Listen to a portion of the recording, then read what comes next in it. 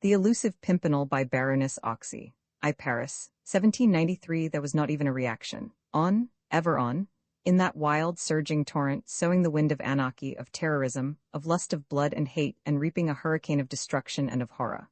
On, ever on, France, with Paris and all her children, still rushes blindly, madly on, defies the powerful coalition, Austria, England, Spain, Prussia, all joined together to stem the flow of carnage, defies the universe and defies God. Paris this September 1793. Or shall we call it Vendemiaire, year I of the Republic? Call it what we will. Paris, a city of bloodshed, of humanity in its lowest, most degraded aspect. France herself, a gigantic self-devouring monster, her fairest cities destroyed, lions razed to the ground, Toulon, Marseille, masses of blackened ruins. Her bravest sons turned to lustful brutes or to abject cowards seeking safety at the cost of any humiliation. That is thy reward, O mighty, holy revolution, apotheosis of equality and fraternity, grand rival of decadent Christianity. 5 weeks now since Marat, the bloodthirsty friend of the people, succumbed beneath the sheath knife of a virgin patriot. A month since his murderess walked proudly, even enthusiastically, to the guillotine. There has been no reaction, only a great sigh, not of content or satisfied lust, but a sigh such as the man-eating tiger might heave after his first taste of long-coveted blood. A sigh from awe?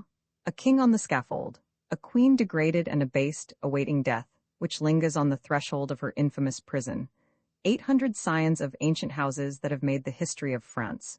Brave generals, Custine, Blancheland, Houched, Beauharnais, worthy patriots, noble-hearted women, misguided enthusiasts, all by the score and by the hundred, up the few wooden steps which lead to the guillotine. An achievement of truth, and still that sigh from awe. But for the moment, a few seconds only, Paris looked round her mighty self and thought things over. The man-eating tiger for the space of a sigh licked his powerful jaws and pondered. Something new, something wonderful. We have had a new constitution, a new justice, new laws, a new almanac. What next? Why, obviously. How comes it that great, intellectual, aesthetic Paris never thought of such a wonderful thing before? A new religion? Christianity is old and obsolete. Priests are aristocrats, wealthy oppressors of the people, the church but another form of wanton tyranny. Let us by all means have a new religion. Already something has been done to destroy the old. To destroy? Always to destroy. Churches have been ransacked, altars spoliated, tombs desecrated, priests and curates murdered, but that is not enough. There must be a new religion, and to attain that there must be a new God. Man is a born idol worshipper. Very well then, let the people have a new religion and a new God. Stay, not a God this time. For God means majesty, power, kingship, everything in fact which the mighty hand of the people of France has struggled and fought to destroy. Not a God, but a goddess, an idol, a toy, since even the man-eating tiger must play sometimes. Paris wanted a new religion, and a new toy, and grave men, ardent patriots, mad enthusiasts, sat in the assembly of the convention, and seriously discussed the means of providing her with both these things which she asked for. Chaumet, I think it was, who first solved the difficulty. Procureur Chaumet, head of the Paris municipality, he who had ordered that the cart which bore the dethroned queen to the squalid prison of the conciergerie should be led slowly past her own late palace of the Tuileries, and should be stopped there just long enough for her to see and to feel in one grand mental vision all that she had been when she dwelt there, and all that she now was by the will of the people. Chaumet, as you see, was refined, artistic. The torture of the fallen queen's heart meant more to him than a blow of the guillotine on her neck. No wonder, therefore, that it was Procureur Chaumet who first discovered exactly what type of new religion Paris wanted just now. Let us have a goddess of reason, he said, typified, if you will, by the most beautiful woman in Paris. Let us have a feast of the goddess of reason. Let there be a pyre of all the gewgaws which for centuries have been flaunted by overbearing priests before the eyes of starving multitudes. Let the people rejoice and dance around that funeral pile, and above it all let the new goddess tower smiling and triumphant. The goddess of reason, the only deity our new and regenerate France shall acknowledge throughout the centuries which are to come. Loud applause greeted the impassioned speech. A new goddess, by all means, shouted the grave gentlemen of the National Assembly. The goddess of reason? They were all eager that the people should have this toy, something to play with and to tease, round which to dance the mad carmagnole, and sing the ever-occurring Tsar era.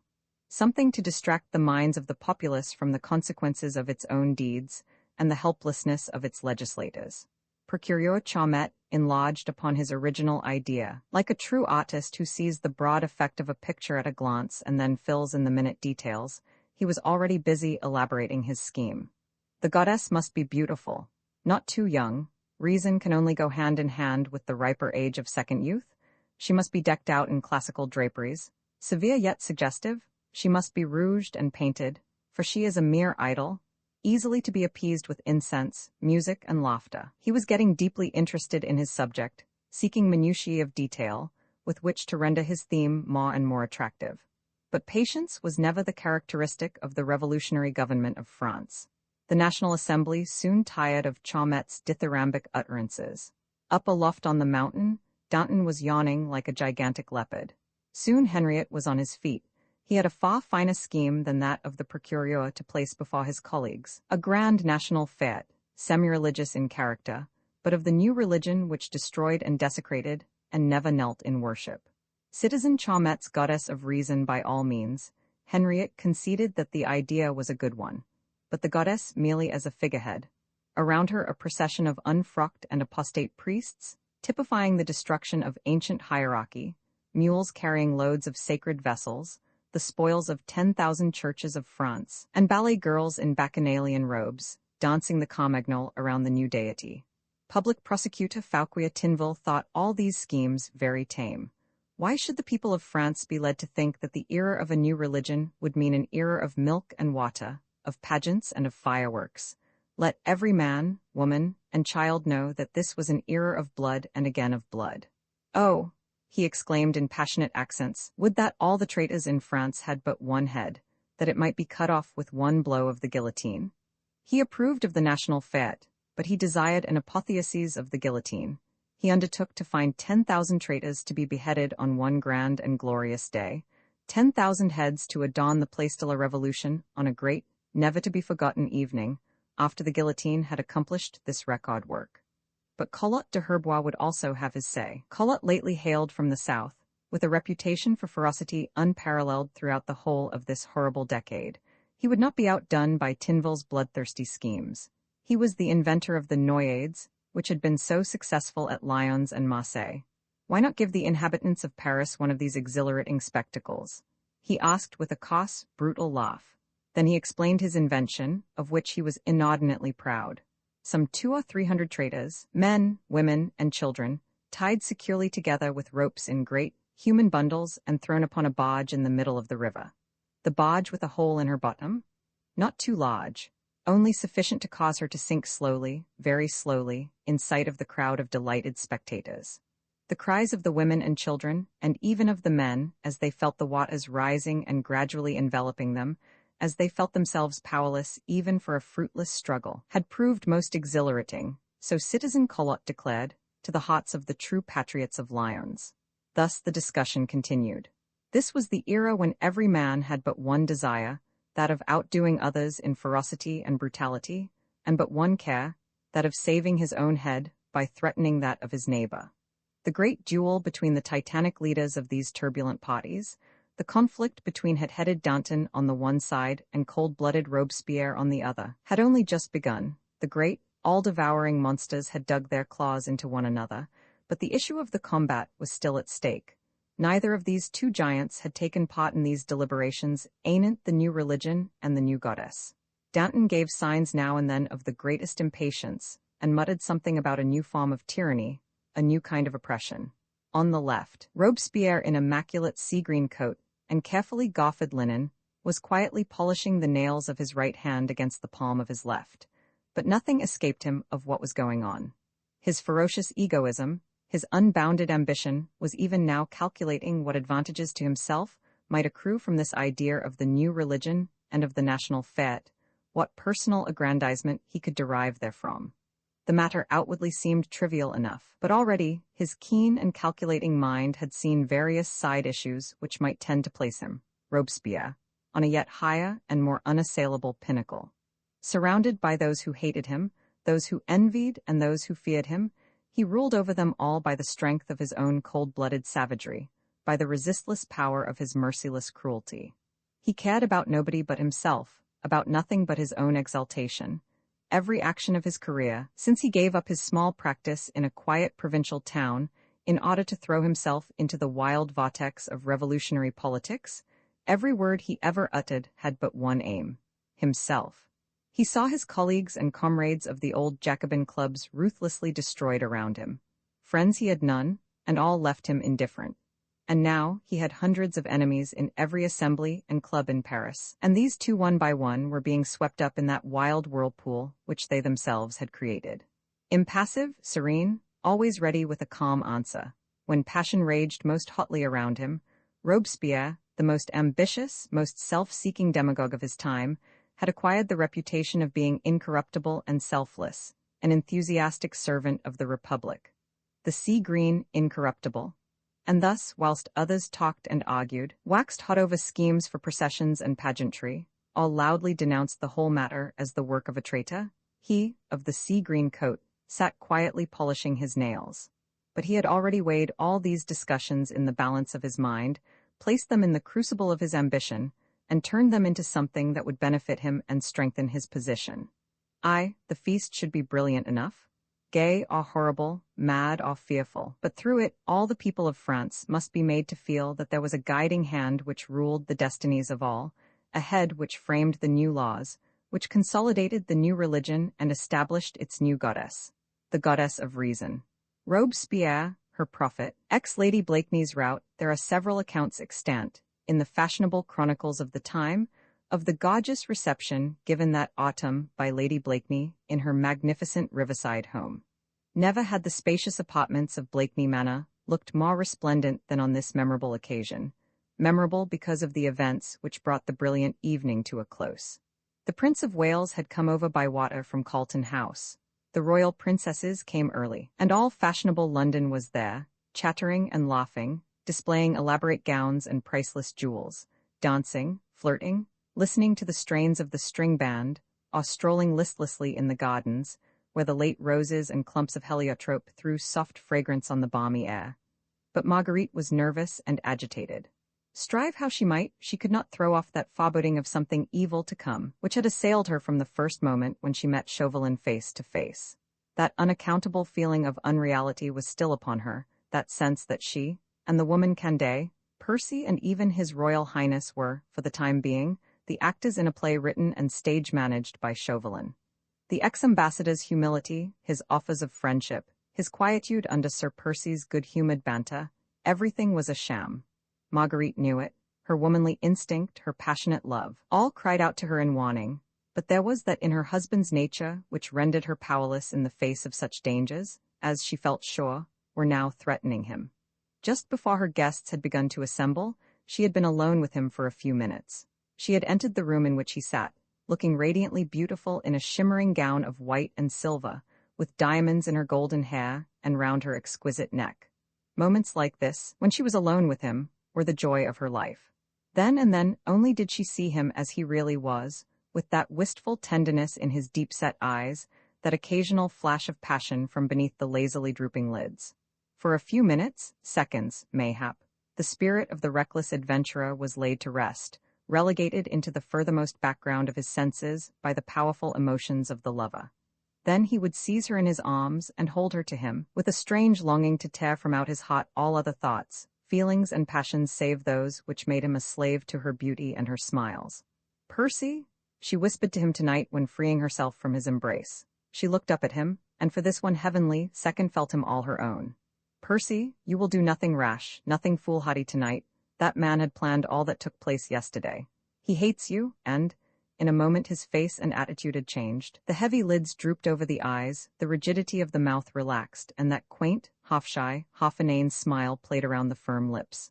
"Of course he does, dear," he said in his usual affected, drawly tones. "Of course he does, but that is so demmed amusing.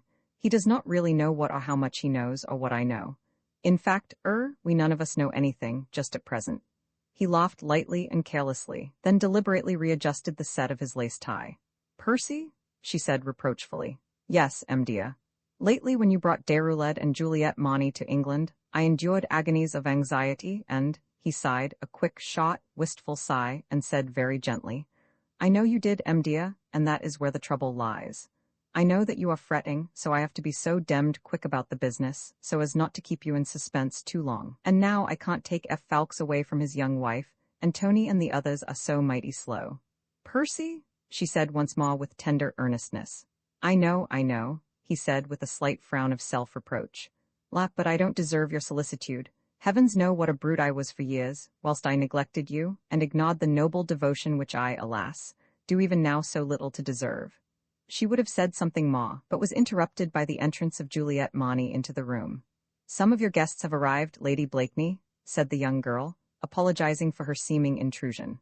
I thought you would wish to know. Juliet looked very young and girlish in a simple white gown, without a single jewel on her arms or neck. Marguerite regarded her with unaffected approval. You look charming tonight, mademoiselle, does she not, Sir Percy? Thanks to your bounty, smiled Juliet, a trifle sadly. Whilst I dressed tonight, I felt how I should have loved to wear my dear mother's jewels, of which she used to be so proud.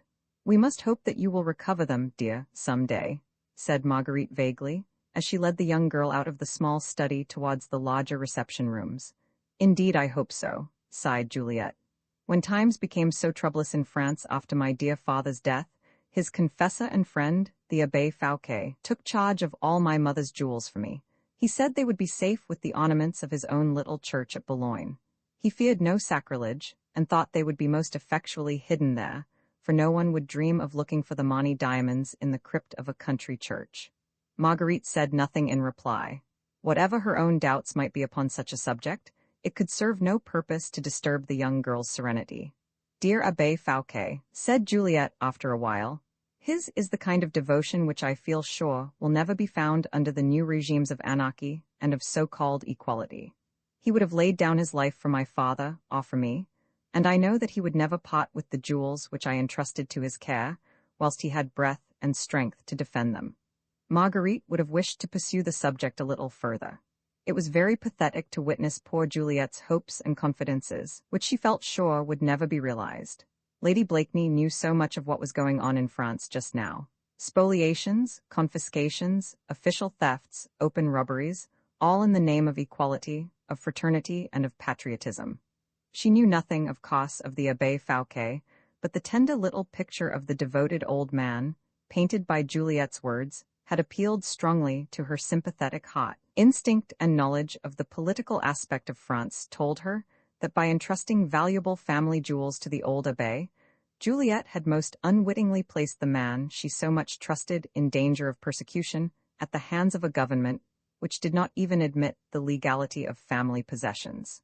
However, there was neither time nor opportunity now to enlarge upon the subject.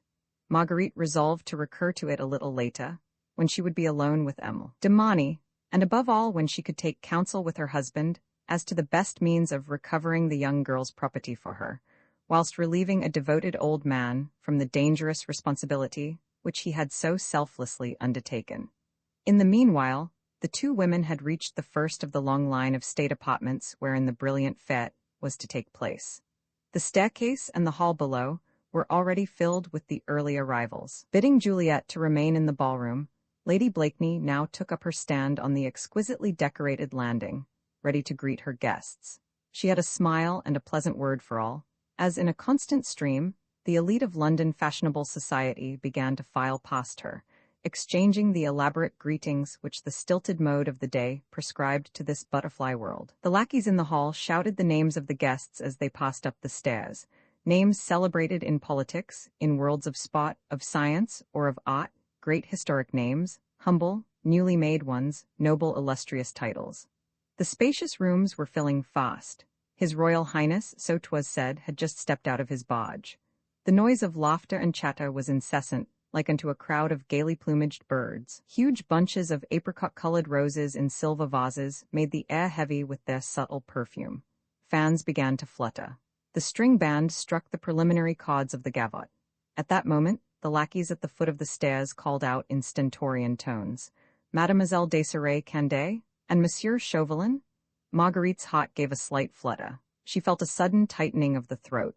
She did not see Candet at first, only the slight figure of Chauvelin dressed all in black, as usual, with head bent and hands clasped behind his back. He was slowly mounting the wide staircase, between a double row of brilliantly attired men and women, who looked with no small measure of curiosity at the ex-ambassador from revolutionary France. Demoiselle Candet was leading the way up the stairs. She paused on the landing in order to make before her hostess a most perfect and most elaborate curtsy. She looked smiling and radiant, beautifully dressed, a small wreath of wrought gold leaves in her hair, her only jewel an absolutely regal one, a magnificent necklace of diamonds round her shapely throat. Roman 11, the challenge, it all occurred just before midnight, in one of the smaller rooms, which lead in enfilade from the principal ballroom. Dancing had been going on for some time, but the evening was close, and there seemed to be a growing desire on the part of Lady Blakeney's guests to wander desultorily through the gardens and glasshouses, or sit about where some measure of coolness could be obtained. There was a rumor that a new and charming French artiste was to sing a few peculiarly ravishing songs, unheard in England before. Close to the main ballroom was the octagon music room, which was brilliantly illuminated, and in which a large number of chairs had been obviously disposed for the comfort of an audience. Into this room, many of the guests had already assembled. It was quite clear that a chamber concert, select and attractive as were all Lady Blakeney's entertainments, was in contemplation. Marguerite herself, released for a moment from her constant duties near her royal guests, had strolled through the smaller rooms, accompanied by Juliet, in order to search for Mademoiselle Candet and to suggest the commencement of the improvised concert. Desirée Candet had kept herself very much aloof throughout the evening, only talking to the one or two gentlemen whom her hostess had presented to her on her arrival, and with M. Chauvelin always in close attendance upon her every movement. Presently, when dancing began, she retired to a small boudoir, and there sat down, demurely waiting, until Lady Blakeney should require her services. When Marguerite and Juliet Mani entered the little room, she rose and came forward a few steps.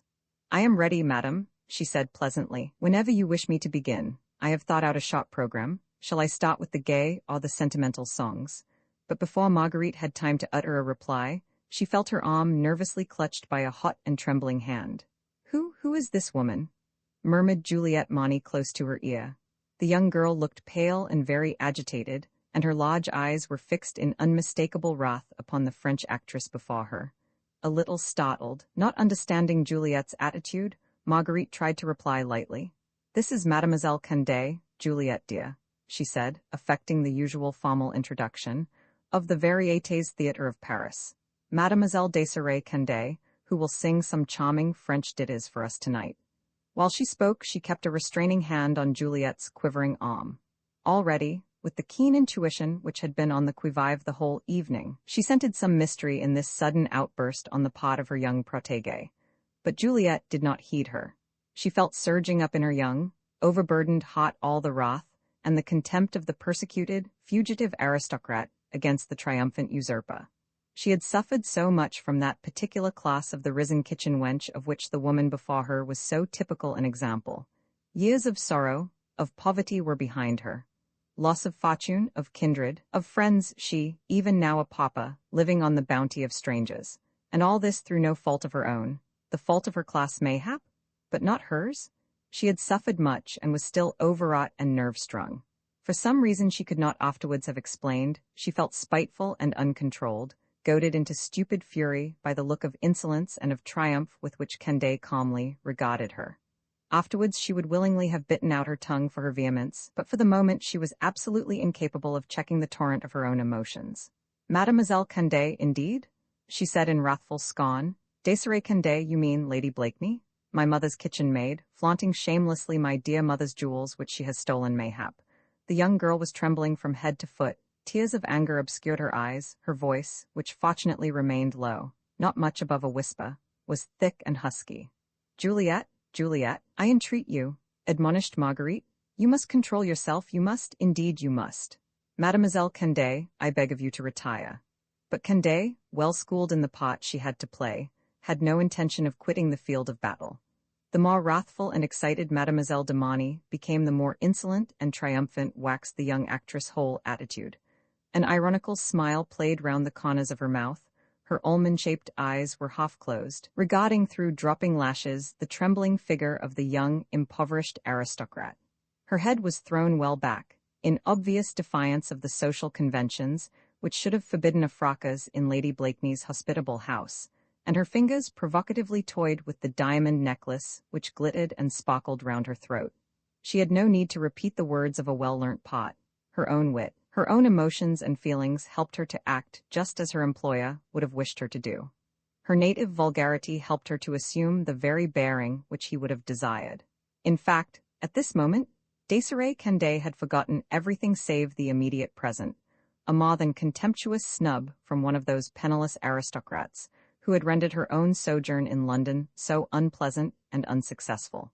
She had suffered from these snubs before, but had never had the chance of fossing an Esclinda, as a result of her own humiliation. That spirit of hatred for the rich and idle classes, which was so characteristic of revolutionary France, was alive and hot within her.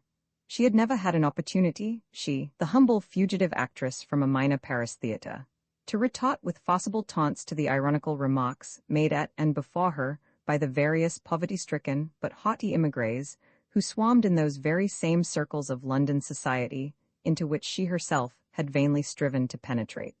Now at last, one of this same hated class, provoked beyond self-control, was allowing childish and unreasoning fury to outstrip the usual calm irony of aristocratic rebuffs. Juliet had paused a while, in order to check the wrathful tears which, much against her will, were choking the words in her throat and blinding her eyes. "Hoity-toity," laughed Candet, hawk at the young baggage. But Juliet had turned to Marguerite and began explaining volubly, "My mother's jewels," she said in the midst of her tears. "Ask her how she came by them. When I was obliged to leave the home of my fathers, stolen from me by the revolutionary government, I contrived to retain my mother's jewels. You remember, I told you just now. The Abbé Fouquet, dear old man, saved them for me, that and a little money which I had, he took charge of them. He said he would place them in safety with the ornaments of his church, and now I see them round that woman's neck. I know that he would not have parted with them save with his life." All the while that the young girl spoke in a voice half-choked with sobs, Marguerite tried with all the physical and mental will at her command to drag her out of the room, and thus to put a summary ending to this unpleasant scene. She ought to have felt angry with Juliet for this childish and senseless outburst, were it not for the fact that somehow she knew within her innermost heart that all this had been arranged and preordained. Not by fate, not by a higher hand, but by the most skillful intriguer present-day France had ever known. And even now, as she was half succeeding in turning Juliet away from the sight of Candet, she was not the least surprised or startled at seeing Chauvelin standing in the very doorway through which she had hoped to pass. One glance at his face had made her fears tangible and real. There was a look of satisfaction and triumph in his pale, narrow eyes, a flash in them of approbation directed at the insolent attitude of the French actress. He looked like the stage manager of a play, content with the effect his own well-arranged scenes were producing. What he hoped to gain by this, somewhat vulgar, quarrel between the two women, Marguerite of course could not guess. That something was lurking in his mind, inimical to herself and to her husband, she did not for a moment doubt, and at this moment she felt that she would have given her very life to induce Candet and Juliet to cease this passage of arms, without further provocation on either side.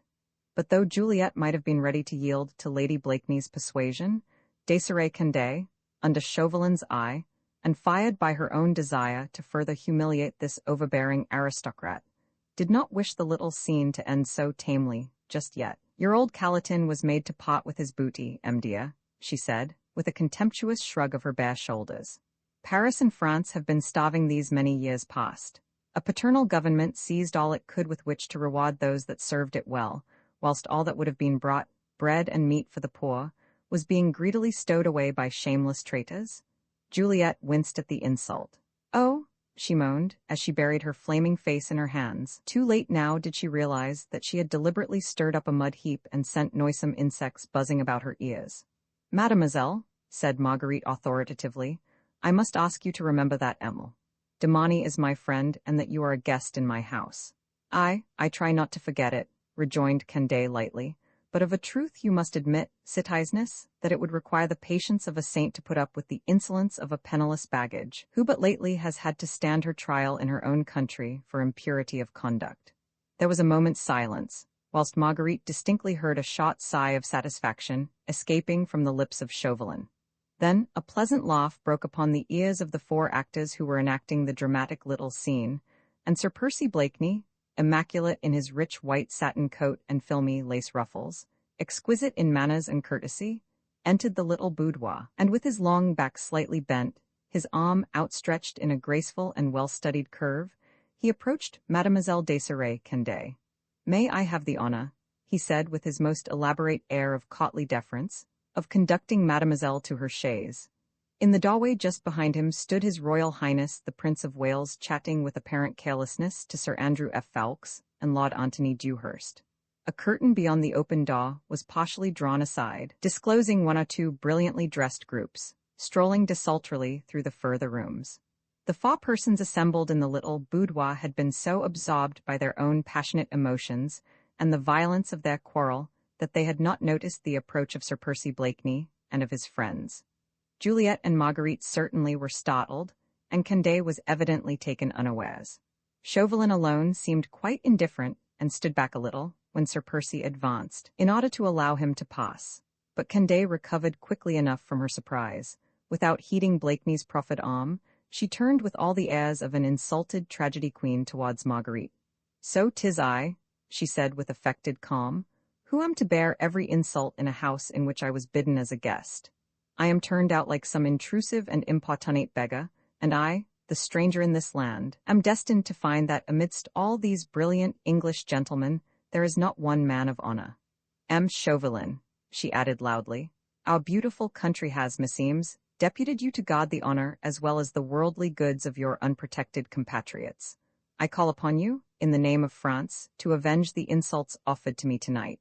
She looked round defiantly from one to the other of the several faces which were now turned towards her, but no one, for the moment, spoke or stirred.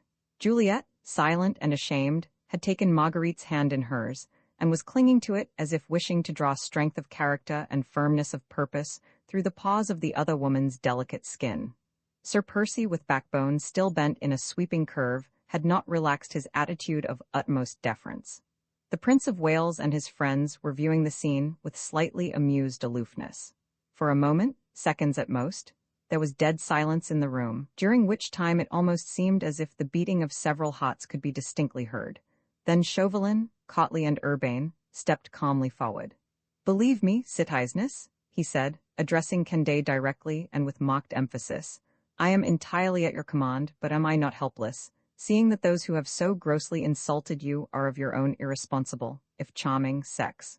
Like a great dog after a nap, Sir Percy Blakeney straightened his long back and stretched it out to its full length. "La," he said pleasantly, "my ever-engaging friend from Calais, sir, your servant. Meseems we are ever destined to discuss amiable matters in an amiable spirit. A glass of punch, monsieur, Chauvelin?" "I must ask you, Sir Percy," rejoined Chauvelin sternly, "to view this matter with becoming seriousness." "Seriousness is never becoming, sir," said Blakeney, politely smothering a slight yawn, "and it is vastly unbecoming in the presence of ladies." "Am I to understand then, Sir Percy," said Chauvelin, "that you are prepared to apologize to Mademoiselle Candet for this insult offered to her by Lady Blakeney?" Sir Percy again tried to smother that tiresome little yawn, which seemed most distressing, when he desired to be most polite. Then he flicked off a grain of dust from his immaculate lace ruffle and buried his long, slender hands in the capacious pockets of his white satin breeches. Finally he said, with the most good-natured of smiles, "Sir, have you seen the latest fashion in cravats? I would wish to draw your attention to the novel way in which we in England tie a Mechlin-edged bow." "Sir Percy," retorted Chauvelin firmly, "since you will not offer Mademoiselle Candet the apology which she has the right to expect from you, are you prepared that you and I should cross swords like honorable gentlemen?" Blakeney laughed his usual pleasant, somewhat shy laugh, shook his powerful frame and looked from his altitude of 6 feet 3 inches down on the small, sable-clad figure of ex-ambassador Chauvelin. "The question is, sir," he said slowly, "should we then be two honorable gentlemen crossing swords?" "Sir Percy? Sir?" Chauvelin, who for one moment had seemed ready to lose his temper, now made a sudden effort to resume a calm and easy attitude and said quietly, "Of course, if one of us is coward enough to shirk the contest." He did not complete the sentence, but shrugged his shoulders expressive of contempt. The other side of the curtained doorway, a little crowd had gradually assembled.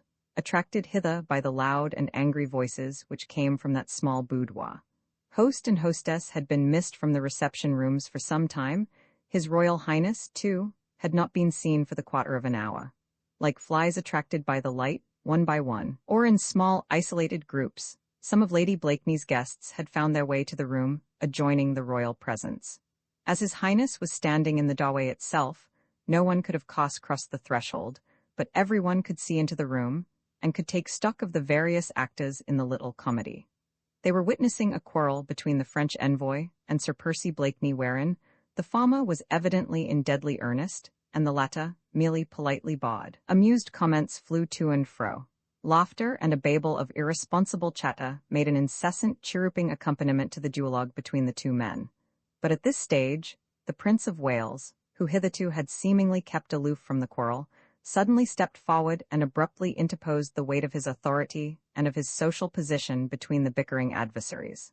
"Tush, man," he said impatiently, turning more especially towards Chauvelin, "you talk at random. Sir Percy Blakeney is an English gentleman, and the laws of this country do not admit of dueling, as you understand it in France, and I for one certainly could not allow—" "Pardon, your Royal Highness," interrupted Sir Percy with irresistible bonhomie.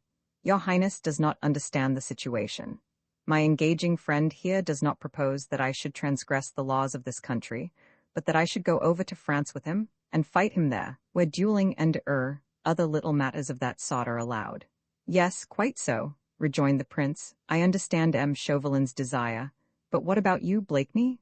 "Oh," replied Sir Percy lightly, "I have accepted his challenge of course. Roman 12 time, place, conditions. It would be very difficult indeed to say why." At Blakeney's lightly spoken words, an immediate silence should have fallen upon all those present. All the actors in the little drawing-room drama, who had played their respective parts so unerringly up to now, had paused a while, just as if an invisible curtain had come down, marking the end of a scene, and the interval during which the players might recover strength and energy to resume their roles. The Prince of Wales, as foremost spectator, said nothing for the moment, and beyond the doorway, the audience there assembled seemed suddenly to be holding its breath, waiting, eager, expectant, palpitating, for what would follow now. Only here and there the gentle frou-frou of a silk skirt, the rhythmic flutter of a fan, broke those few seconds' deadly, stony silence. Yet it was all simple enough. A fracas between two ladies, the gentleman interposing, a few words of angry expostulation, then the inevitable suggestion of Belgium, or of some other country where the childish and barbarous custom of settling such matters with a couple of sods had not been as yet systematically stamped out. The whole scene, with but slight variations, had occurred scores of times in London drawing-rooms. English gentlemen had scores of times crossed the Channel for the purpose of settling similar quarrels in continental fashion. Why should the present situation appear so abnormal? Sir Percy Blakeney, an accomplished gentleman, was past master in the art of fence, and looked more than a match in strength and dexterity for the meagre, sable-clad little opponent who had so summarily challenged him to cross over to France in order to fight a duel. But somehow, everyone had a feeling at this moment that this proposed duel would be unlike any other combat ever fought between two antagonists. Perhaps it was the white, absolutely stony and unexpressive face of Marguerite, which suggested a latent tragedy. Perhaps it was the look of unmistakable horror in Juliet's eyes, or that of triumph in those of Chauvelin, or even that certain something in his Royal Highness' face, which seemed to imply that the prince, careless man of the world as he was, would have given much to prevent this particular meeting from taking place. Be that as it may, there is no doubt that a certain wave of electrical excitement swept over the little crowd assembled there, the while the chief actor in the little drama, the inimitable dandy, Sir Percy Blakeney himself, appeared deeply engrossed in removing a speck of powder from the wide black satin ribbon which held his gold-rimmed eyeglass. "Gentlemen," said His Royal Highness suddenly, "we are forgetting the ladies. My Lord Hastings," he added, turning to one of the gentlemen who stood close to him, "I pray you to remedy this unpardonable neglect. Men's quarrels are not fit for ladies' dainty ears." Sir Percy looked up from his absorbing occupation. His eyes met those of his wife. She was like a marble statue, hardly conscious of what was going on round her. But he, who knew every emotion which swayed that ardent and passionate nature, guessed that beneath that stony calm there lay a mad, almost unconquerable impulse, and that was to shout to all these puppets here, The truth? The awful, the unanswerable truth, to tell them what this challenge really meant. A trap wherein one man, consumed with hatred and desire for revenge, hoped to entice a brave and fearless foe into a death-dealing snare. Full well did Percy Blakeney guess that for the space of 1 second, his most cherished secret hovered upon his wife's lips, one turn of the balance of fate, one breath from the mouth of an unseen sprite, and Marguerite was ready to shout, "Do not allow this monstrous thing to be. The Scarlet Pimpernel, whom you all admire for his bravery and love for his daring, stands before you now, face to face with his deadliest enemy, who is here to lure him to his doom." For that momentous second, therefore, Percy Blakeney held his wife's gaze with the magnetism of his own. All there was in him of love, of entreaty, of trust, and of command went out to her through that look with which he kept her eyes riveted upon his face. Then he saw the rigidity of her attitude relax. She closed her eyes in order to shut out the whole world from her suffering soul. She seemed to be gathering all the mental force of which her brain was capable for one great effort of self-control. Then she took Juliet's hand in hers and turned to go out of the room. The gentleman bowed as she swept past them, her rich silken gown making a soft hush-hush as she went. She nodded to some, curtsied to the prince, and had at the last moment the supreme courage and pride to turn her head once more towards her husband, in order to reassure him finally that his secret was as safe with her now, in this hour of danger, as it had been in the time of triumph. She smiled and passed out of his sight, preceded by Desiree Candet, who, escorted by one of the gentlemen, had become singularly silent and subdued. In the little room now there only remained a few men. Sir Andrew F. Ffoulkes had taken the precaution of closing the door after the ladies had gone. Then His Royal Highness turned once more to Monsieur Chauvelin and said with an obvious show of indifference, "Faith, monsieur, meseems we are all enacting a farce which can have no final act. I vow that I cannot allow my friend Blakeney to go over to France at your bidding. Your government now will not allow my father's subjects to land on your shores without a special passport, and then only for a specific purpose." "Your Royal Highness," interposed Sir Percy, "I pray you have no fear for me on that score. My engaging friend here has, and I mistake not, a passport ready for me in the pocket of his sable-hued coat, and as we are hoping effectually to spit one another over there, gadzooks. But there's the specific purpose. Is it not true, sir," he added, turning once more to Chauvelin, "that in the pocket of that exquisitely cut coat of yours you have a passport, name in blank perhaps, which you had specially designed for me?" It was so carelessly, so pleasantly said, that no one save Chauvelin guessed the real import of Sir Percy's words. Chauvelin, of course, knew their inner meaning. He understood that Blakeney wished to convey to him the fact that he was well aware that the whole scene tonight had been prearranged, and that it was willingly and with eyes wide open that he walked into the trap which the revolutionary patriot had so carefully laid for him. "The passport will be forthcoming in due course, sir," retorted Chauvelin evasively, "when our seconds have arranged all formalities." "Seconds be demmed, sir," rejoined Sir Percy placidly. "You do not propose, I trust, that we travel a whole caravan to France." "Time, place and conditions must be settled, Sir Percy," replied Chauvelin. "You are too accomplished a cavalier, I feel sure, to wish to arrange such formalities yourself." "Nay, neither you nor I, Monsieur Chauvelin," quoth Sir Percy blandly, "could, I own, settle such things with persistent good humor, and good humor in such cases is the most important of all formalities. Is it not so?" "Certainly, Sir Percy. As for seconds, perish the thought. 1 second only, I entreat, and that one a lady, the most adorable, the most detestable, the most true, the most fickle amidst all her charming sex. Do you agree, sir? You have not told me her name, Sir Percy." "Chance, monsieur, chance. With His Royal Highness' permission let the willful jade decide." "I do not understand." 3 throws of the dice, monsieur. Time, place, conditions, you said 3 throws and the winner names them. Do you agree?" Chauvelin hesitated. Sir Percy's bantering mood did not quite fit in with his own elaborate plans. Moreover, the ex-ambassador feared a pitfall of some sort, and did not quite like to trust to this arbitration of the dice box. He turned, quite involuntarily, in appeal to the Prince of Wales and the other gentlemen present. But the Englishman of those days was a born gambler. He lived with the dice box in one pocket and a pack of cards in the other. The prince himself was no exception to this rule, and the first gentleman in England was the most avowed worshipper of hazard in the land. "Chance, by all means," quoth his highness gaily. "Chance, chance," repeated the others eagerly. In the midst of so hostile a crowd, Chauvelin felt it unwise to resist.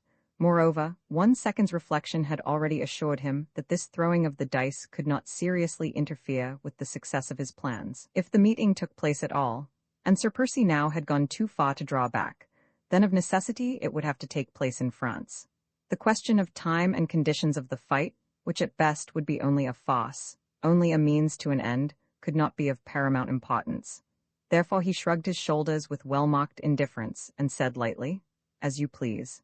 There was a small table in the center of the room with a settee and 2 or 3 chairs arranged close to it. Around this table, now, an eager little group had congregated. The Prince of Wales in the forefront, unwilling to interfere, scarce knowing what madcap plans were floating through Blakeney's adventurous brain, but excited in spite of himself at this momentous game of hazard, the issues of which seemed so nebulous, so vaguely fraught with dangers.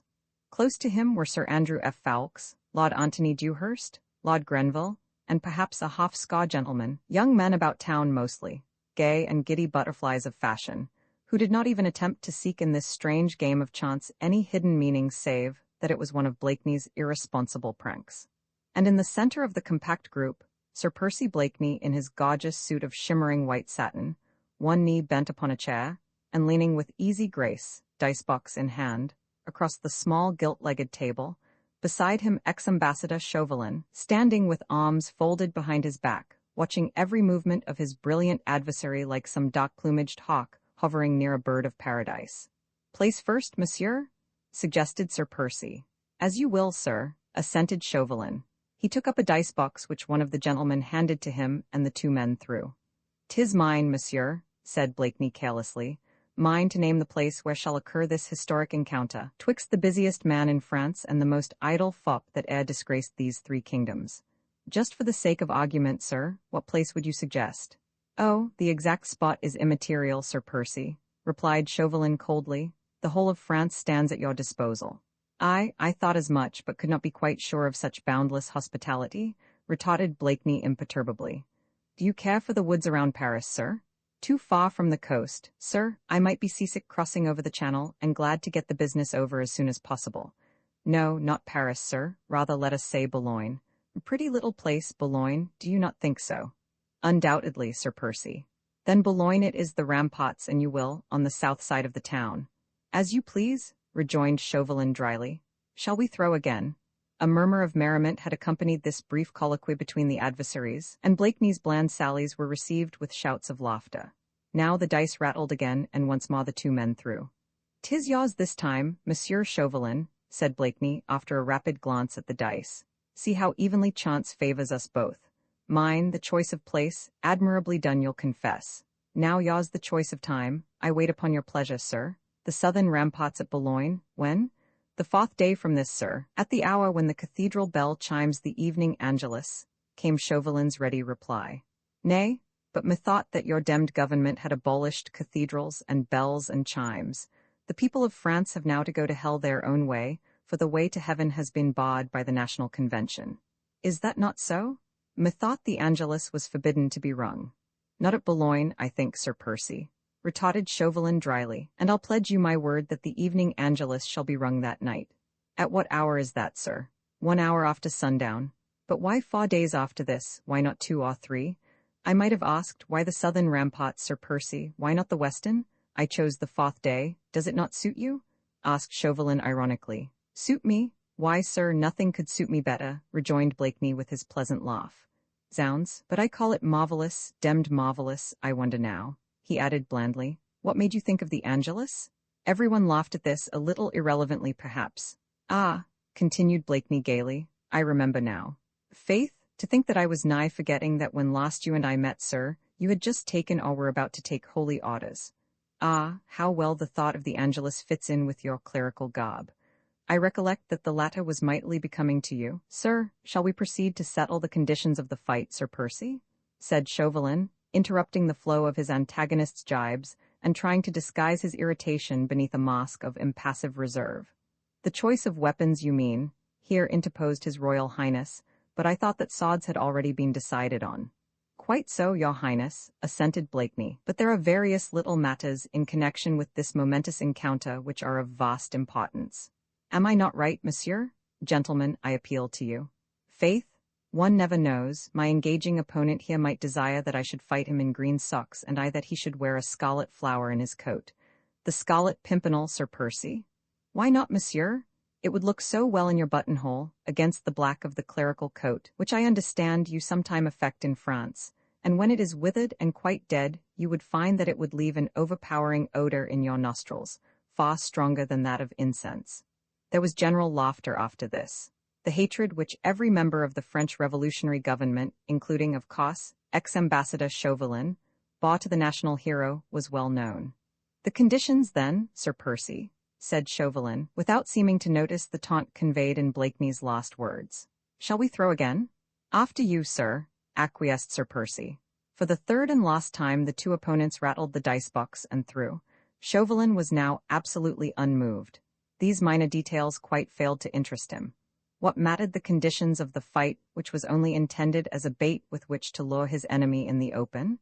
The hour and place were decided on, and Sir Percy would not fail to come. Chauvelin knew enough of his opponent's boldly adventurous spirit not to feel in the least doubtful on that point.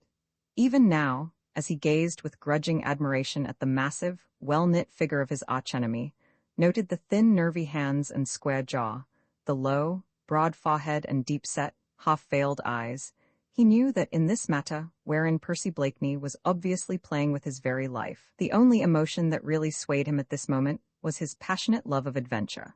The ruling passion strong in death. Yes, Sir Percy would be on the southern ramparts of Boulogne 1 hour after sunset on the day named, trusting, no doubt, in his usual marvelous good fortune, his own presence of mind and his great physical and mental strength, to escape from the trap into which he was so ready to walk. That remained beyond a doubt? Therefore what mattered details? But even at this moment, Chauvelin had already resolved on one great thing, namely, that on that eventful day, nothing whatever should be left to chance. He would meet his cunning enemy not only with cunning, but also with power, and if the entire force of the Republican army then available in the north of France had to be requisitioned for the purpose, the ramparts of Boulogne would be surrounded, and no chance of escape left for the daring Scarlet Pimpernel. His wave of meditation, however, was here abruptly stemmed by Blakeney's pleasant voice. "Lud, Monsieur Chauvelin," he said, "I fear me your luck has deserted you. Chance, as you see, has turned to me once more." "Then it is for you, Sir Percy," rejoined the Frenchman, "to name the conditions under which we are to fight." "Ah, that is so, is it not, monsieur?" quoth Sir Percy lightly. "By my faith, I'll not plague you with formalities. We'll fight with our coats on if it be cold, in our shirt-sleeves if it be sultry.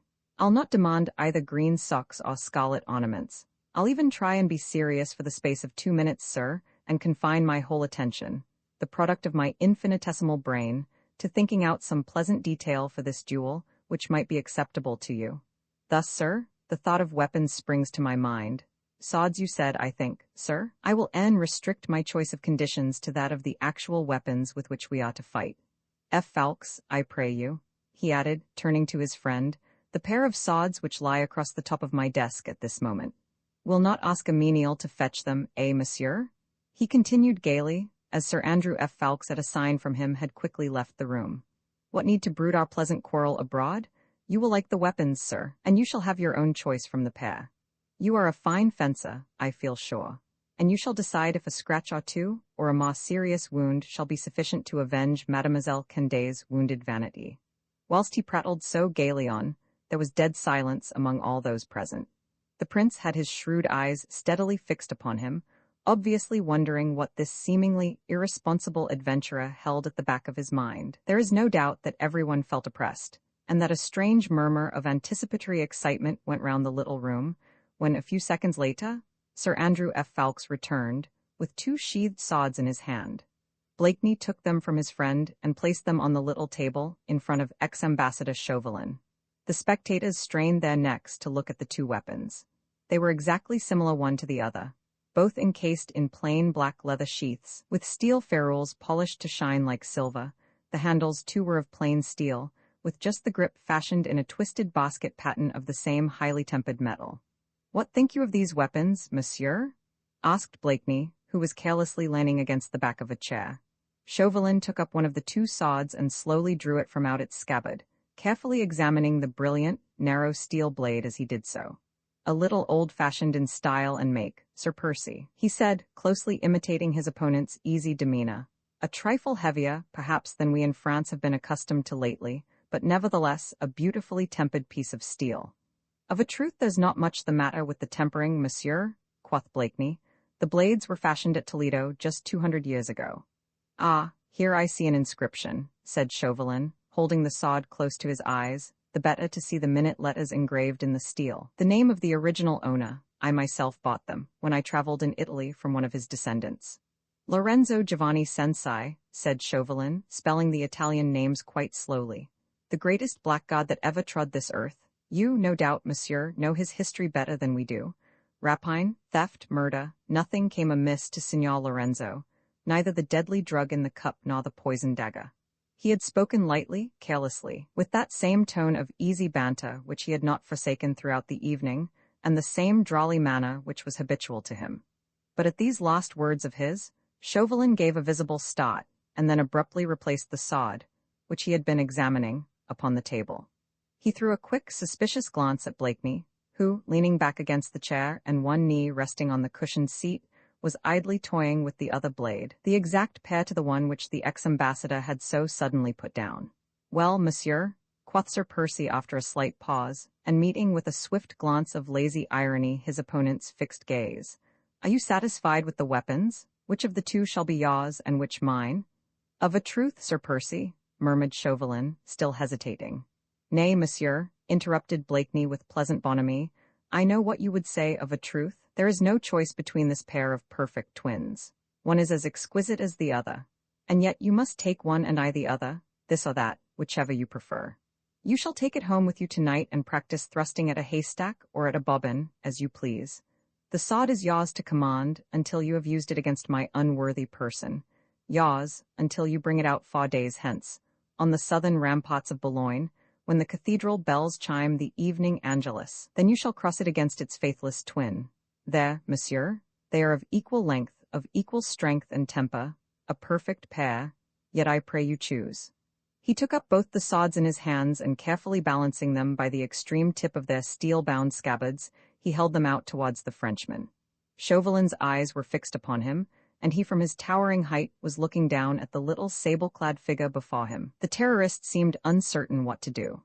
Though he was one of those men whom by the force of their intellect, the strength of their enthusiasm, the power of their cruelty, had built a new anarchical France, had overturned a throne and murdered a king, yet now, face to face with this affected fop, this lazy and debonair adventurer, he hesitated, trying in vain to read what was going on behind that low, smooth forehead or within the depth of those lazy, blue eyes. He would have given several years of his life at this moment for one short glimpse into the innermost brain cells of this daring mind, to see the man start, quiver, but for the fraction of a second, betray himself by a tremor of the eyelid.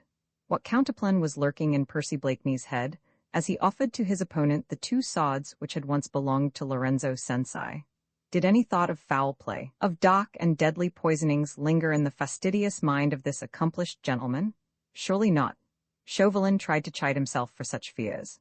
It seemed madness even to think of Italian poisons, of the census or the Borgias in the midst of this brilliantly lighted English drawing-room. But because he was above all a diplomatist, a fencer with words and with looks, the envoy of France determined to know, to probe, and to read, he forced himself once more to careless laughter and nonchalance of manner, and schooled his lips to smile up with gentle irony at the good-humoured face of his arch-enemy. He tapped one of the swords with his long, pointed finger. "Is this the one you choose, sir?" asked Blakeney. "Nay, which do you advise, Sir Percy?" replied Chauvelin lightly. "Which of those 2 blades think you is most like to hold after 200 years the poison of the Sensei?" But Blakeney neither started nor winced. He broke into a laugh, his own usual pleasant laugh, half shy and somewhat inane, then said in tones of lively astonishment, "Zounds, sir, but you are full of surprises. Faith, I never would have thought of that. Marvellous, I call it, demmed marvellous. What say you, gentlemen? Your Royal Highness, what think you? Is not my engaging friend here of a most original turn of mind? Will you have this sword or that, monsieur? Nay, I must insist, else we shall weary our friends if we hesitate too long. This one then, sir, since you have chosen it," he continued, as Chauvelin finally took one of the swords in his hand. "And now for a bowl of punch. Nay, monsieur, 'twas demmed smart what you said just now. I must insist on your joining us in a bowl. Such wit as yaws, monsieur, must need wetting at times. I pray you repeat that same sally again." Then finally turning to the prince and to his friends, he added, "And after that bowl, gentlemen, shall we rejoin the ladies?" Roman 13 Reflections. It seemed indeed as if the incident were finally closed, the chief actors in the drama having deliberately vacated the center of the stage. The little crowd, which had stood in a compact mass round the table, began to break up into sundry small groups. Laughter and desultory talk, checked for a moment by that oppressive sense of unknown danger, which had weighed on the spirits of those present, once more became general. Blakeney's lightheartedness had put everyone into good humor. Since he evidently did not look upon the challenge as a matter of serious moment, why then, no one else had any cause for anxiety, and the younger men were right glad to join in that bowl of punch which their genial host had offered with so merry a grace. Lackeys appeared, throwing open the doors. From a distance, the sound of dance music once more broke upon the ear. A few of the men only remained silent, deliberately holding aloof from the renewed mirthfulness. Foremost amongst these was His Royal Highness, who was looking distinctly troubled, and who had taken Sir Percy by the arm, and was talking to him with obvious earnestness. Lord Antony Dewhurst and Lord Hastings were holding converse in a secluded corner of the room, whilst Sir Andrew F. Ffoulkes, as being the host's most intimate friend, felt it incumbent on him to say a few words to ex-ambassador Chauvelin. The latter was desirous of effecting a retreat. Blakeney's invitation to join in the friendly bowl of punch could not be taken seriously, and the terrorist wanted to be alone in order to think out the events of the past hour. A lackey waited on him, took the momentous sword from his hand, found his hat and cloak, and called his coach for him. Chauvelin, having taken formal leave of his host and acquaintances, quickly worked his way to the staircase and hall, through the less frequented apartments. He sincerely wished to avoid meeting Lady Blakeney face to face. Not that the slightest twinge of remorse disturbed his mind, but he feared some impulsive action on her part, which indirectly might interfere with his future plans. Fortunately, no one took much heed of the darkly clad, insignificant little figure that glided so swiftly by, obviously determined to escape attention. In the hall he found Demoiselle Candet waiting for him. She, too, had evidently been desirous of leaving Blakeney Manor as soon as possible. He saw her to her chaise, then escorted her as far as her lodgings, which were close by. There were still one or two things which he wished to discuss with her, one or two final instructions which he desired to give. On the whole, he was satisfied with his evening's work. The young actress had well supported him, and had played her part so far with marvellous sang-froid and skill. Sir Percy, whether willingly or blindly, had seemed only too ready to walk into the trap which was being set for him. This fact alone disturbed Chauvelin not a little, and as half an hour or so later, having taken final leave of his ally, he sat alone in the coach, which was conveying him back to town, the sword of Lorenzo Sensei close to his hand, he pondered very seriously over it. That the adventurous Scarlet Pimpernel should have guessed all along, that sooner or later the French revolutionary government, whom he had defrauded of some of its most important victims, would desire to be even with him, and to bring him to the scaffold, was not to be wondered at. But that he should be so blind as to imagine that Chauvelin's challenge was anything else but a lure to induce him to go to France, could not possibly be supposed. So bold an adventurer, so keen an intriguer was sure to have scented the trap immediately, and if he appeared ready to fall into it, it was because there had already sprung up in his resourceful mind some bold coup or subtle counterplan, with which he hoped to gratify his own passionate love of sport, whilst once more bringing his enemies to discomfiture and humiliation. Undoubtedly, Sir Percy Blakeney, as an accomplished gentleman of the period, could not very well, under the circumstances, which had been so carefully stage-managed and arranged by Chauvelin, refuse the latter's challenge to fight him on the other side of the Channel.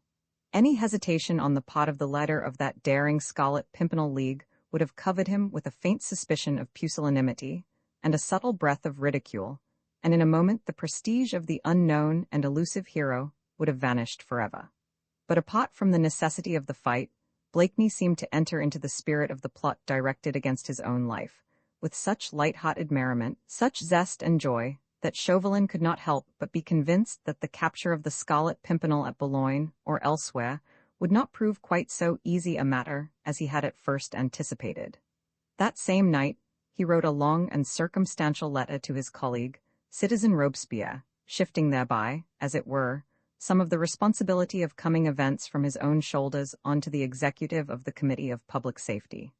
I guarantee to you, Citizen Robespierre, he wrote, and to the members of the revolutionary government who have entrusted me with the delicate mission, that 4 days from this date at 1 hour after sunset, the man who goes by the mysterious name of the Scarlet Pimpernel will be on the ramparts of Boulogne on the south side of the town. I have done what has been asked of me. On that day, and at that hour, I shall have brought the enemy of the revolution, the intriguer against the policy of the Republic, within the power of the government which he has flouted and outraged. Now look to it, citizens all, that the fruits of my diplomacy and of my skill be not lost to France again. The man will be there at my bidding. 'Tis for you to see that he does not escape this time. This letter he sent by special courier, which the National Convention had placed at his disposal in case of emergency.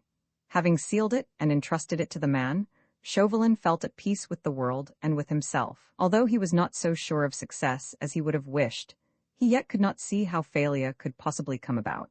And the only regret which he felt tonight, when he finally in the early dawn sought a few hours' troubled rest, was that that momentous 4th day was still so very far distant. Roman 14, the ruling passion in the meanwhile silence, had fallen over the beautiful old manorial house. One by one the guests had departed, leaving that peaceful sense of complete calm and isolation which follows the noisy chatter of any great throng bent chiefly on enjoyment. The evening had been universally acknowledged to have been brilliantly successful. True, the much-talked-of French artiste had not sung the promised ditties, but in the midst of the whirl and excitement of dances, of the inspiring tunes of the string band, the elaborate supper and ricochet wines, no one had paid much heed to this change in the program of entertainments, and everyone had agreed that never had Lady Blakeney looked more radiantly beautiful than on this night. She seemed absolutely indefatigable, a perfect hostess, full of charming little attentions towards everyone, although more than ordinarily absorbed by her duties towards her many royal guests. The dramatic incidents which had taken place in the small boudoir had not been much bruited abroad. It was always considered bad form in those courtly days to discuss men's quarrels before ladies, and in this instance, those who were present when it all occurred instinctively felt that their discretion would be appreciated in high circles, and held their tongues accordingly. Thus the brilliant evening was brought to a happy conclusion without a single cloud to mar the enjoyment of the guests. Marguerite performed a veritable miracle of fortitude, forcing her very smiles to seem natural and gay, chatting pleasantly, even wittily, upon every known fashionable topic of the day, laughing merrily the while her poor, aching heart was filled with unspeakable misery. Now, when everybody had gone, when the last of her guests had bobbed before her the prescribed curtsy, to which she had invariably responded with the same air of easy self-possession. Now at last she felt free to give rein to her thoughts, to indulge in the luxury of looking her own anxiety straight in the face, and to let the tension of her nerves relax. Sir Andrew F. Ffoulkes had been the last to leave, and Percy had strolled out with him as far as the garden gate, for Lady F. Ffoulkes had left in her chaise some time ago, and Sir Andrew meant to walk to his home, not many yards distant from Blakeney Manor. In spite of herself, Marguerite felt her heartstrings tighten as she thought of this young couple so lately wedded. People smiled a little when Sir Andrew F. Ffoulkes' name was mentioned. Some called him effeminate, others uxorious. His fond attachment for his pretty little wife was thought to pass the bounds of decorum. There was no doubt that since his marriage the young man had greatly changed. His love of sport and adventure seemed to have died out completely, yielding evidently to the great, more overpowering love, that for his young wife. Suzanne was nervous for her husband's safety. She had sufficient influence over him to keep him at home, when other members of the brave little League of the Scarlet Pimpernel followed their leader with mad zest, on some bold adventure. Marguerite, too, at first had smiled in kindly derision when Suzanne F. Ffoulkes, her large eyes filled with tears, had used her wiles to keep Sir Andrew tied to her own dainty apron strings. But somehow, lately, with that gentle contempt which she felt for the weaker man, there had mingled a half-acknowledged sense of envy. How different twixt her and her husband. Percy loved her truly, and with a depth of passion proportionate to his own curious dual personality. It were sacrilege, almost, to doubt the intensity of his love, but nevertheless she had at all times a feeling as if he were holding himself and his emotions in check, as if his love, as if she, Marguerite, his wife, were but secondary matters in his life. As if her anxieties, her sorrow when he left her, her fears for his safety were but small episodes in the great book of life which he had planned out and conceived for himself. Then she would hate herself for such thoughts. They seemed like doubts of him. Did any man ever love a woman? She asked herself as Percy loved her. He was difficult to understand, and perhaps, oh, that was an awful, perhaps there lurked somewhere in his mind a slight mistrust of her. She had betrayed him once, unwittingly, 'tis true. Did he fear she might do so again? And tonight, after her guests had gone, she threw open the great windows that gave on the beautiful terrace, with its marble steps leading down to the cool river beyond.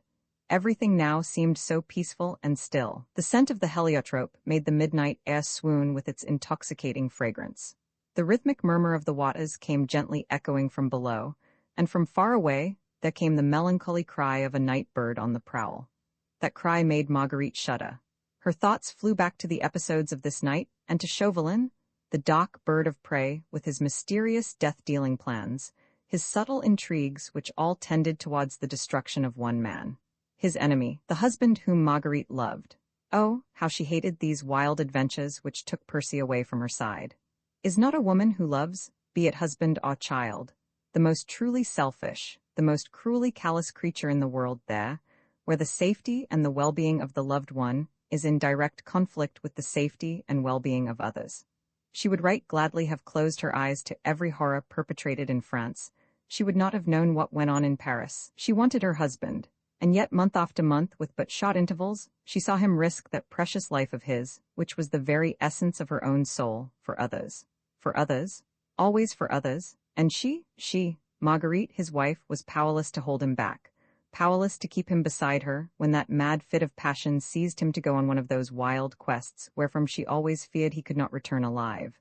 And this, although she might use every noble artifice, every tender while of which a loving and beautiful wife is capable.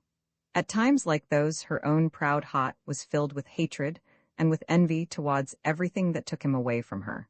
And tonight all these passionate feelings which she felt were quite unworthy of her and of him, seemed to surge within her soul more tumultuously than ever.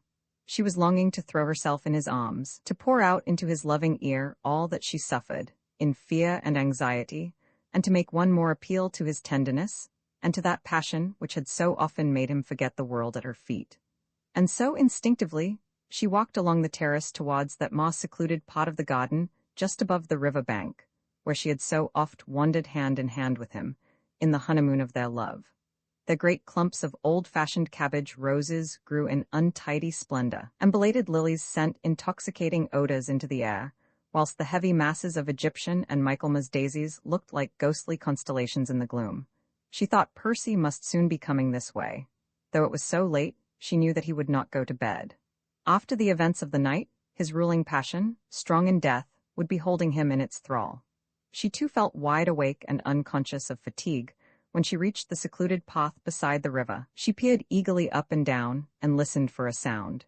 Presently it seemed to her that above the gentle clapper of the waters she could hear a rustle and the scrunching of the fine gravel under carefully measured footsteps. She waited a while. The footsteps seemed to draw nearer, and soon, although the starlit night was very dark, she perceived a cloaked and hooded figure approaching cautiously toward her. "Who goes there?" she called suddenly. The figure paused, then came rapidly forward, and a voice said timidly, "Ah, Lady Blakeney." "Who are you?" asked Marguerite peremptorily. "It is I, Desiree Candet," replied the midnight prowler. "Demoiselle Candet," ejaculated Marguerite, wholly taken by surprise. "What are you doing here, alone, and at this hour?" "Shh," whispered Candet eagerly, as she approached quite close to Marguerite and drew her hood still lower over her eyes. "I am all alone. I wanted to see someone, you if possible. Lady Blakeney, for I could not rest. I wanted to know what had happened." "What had happened? When? I don't understand." "What happened between Citizen Chauvelin and your husband?" asked Candet. "What is that to you?" replied Marguerite haughtily. "I pray you do not misunderstand me," pleaded Candet eagerly. "I know my presence in your house. The quarrel which I provoked must have filled your heart with hatred and suspicion towards me, but oh, how can I persuade you? I acted unwillingly. Will you not believe me?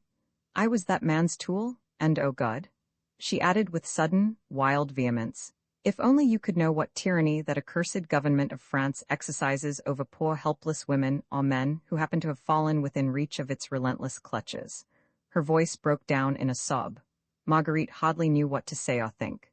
She had always mistrusted this woman with her theatrical ways and stagey airs. From the very first moment, she saw her in the tent on the green, and she did not wish to run counter against her instinct in anything pertaining to the present crisis.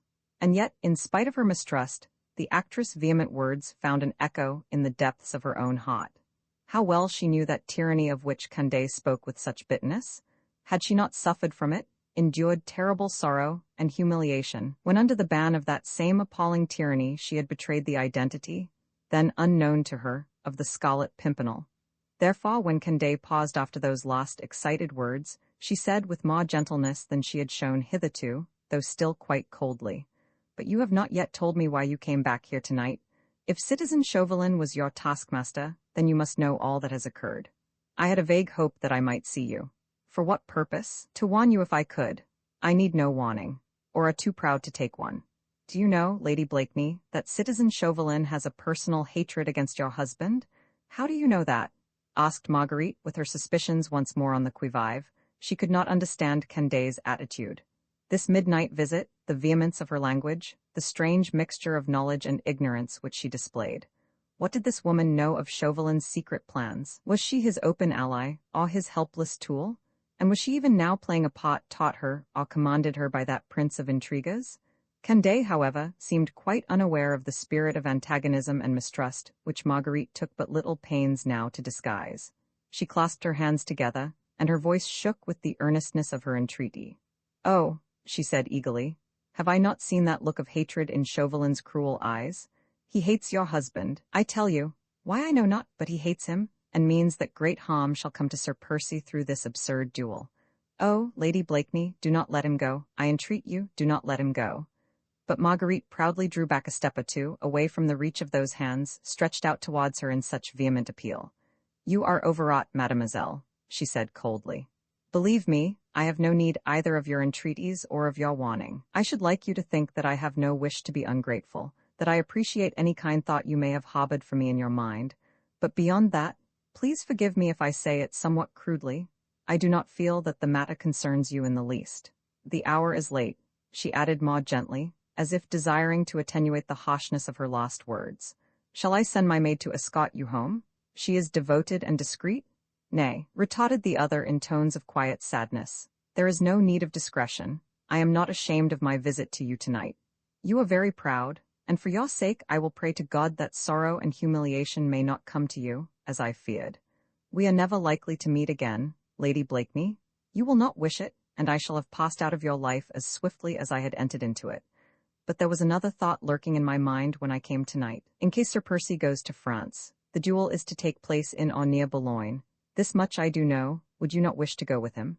"Truly, mademoiselle, I must repeat to you that 'tis no concern of mine, I know, I own that.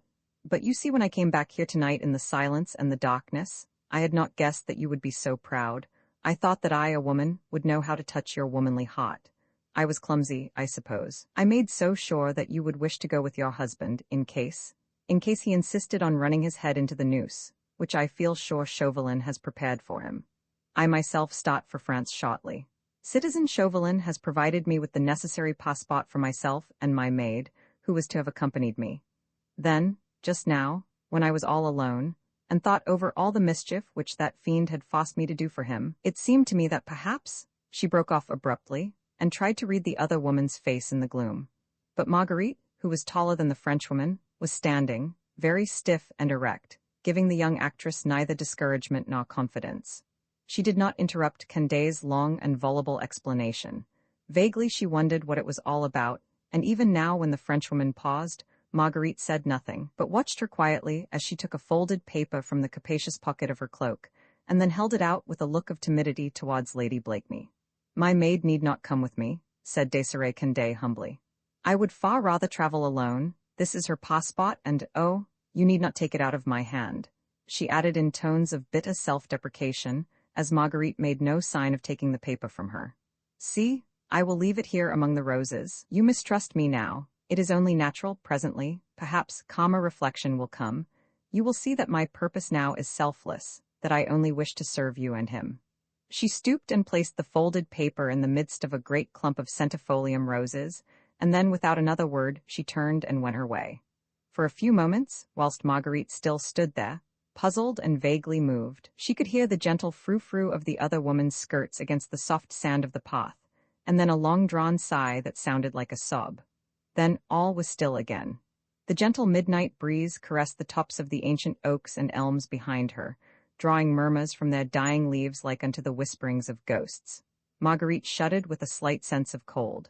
Before her, amongst the dark clump of leaves and the roses, invisible in the gloom, there fluttered with a curious, melancholy flapping the folded paper placed there by Condé. She watched it for a while, as, disturbed by the wind, it seemed ready to take its flight towards the river. Anon it fell to the ground, and Marguerite, with sudden overpowering impulse, stooped and picked it up. Then, clutching it nervously in her hand, she walked rapidly back towards the house. Roman 15 farewell. As she neared the terrace, she became conscious of several forms moving about at the foot of the steps, some few feet below where she was standing. Soon she saw the glimmer of lanterns, heard whispering voices, and the lapping of the water against the side of a boat. Anon a figure, laden with cloaks and sundry packages, passed down the steps close beside her. Even in the darkness Marguerite recognized Bennion, her husband's confidential valet. Without a moment's hesitation, she flew along the terrace towards the wing of the house occupied by Sir Percy. She had not gone far before she discerned his tall figure walking leisurely along the path which here skirted part of the house. He had on his large caped coat, which was thrown open in front, displaying a grey travelling suit of fine cloth. His hands were as usual buried in the pockets of his breeches, and on his head he wore the folding chapeau bras which he habitually affected. Before she had time to think, or to realize that he was going, before she could utter one single word, she was in his arms, clinging to him with passionate intensity, trying in the gloom to catch every expression of his eyes, every quiver of the face now bent down so close to her. "Percy, you cannot go," she pleaded. She had felt his strong arms closing round her, his lips seeking hers, her eyes, her hair, her clinging hands which dragged at his shoulders in a wild agony of despair. "If you really loved me, Percy," she murmured, you would not go?" He would not trust himself to speak. It well-nigh seemed as if his sinews cracked with the violent effort at self-control. Oh, how she loved him, when she felt in him the passionate lover, the wild, untamed creature that he was at heart, on whom the frigid courtliness of manner sat but as a thin veneer. This was his own real personality, and there was little now of the elegant and accomplished gentleman of fashion, schooled to hold every emotion in check, to hide every thought, every desire save that for amusement or for display. She, feeling her power and his weakness now, gave herself wholly to his embrace, not grudging one single, passionate caress, yielding her lips to him, the while she murmured, "You cannot go, you cannot? Why should you go? It is madness to leave me. I cannot let you go." Her arms clung tenderly round him, her voice was warm and faintly shaken with suppressed tears, and as he wildly murmured, "Don't, for pity's sake," she almost felt that her love would be triumphant. "For pity's sake, I'll go on pleading, Percy," she whispered. "Oh, my love, my dear, do not leave me. We have scarce had time to savor our happiness. We have such arrears of joy to make up. Do not go, Percy, there's so much I want to say to you. Nay, you shall not, she added with sudden vehemence. Look me straight in the eyes, my dear, and tell me if you can leave now." He did not reply, but almost roughly he placed his hand over her tear-dimmed eyes which were turned up to his, in an agony of tender appeal. Thus he blindfolded her with that wild caress. She should not see, no, not even she, that for the space of a few seconds stern manhood was well-nigh vanquished by the magic of her love. All that was most human in him, all that was weak in this strong and untamed nature, cried aloud for peace and luxury and idleness, for long summer afternoons spent in lazy content, for the companionship of horses and dogs and of flowers, with no thought or cares save those for the next evening's gavotte, no graver occupation save that of sitting at her feet. And during these few seconds, whilst his hand lay across her eyes, the lazy, idle fop of fashionable London was fighting a hand-to-hand fight with the bold ladder of a band of adventurers, and his own passionate love for his wife ranged itself with fervent intensity on the side of his weaker self. Forgotten were the horrors of the guillotine, the calls of the innocent, the appeal of the helpless. Forgotten the daring adventures, the excitements, the hair's-breadth escapes. For those few seconds, heavenly in themselves, he only remembered her, his wife, her beauty and her tender appeal to him. She would have pleaded again, for she felt that she was winning in this fight. Her instinct, that unerring instinct of the woman who loves and feels herself beloved, told her that for the space of an infinitesimal fraction of time, his iron will was inclined to bend, but he checked her pleading with a kiss. Then there came a change. Like a gigantic wave carried inwards by the tide, his turbulent emotion seemed suddenly to shatter itself against a rock of self-control. Was it a call from the boatman below? A distant scrunching of feet upon the gravel? Who knows, perhaps only a sigh in the midnight air, a ghostly summons from the land of dreams that recalled him to himself. Even as Marguerite was still clinging to him, with the ardent fervor of her own passion, she felt the rigid tension of his arms relax, the power of his embrace weaken, the wild lovelight become dim in his eyes. He kissed her fondly, tenderly, and with infinite gentleness smoothed away the little damp curls from her brow. There was a wistfulness now in his caress, and in his kiss there was the finality of a long farewell. "'Tis time I went," he said. "Oh, we shall miss the tide." These were the first coherent words he had spoken since first she had met him here in this lonely part of the garden, and his voice was perfectly steady, conventional and cold. An icy pang shot through Marguerite's heart. It was as if she had been abruptly wakened from a beautiful dream. "You are not going, Percy?" she murmured, and her own voice now sounded hollow and forced. "Oh, if you loved me you would not go." "If I love you?" Nay, in this at least there was no dream, no coldness in his voice when he repeated those words with such a sigh of tenderness, such a world of longing, that the bitterness of her great pain vanished, giving place to tears. He took her hand in his. The passion was momentarily conquered, fast within his innermost soul, by his own alter ego, that second personality in him, the cold-blooded and coolly calculating adventurer who juggled with his life and tossed it recklessly upon the sea of chance twixt a doggerel and a smile. But the tender love lingered on, fighting the enemy a while longer. The wistful desire was there for her kiss, the tired longing for the exquisite repose of her embrace. He took her hand in his and bent his lips to it, and with the warmth of his kiss upon it, she felt a moisture like a tear. "I must go, dear," he said after a little while. Why?" she repeated obstinately. "Am I nothing then? Is my life of no account, my sorrows, my fears, my misery? Oh," she added with vehement bitterness, "why should it always be others? What are others to you and to me, Percy? Are we not happy here? Have you not fulfilled to its uttermost that self-imposed duty to people who can be nothing to us? Is not your life 10,000 times more precious to me than the lives of 10,000 others?"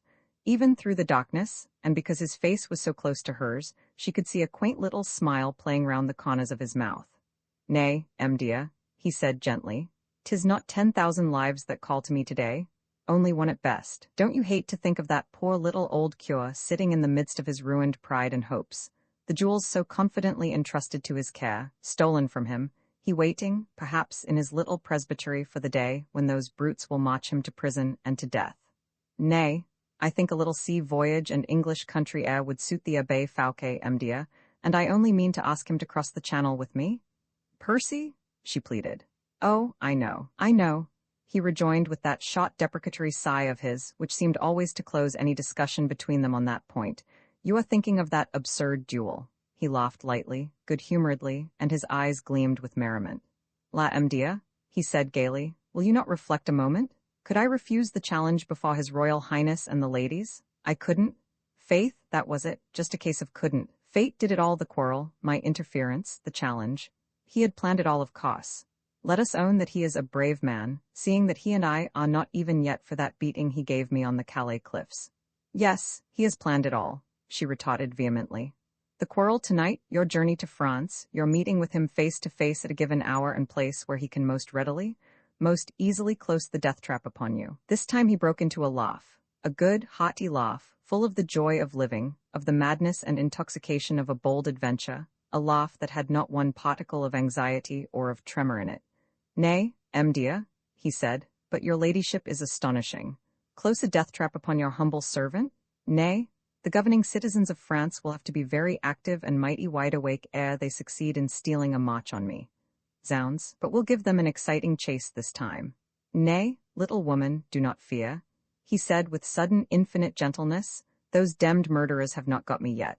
Oh, how often she had fought with him thus, with him, the adventurer, the part of his dual nature that was her bitter enemy, and which took him, the lover, away from her side.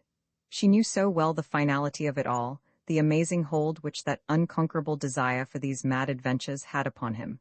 Impulsive, ardent as she was, Marguerite felt in her very soul an overwhelming fury against herself for her own weakness, her own powerlessness in the face of that which forever threatened to ruin her life and her happiness. Yes, and his also, for he loved her, he loved her, he loved her. The thought went on hammering in her mind, for she knew of its great truth.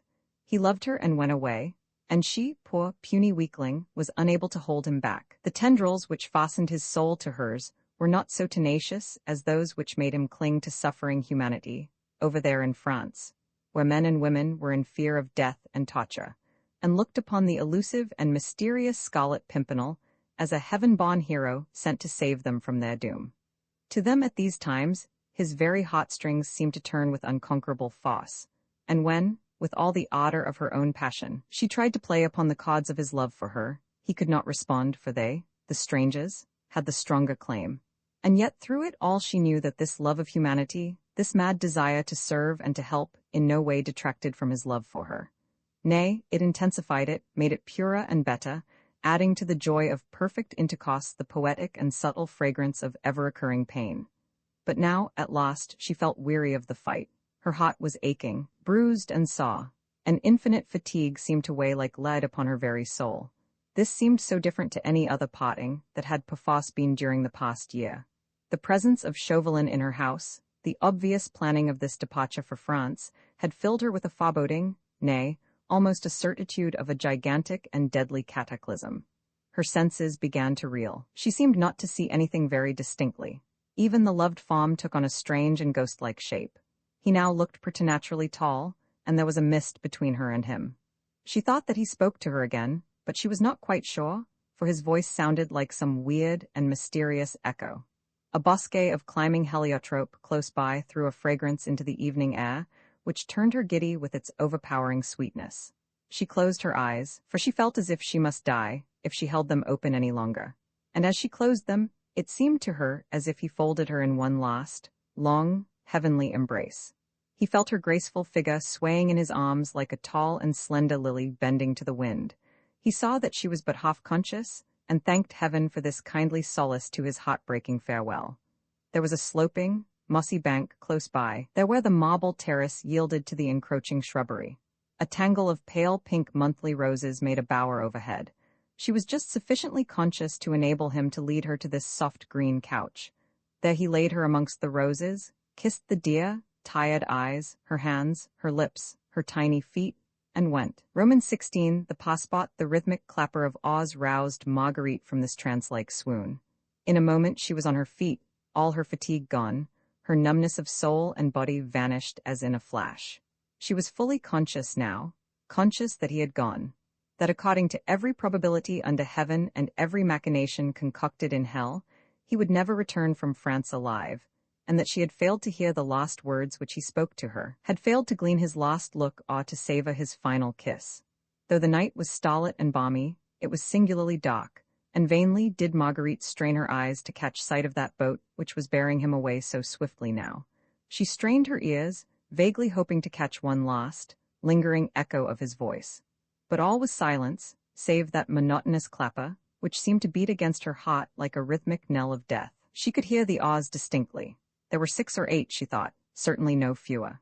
8 oarsmen probably, which meant the larger boat, and undoubtedly the longer journey, not to London only with a view to posting to Dover, but to Tilbury Fort, where the Daydream would be in readiness to start with a favorable tide. Thought was returning to her, slowly and coherently. The pain of the lost farewell was still there, bruising her very senses with its dull and heavy weight, but it had become numb and dead, leaving her, herself, her heart and soul, stunned and apathetic, whilst her brain was gradually resuming its activity. And the more she thought it over, the more certain she grew that her husband was going as far as Tilbury by river and would embark on the Daydream there. Of course he would go to Boulogne at once. The duel was to take place there, Condé had told her that, adding that she thought she, Marguerite, would wish to go with him. To go with him? Heavens above! Was not that the only real, tangible thought in that whirling chaos which was raging in her mind? To go with him. Surely there must be some means of reaching him yet. Fate, nature, God himself would never permit so monstrous a thing as this, that she should be parted from her husband, now when his life was not only in danger, but forfeited already, lost, a precious thing all but gone from this world. Percy was going to Boulogne, she must go too. By posting at once to Dover, she could get the tidal boat on the morrow and reach the French coast quite as soon as the daydream. Once at Boulogne, she would have no difficulty in finding her husband, of that she felt sure. She would have but to dog Chauvelin's footsteps, find out something of his plans, of the orders he gave to troops or to spies. Oh, she would find him? Of that she was never for a moment in doubt. How well she remembered her journey to Calais just a year ago, in company with Sir Andrew F. Ffoulkes. Chance had favored her then, had enabled her to be of service to her husband if only by distracting Chauvelin's attention for a while to herself. Heaven knows, she had but little hope of being of use to him now. An aching sense was in her that fate had at last been too strong, that the daring adventurer had staked once too often, had cast the die and had lost. In the bosom of her dress, she felt the sharp edge of the paper left for her by Desiree Candet among the roses in the park. She had picked it up almost mechanically then, and tucked it away, hardly heeding what she was doing. Whatever the motive of the French actress had been in placing the passport at her disposal, Marguerite blessed her in her heart for it. To the woman she had mistrusted, she would owe the lost supreme happiness of her life. Her resolution never once wavered. Percy would not take her with him. That was understandable. She could neither expect it nor think it. But she, on the other hand, could not stay in England at Blakeney Manor, whilst any day, any hour, the death trap set by Chauvelin for the Scarlet Pimpernel might be closing upon the man whom she worshipped. She would go mad if she stayed. As there could be no chance of escape for Percy now, as he had agreed to meet his deadly enemy face to face at a given place, and a given hour, she could not be a hindrance to him, and she knew enough subterfuge, enough machinations and disguises by now, to escape Chauvelin's observation, unless Percy wanted her, and then she would be there. No, she could not be a hindrance. She had a passport in her pocket, everything en règle, nobody could harm her, and she could come and go as she pleased. There were plenty of swift horses in the stables, plenty of devoted servants to do her bidding quickly and discreetly. Moreover, at moments like these, conventionalities and the possible conjectures and surmises of others became of infinitesimally small importance. The household of Blakeney Manor were accustomed to the master's sudden journeys and absences of several days, presumably on some shooting or other spotting expeditions, with no one in attendance on him, save Bennion, his favorite valet. These passed without any comments now. Bah, let everyone marvel for once at her ladyship's sudden desire to go to Dover, and let it all be a 9 days' wonder. She certainly did not care. Skirting the house, she reached the stables beyond. 1 or 2 men were astir. To these she gave the necessary orders for her coach and four, then she found her way back to the house. Walking along the corridor, she went past the room occupied by Juliette de Mauny. For a moment she hesitated, then she turned and knocked at the door. Juliette was not yet in bed, for she went to the door herself and opened it. Obviously, she had been quite unable to rest. Her hair was falling loosely over her shoulders, and there was a look of grave anxiety on her young face. "Juliette," said Marguerite in a hurried whisper, the moment she had closed the door behind her, and she and the young girl were alone, "I am going to France to be near my husband. He has gone to meet that fiend in a duel which is nothing but a trap, set to capture him and lead him to his death. I want you to be of help to me, here in my house in my absence." "I would give my life for you, Lady Blakeney," said Juliette simply. "Is it not his since he saved it? It is only a little presence of mind, a little coolness and patience, which I will ask of you, dear," said Marguerite. "You of course know who your rescuer was, therefore you will understand my fears. Until tonight, I had vague doubts as to how much Chauvelin really knew, but now these doubts have naturally vanished. He and the French Revolutionary Government know that the Scarlet Pimpernel and Percy Blakeney are one and the same. The whole scene tonight was prearranged. You and I and all the spectators, and that woman Candet, we were all puppets piping to that devil's tune. The duel, too, was prearranged. That woman wearing your mother's jewels? Had you not provoked her? A quarrel between her and me, or one of my guests would have been forced somehow. I wanted to tell you this, lest you should fret, and think that you were in any way responsible for what has happened. You were not. He had arranged it all. You were only the tool, just as I was. You must understand and believe that. Percy would hate to think that you felt yourself to blame. You are not that in any way. The challenge was bound to come. Chauvelin had arranged that it should come, and if you had failed him as a tool, he soon would have found another. Do you believe that?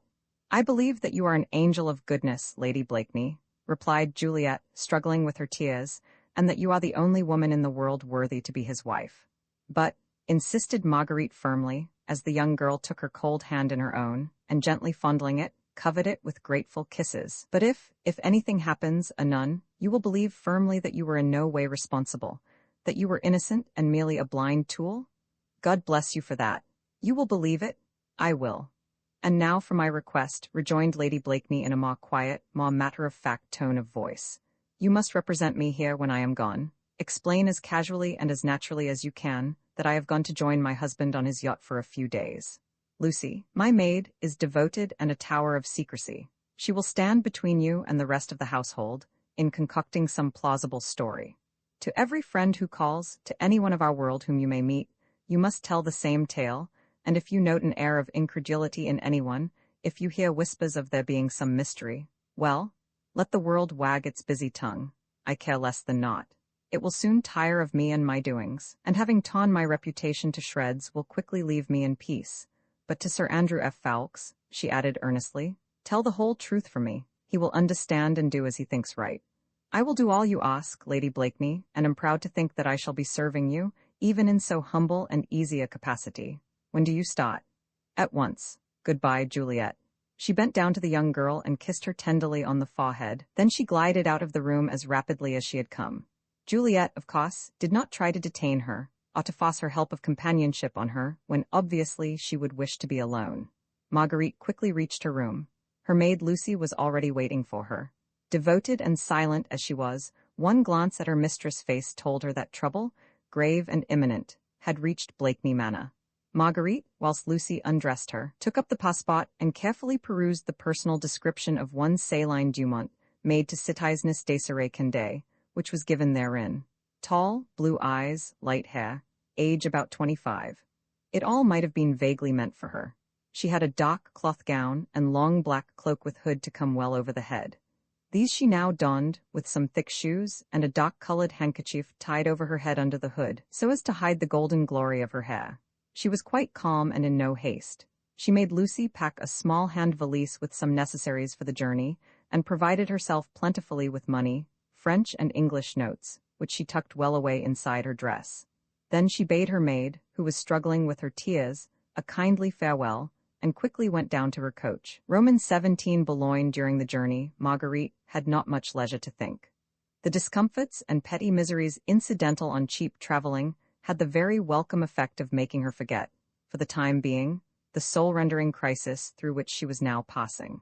For of necessity, she had to travel at the cheap rate among the crowd of poorer passengers who were herded off the packet boat, leaning up against one another, sitting on bundles and packages of all kinds, that part of the deck, reeking with the smell of tar and sea-water, damp, squally and stuffy, was an abomination of hideous discomfort to the dainty, fastidious lady of fashion, yet she almost welcomed the intolerable propinquity, the cold douches of salt water, which every now and then wetted her through and through, for it was the consequent sense of physical wretchedness that helped her to forget the intolerable anguish of her mind.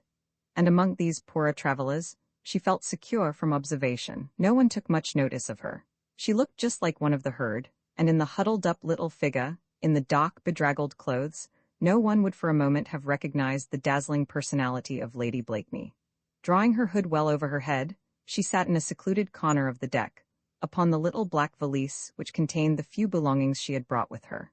Her cloak and dress, now mud-stained and dank with splashings of salt water, attracted no one's attention. There was a keen northeasterly breeze, cold and penetrating, but favorable to a rapid crossing. Marguerite, who had gone through several hours of weary traveling by coach before she had embarked at Dover in the late afternoon, was unspeakably tired. She had watched the golden sunset out at sea until her eyes were burning with pain, and as the dazzling crimson and orange and purple gave place to the soft gray tones of evening, she descried the round cupola of the Church of Our Lady of Boulogne against the dull background of the sky. After that, her mind became a blank. A sort of torpor fell over her sense. She was wakeful and yet half asleep, unconscious of everything around her, seeing nothing but the distant massive towers of old Boulogne churches gradually detaching themselves one by one from out the fast-gathering gloom. The town seemed like a dream city, a creation of some morbid imagination, presented to her mind's eye as the city of sorrow and death. When the boat finally scraped her sides along the rough wooden jetty, Marguerite felt as if she were forcibly awakened. She was numb and stiff and thought she must have fallen asleep during the last half hour of the journey. Everything round her was dark. The sky was overcast, and the night seemed unusually somber. Figures were moving all around her. There was noise and confusion of voices, and a general pushing and shouting which seemed strangely weird in this gloom. Here, among the poorer passengers, there had not been thought any necessity for a light. One solitary lantern fixed to a mast only enhanced the intense blackness of everything around. Now and then, a face would come within range of this meager streak of yellow light, looking strangely distorted, with great, elongated shadows across the brow and chin, a grotesque, ghostly apparition which quickly vanished again, scurrying off like some frightened gnome, giving place other forms, other figures all equally grotesque and equally weird. Marguerite watched them all half-stupidly and motionlessly for a while. She did not quite know what she ought to do, and did not like to ask any questions. She was dazed, and the darkness blinded her. Then gradually things began to detach themselves more clearly.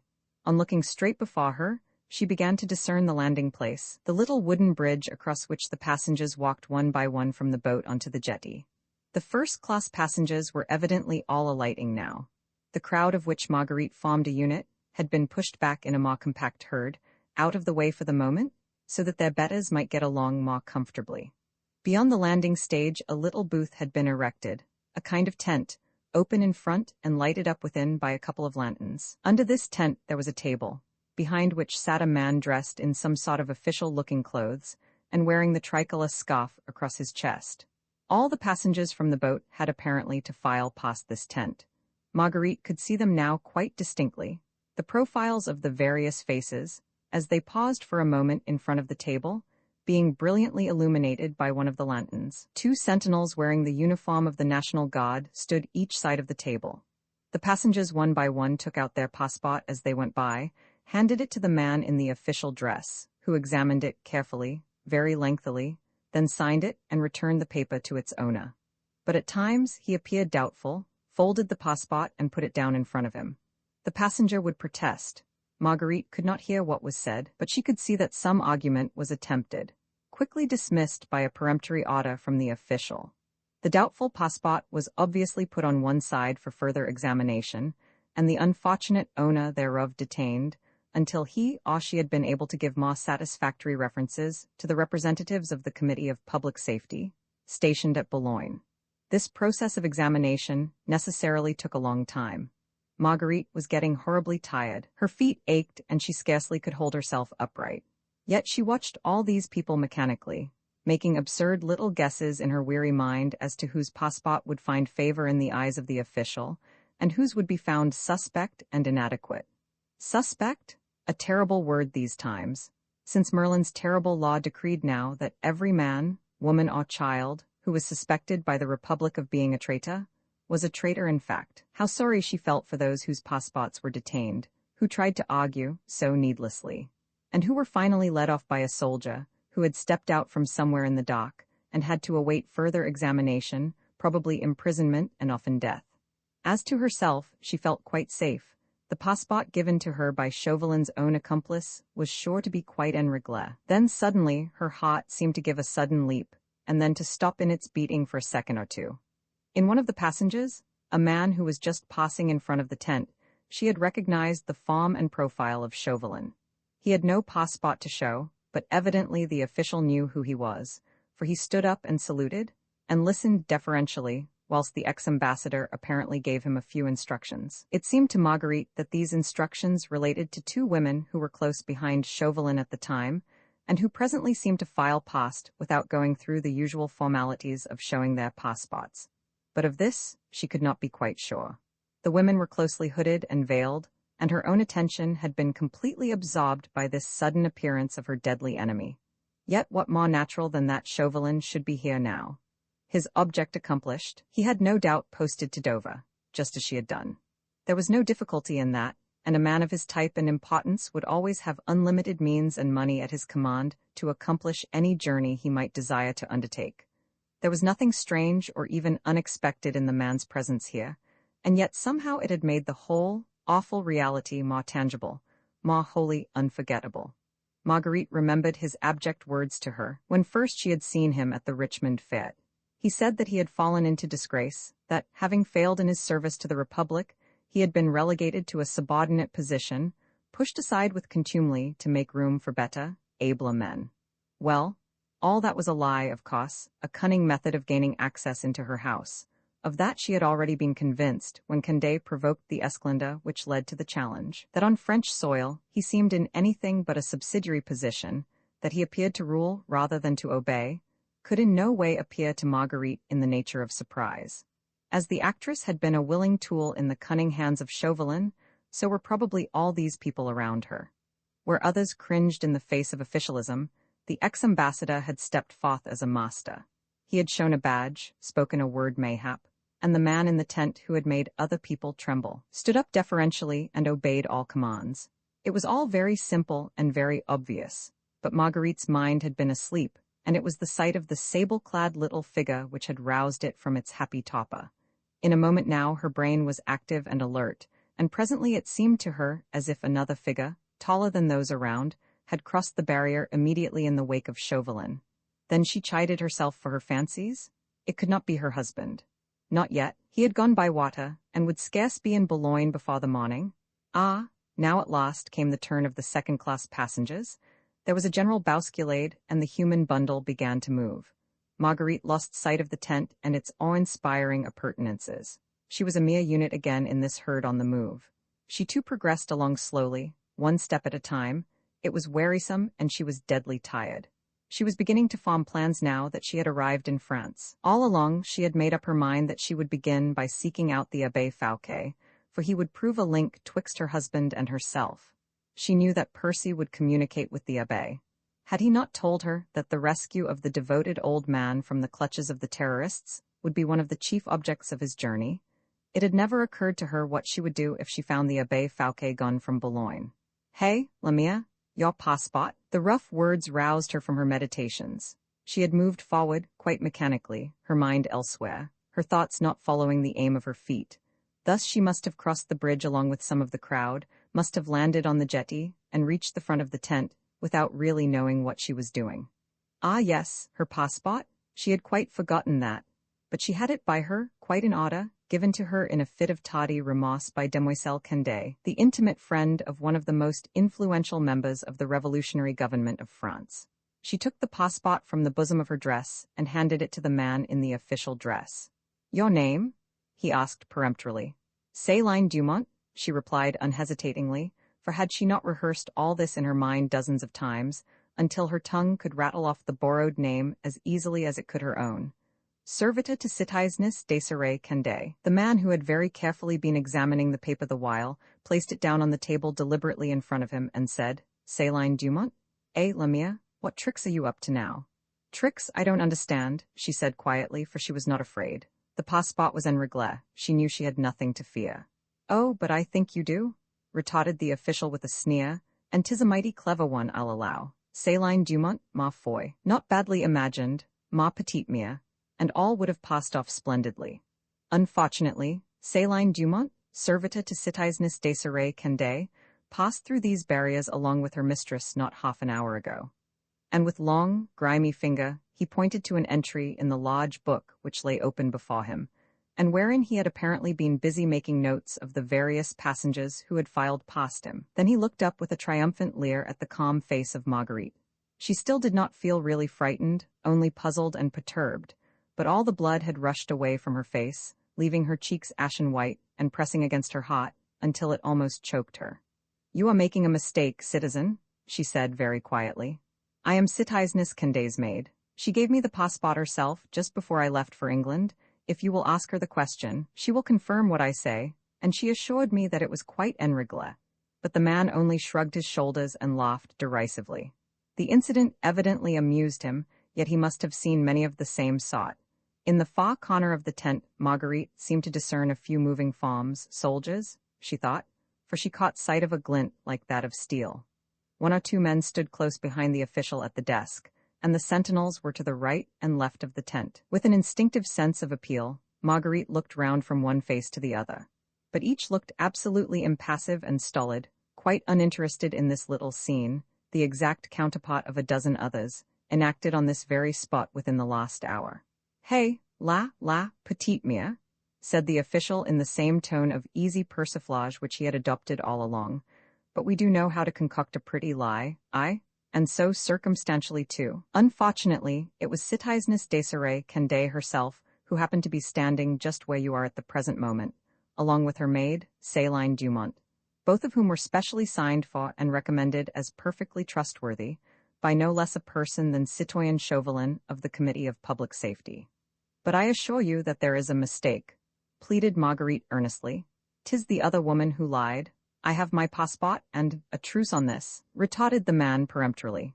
"If everything is as you say, and if you have nothing to hide, you'll be at liberty to continue your journey tomorrow, after you have explained yourself before the citizen governor. Next one now, quick." Marguerite tried another protest, just as those others had done, whom she had watched so mechanically before. But already she knew that that would be useless, for she had felt that a heavy hand was being placed on her shoulder, and that she was being roughly led away. In a flash she had understood and seen the whole sequel of the awful trap which had all along been destined to engulf her as well as her husband. What a clumsy, blind fool she had been. What a miserable antagonist the subtle schemes of a past master of intrigue as was Chauvelin. To have enticed the Scarlet Pimpernel to France was a great thing? The challenge was clever, the acceptance of it by the bold adventurer a foregone conclusion, but the master stroke of the whole plan was done, when she, the wife, was enticed over too with the story of Condé's remorse and the offer of the passport. Fool that she was. And how well did Chauvelin know feminine nature? How cleverly he had divined her thoughts, her feelings, the impulsive way in which she would act. How easily he had guessed that, knowing her husband's danger, she, Marguerite, would immediately follow him. Now the trap had closed on her, and she saw it all, when it was too late. Percy Blakeney in France, his wife a prisoner, her freedom and safety in exchange for his life. The hopelessness of it all struck her with appalling force, and her senses reeled with the awful finality of the disaster. Yet instinct in her still struggled for freedom. Ahead of her, and all around, beyond the tent and in the far distance, there was a provocative, alluring darkness. If she only could get away, only could reach the shelter of that remote and somber distance, she would hide and wait, not blunder again, oh no. She would be prudent and wary if only she could get away. One woman's struggles against 5 men. It was pitiable, sublime, absolutely useless. The man in the tent seemed to be watching her with much amusement for a moment or two, as her whole graceful body stiffened for that absurd and unequal physical contest. He seemed vastly entertained at the sight of this good-looking young woman striving to pit her strength against 5 sturdy soldiers of the Republic. "Allons, that will do now," he said at last roughly. "We have no time to waste. Get the jade away, and let her cool her temper in no. 6 until the citizen governor gives further orders. Take her away?" he shouted more loudly, banging a grimy fist down on the table before him, as Marguerite still struggled on with the blind madness of despair. "Potty, can none of you rid us of that turbulent baggage?" The crowd behind were pushing forward. The guard within the tent were jeering at those who were striving to drag Marguerite away. These latter were cursing loudly and volubly, until one of them, tired out, furious and brutal, raised his heavy fist and with an obscene oath brought it crashing down upon the unfortunate woman's head. Perhaps, though it was the work of a savage and cruel creature, the blow proved more merciful than it had been intended. It had caught Marguerite full between the eyes. Her aching senses, wearied and reeling already, gave way beneath this terrible violence. Her useless struggles ceased, her arms fell inert by her side. And losing consciousness completely, her proud, unbendable spirit was spared the humiliating knowledge of her final removal by the rough soldiers, and of the complete wreckage of her last, lingering hopes. Roman 18 No. 6 Consciousness returned very slowly, very painfully. It was night when lost Marguerite had clearly known what was going on around her. It was daylight before she realized that she still lived, that she still knew and suffered. Her head ached intolerably. That was the first conscious sensation which came to her.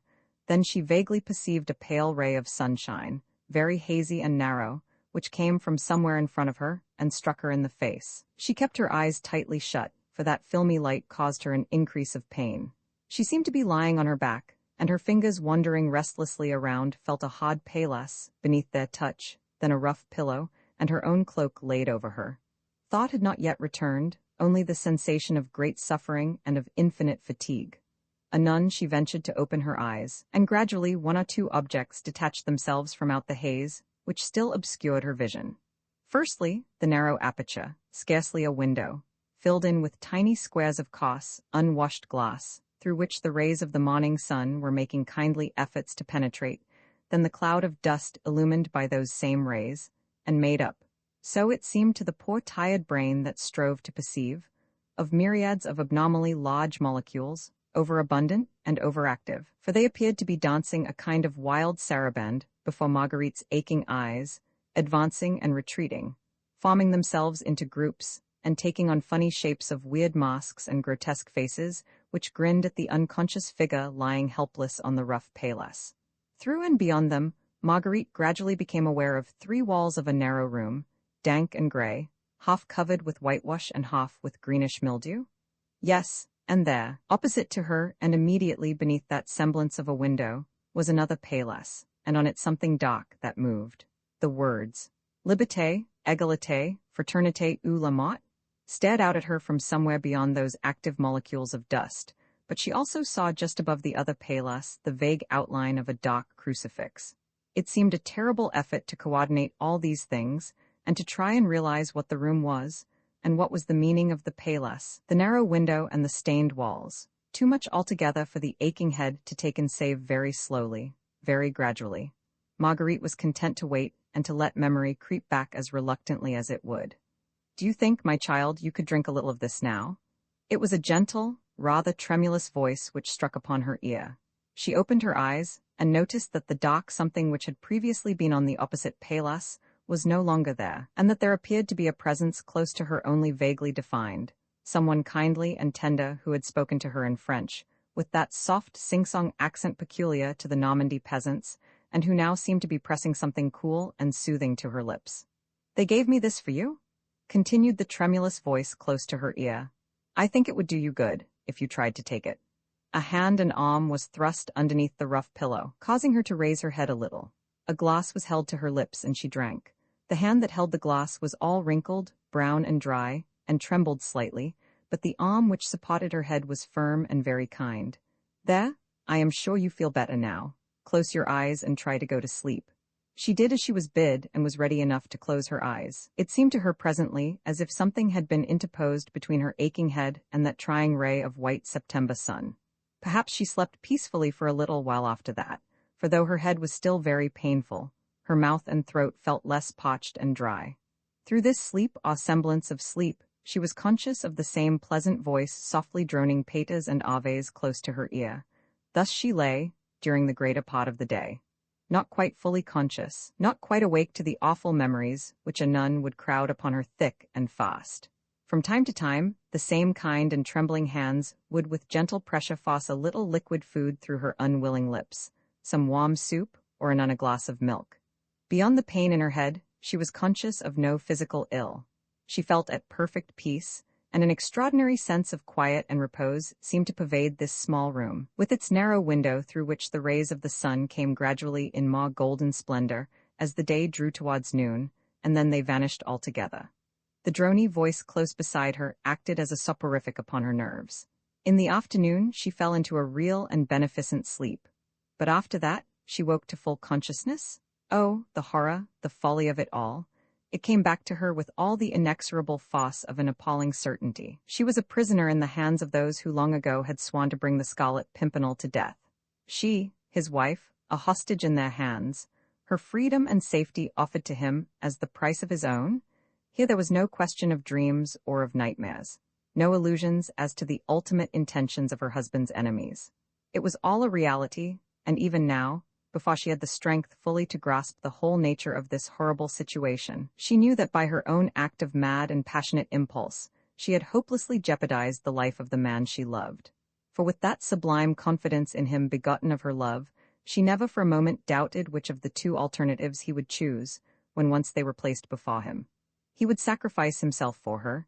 He would prefer to die 1,000 deaths so long as they set her free. For herself, her own sufferings, her danger or humiliation she cared nothing. Nay, at this very moment she was conscious of a wild, passionate desire for death. In this sudden onrush of memory and of thought she wished with all her soul and heart and mind to die here suddenly, on this hard palas, in this lonely and dark prison, so that she should be out of the way once and for all, so that she should not be the hostage to be bought at against his precious life and freedom.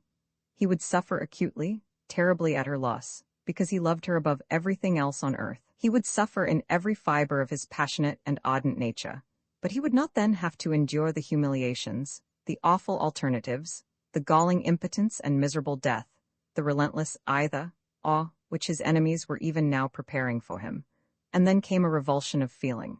Marguerite's was essentially a buoyant and active nature, a keen brain which worked and schemed and planned, rather than one ready to accept the inevitable. Hardly had these thoughts of despair and of death formulated themselves in her mind, than with brilliant swiftness, a new train of ideas began to take root.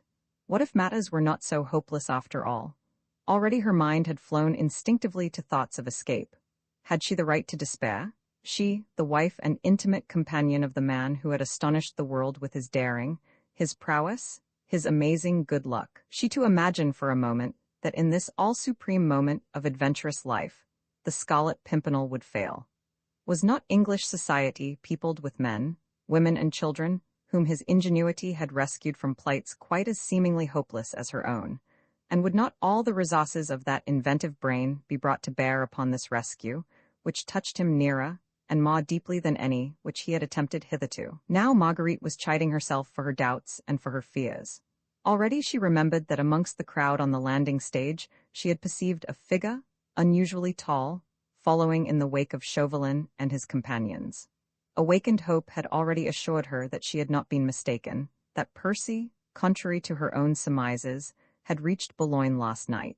He always acted so differently to what anyone might expect that it was quite possible that he had crossed over in the packet-boat after all, unbeknown to Marguerite as well as to his enemies. Oh yes.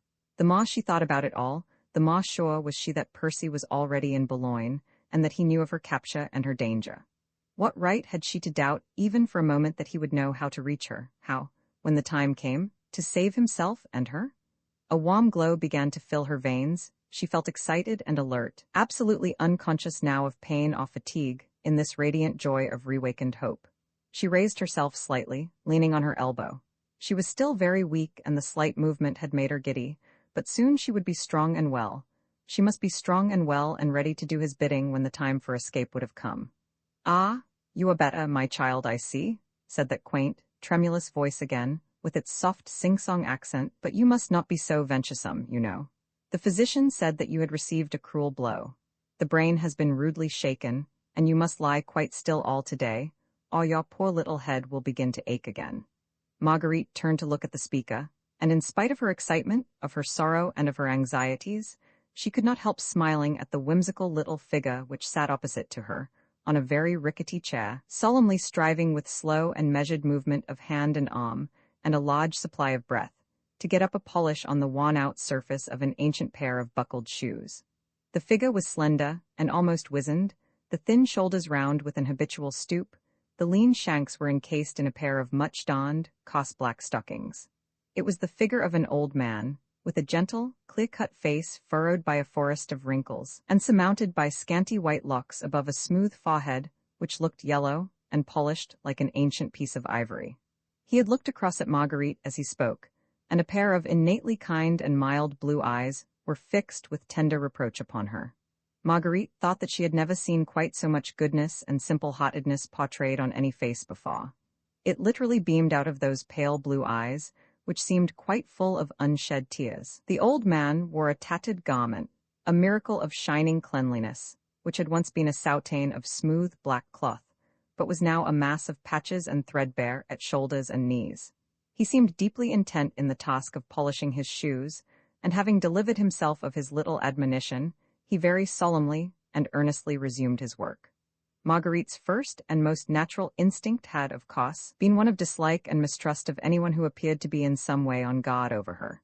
But when she took in every detail of the quaint figure of the old man, his scrupulous tidiness of apparel, the resigned stoop of his shoulders, and met in full the gaze of those moist eyes, she felt that the whole aspect of the man, as he sat there polishing his shoes, was infinitely pathetic and, in its simplicity, commanding of respect.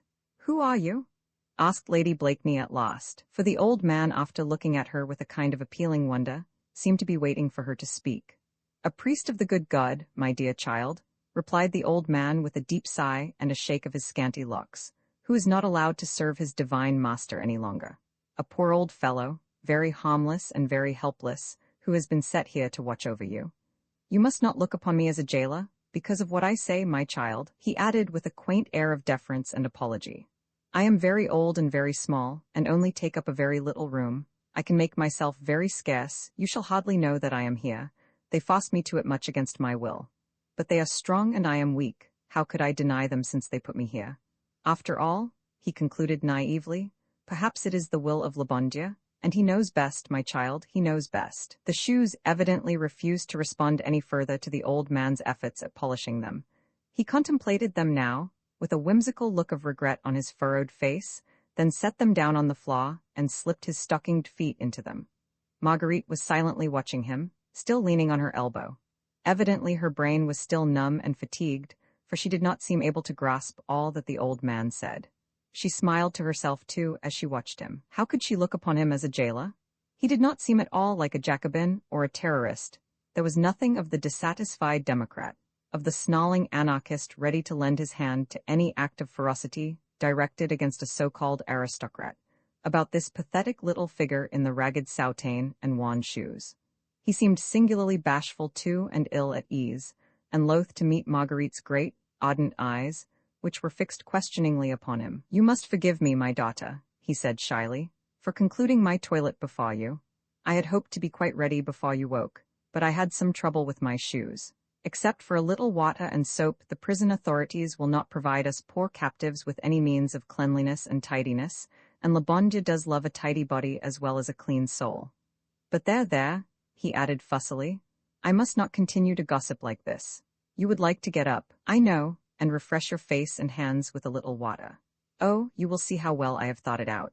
I need not interfere with you at all, and when you make your little bit of toilette, you will feel quite alone, just as if the old man was not there." He began busying himself about the room, dragging the rickety, rush-bottomed chairs forward. There were 4 of these in the room, and he began forming a kind of bulwark with them, placing 2 side by side, then piling the 2 others up above. "You will see, my child, you will see?" He kept repeating at intervals as the work of construction progressed. It was no easy matter, for he was of low stature, and his hands were unsteady from apparently uncontrollable nervousness. Marguerite, leaning slightly forward, her chin resting in her hand, was too puzzled and anxious to grasp the humor of this comical situation. She certainly did not understand. This old man had in some sort of way, and for a hitherto unexplained reason, been set as a god over her. It was not an unusual device on the part of the inhuman wretches who now ruled France, to add to the miseries and terrors of captivity, where a woman of refinement was concerned, the galling outrage of never leaving her alone for a moment. That peculiar form of mental torture, surely the invention of brains rendered mad by their own ferocious cruelty, was even now being inflicted on the hapless, dethroned Queen of France. Marguerite, in far-off England, had shuddered when she heard of it, and in her heart had prayed, as indeed every pure-minded woman did then, that proud, unfortunate Marie Antoinette might soon find release from such torments in death. There was evidently some similar intention with regard to Marguerite herself in the minds of those who now held her prisoner. But this old man seemed so feeble and so helpless. His very delicacy of thought, as he built up a screen to divide the squalid room in 2, proved him to be singularly inefficient for the task of a watchful jailer. When the 4 chairs appeared fairly steady, and in comparatively little danger of toppling, he dragged the paillasse forward and propped it up against the chairs. Finally, he drew the table along, which held the cracked ewer and basin, and placed it against this improvised partition. Then he surveyed the whole construction with evident gratification and delight. "There now," he said, turning a face beaming with satisfaction to Marguerite, "I can continue my prayers on the other side of the fortress. Oh, it is quite safe?" he added, as with a fearsome hand he touched his engineering feat with gingerly pride, "and you will be quite private. Try and forget that the old abbé is in the room. He does not count, really he does not count. He has ceased to be of any moment these many months now that St. Joseph is closed, and he may no longer say Mass. He was obviously prattling on in order to hide his nervous bashfulness. He ensconced himself behind his own finely constructed bulwark, drew a breviary from his pocket, and having found a narrow ledge on one of the chairs, on which he could sit, without much danger of bringing the elaborate screen onto the top of his head, he soon became absorbed in his orisons. Marguerite watched him for a little while longer. He was evidently endeavoring to make her think that he had become oblivious of her presence, and his transparent little maneuvers amused and puzzled her not a little. He looked so comical with his fussy and shy ways, yet withal so gentle and so kindly, that she felt completely reassured and quite calm. She tried to raise herself still further and found the process astonishingly easy. Her limbs still ached, and the violent, intermittent pain in her head certainly made her feel sick and giddy at times, but otherwise she was not ill.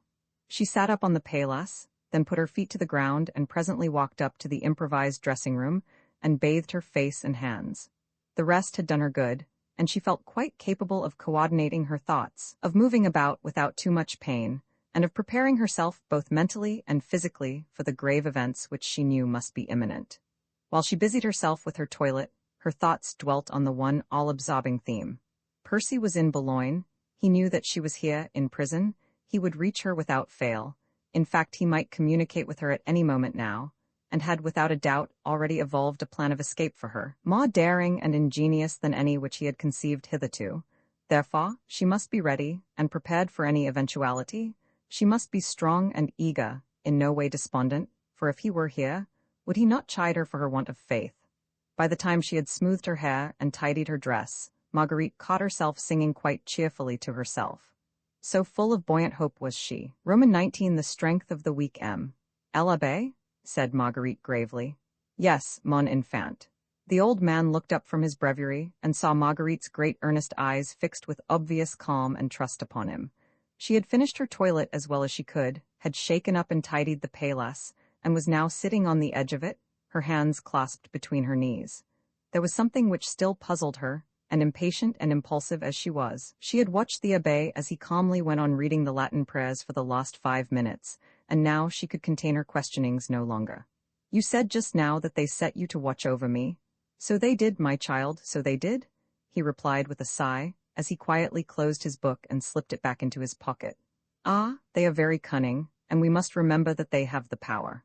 No doubt, added the old man, with his own quaint philosophy, no doubt le bon Dieu meant them to have the power, or they would not have it, would they?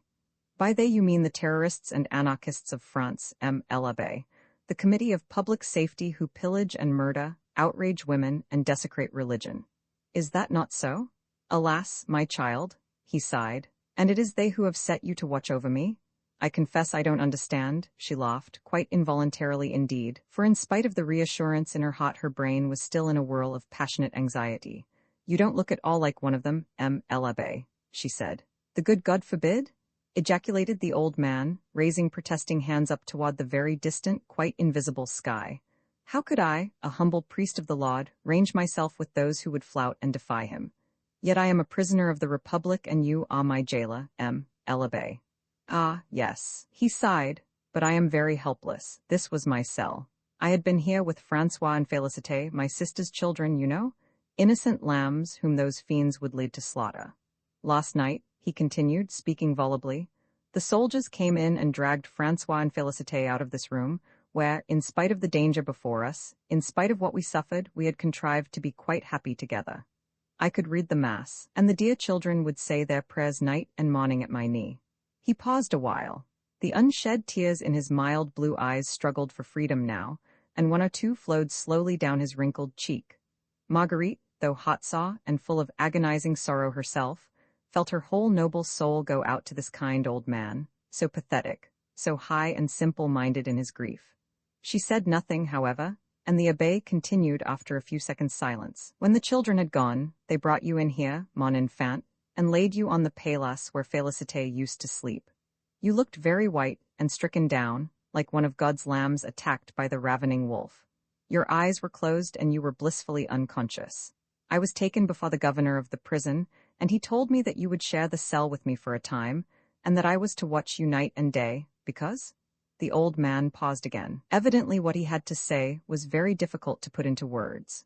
He groped in his pockets and brought out a large bandana handkerchief, red and yellow and green, with which he began to mop his moist forehead. The quaver in his voice and the trembling of his hands became more apparent and pronounced. "Yes, l'Abbé, because?" queried Marguerite gently. "They said that if I guarded you well, Félicité and François would be set free," replied the old man after a while, during which he made vigorous efforts to overcome his nervousness, "and that if you escaped the children and I would be guillotined the very next day." There was silence in the little room now. The abbé was sitting quite still, clasping his trembling fingers, and Marguerite neither moved nor spoke. What the old man had just said was very slowly finding its way to the innermost cells of her brain. Until her mind had thoroughly grasped the meaning of it all, she could not trust herself to make a single comment. It was some seconds before she fully understood it all, before she realized what it meant not only to her, but indirectly to her husband. Until now, she had not been fully conscious of the enormous wave of hope, which almost in spite of herself, had risen triumphant above the dull, grey sea of her former despair. Only now, when it had been shattered against this deadly rock of almost superhuman devilry and cunning, did she understand what she had hoped, and what she must now completely forswear. No bolts and bars, no fortified towers or inaccessible fortresses could prove so effectual a prison for Marguerite Blakeney as the dictum which morally bound her to her cell. "If you escaped the children, and I would be guillotined the very next day." This meant that even if Percy knew, even if he could reach her, he could never set her free, since her safety meant death to 2 innocent children and to this simple-hearted man. It would require more than the ingenuity of the Scarlet Pimpernel himself to untie this Gordian knot. "I don't mind for myself, of course," the old man went on with gentle philosophy. "I have lived my life. What matters if I die tomorrow, or if I linger on until my earthly span is legitimately run out? I am ready to go home whenever my father calls me. But it is the children, you see, I have to think of them. François is his mother's only son, the breadwinner of the household, a good lad and studious too, and Félicité has always been very delicate. She is blind from birth and, oh, don't, for pity's sake, don't," moaned Marguerite in an agony of helplessness. "I understand, you need not fear for your children, l'Abbé, no harm shall come to them through me. It is as the good God wills," replied the old man quietly. Then, as Marguerite had once more relapsed into silence, he fumbled for his beads, and his gentle voice began droning the Patres and Aves, wherein no doubt his childlike heart found peace and solace. He understood that the poor woman would not wish to speak. He knew as well as she did the overpowering strength of his helpless appeal. Thus the minutes sped on, the jailer and the captive, tied to one another by the strongest bonds that hand of man could forge, had nothing to say to one another. He, the old priest, imbued with the traditions of his calling, could pray and resign himself to the will of the Almighty, but she was young and ardent and passionate, she loved and was beloved, and an impassable barrier was built up between her and the man she worshipped. A barrier fashioned by the weak hands of children, one of whom was delicate and blind. Outside was air and freedom, reunion with her husband, an agony of happy remorse, a kiss from his dear lips, and trembling held her back from it all, because of François who was the breadwinner and of Félicité who was blind. Mechanically, now, Marguerite rose again, and like an automaton, lifeless and thoughtless, she began putting the dingy, squalid room to rights. The abbé helped her demolish the improvised screen, with the same gentle delicacy of thought which had caused him to build it up. He refrained from speaking to her now. He would not intrude himself on her grief and her despair. Later on, she forced herself to speak again and asked the old man his name. "My name is Fouquet," he replied. "Jean-Baptiste Marie Fouquet, late parish priest of the Church of St. Joseph, the patron saint of Boulogne." Fouquet, this was l'Abbé Fouquet, the faithful friend and servant of the de Mauny family. Marguerite gazed at him with great, questioning eyes. What a wealth of memories crowded in on her mind at sound of that name.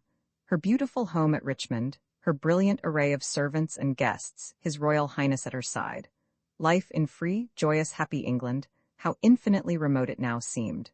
Her ears were filled with the sound of a voice, drawly and quaint and gentle, a voice and a laugh half shy, wholly mirthful, and oh, so infinitely dear.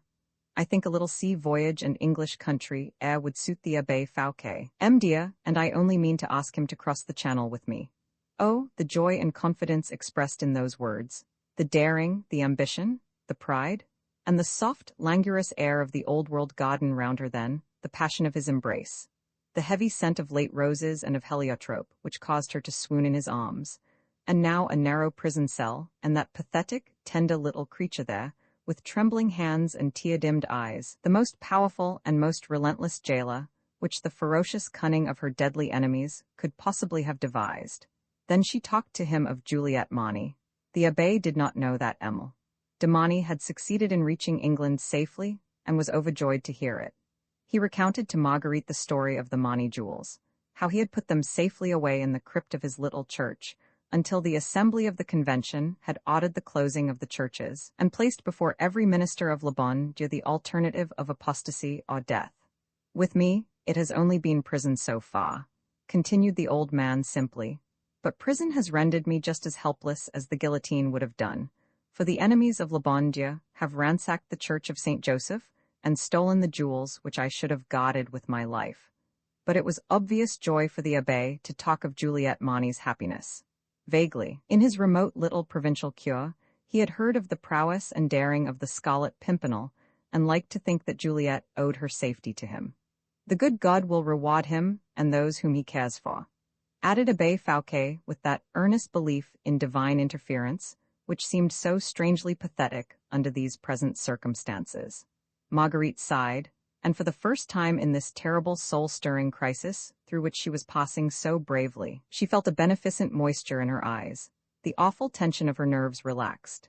She went up to the old man, took his wrinkled hand in hers, and falling on her knees beside him, she eased her overburdened heart in a flood of tears. Roman II, a retrospect. The room was close and dark, filled with the smoke from a defective chimney. A tiny boudoir, once the dainty sanctum of imperious Marie Antoinette, a faint and ghostly odor, like unto the perfume of spectres, seemed still to cling to the stained walls and to the torn Gobelin tapestries. Everywhere lay the impress of a heavy and destroying hand, that of the great and glorious Revolution. In the mud-soiled corners of the room a few chairs, with brocaded cushions rudely torn, leant broken and desolate against the walls. A small footstool, once gilt-legged and satin-covered, had been overturned and roughly kicked to one side, and there it lay on its back, like some little animal that had been hurt, stretching its broken limbs upwards, pathetic to behold. From the delicately wrought buhl table, the silver inlay had been harshly stripped out of its bed of shell.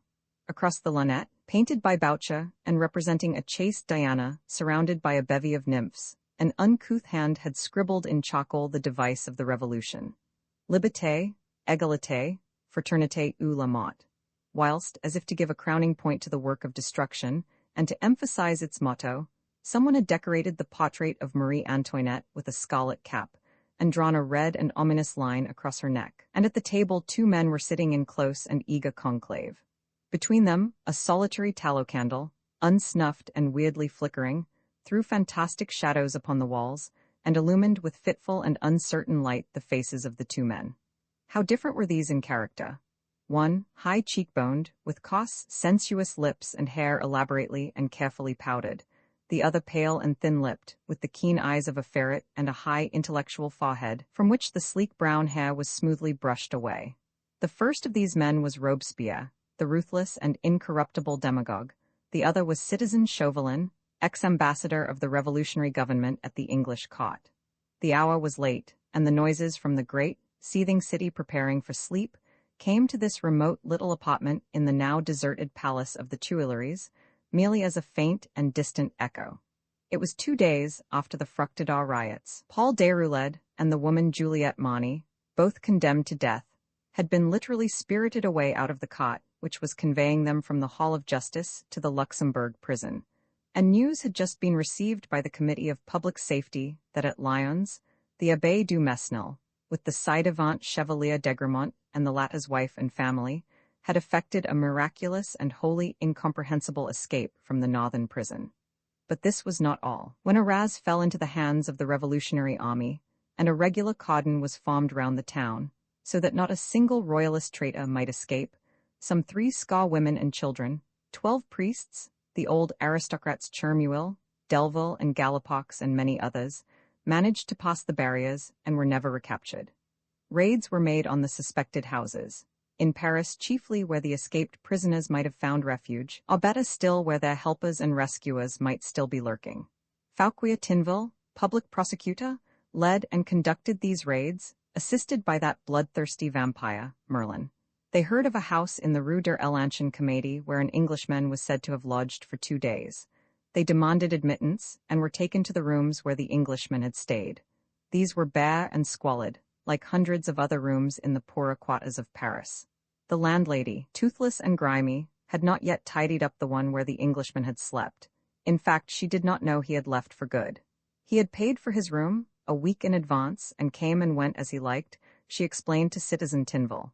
She never bothered about him, as he never took a meal in the house, and he was only there 2 days. She did not know her lodger was English until the day he left. She thought he was a Frenchman from the south, as he certainly had a peculiar accent when he spoke. It was the day of the riots, she continued. He would go out, and I told him I did not think that the streets would be safe for a foreigner like him, for he always wore such very fine clothes, and I made sure that the starving men and women of Paris would strip them off his back when their tempers were roused. But he only laughed. He gave me a bit of paper and told me that if he did not return, I might conclude that he had been killed, and if the Committee of Public Safety asked me questions about me, I was just to show the bit of paper, and there would be no further trouble. She had talked volubly, more than a little terrified at Merlin's scowls and the attitude of Citizen Tinville, who was known to be very severe if anyone committed any blunders. But the citizeness, her name was Brogard, and her husband's brother kept an inn in the neighborhood of Calais. The citizeness Brogard had a clear conscience. She held a license from the Committee of Public Safety for letting apartments, and she had always given due notice to the committee of the arrival and departure of her lodgers. The only thing was that if any lodger paid her more than ordinarily well for the accommodation, and he so desired it, she would send in the notice conveniently late, and conveniently vaguely worded as to the description, status, and nationality of her more liberal patrons. This had occurred in the case of her recent English visitor, but she did not explain it quite like that to Citizen Fauquier Tinville or to Citizen Merlin. However, she was rather frightened, and produced the scrap of paper which the Englishman had left with her, together with the assurance that when she showed it there would be no further trouble. Tinville took it roughly out of her hand, but would not glance at it. He crushed it into a ball, and then Merlin snatched it from him with a coarse laugh, smoothed out the creases on his knee, and studied it for a moment. There were 2 lines of what looked like poetry, written in a language which Merlin did not understand.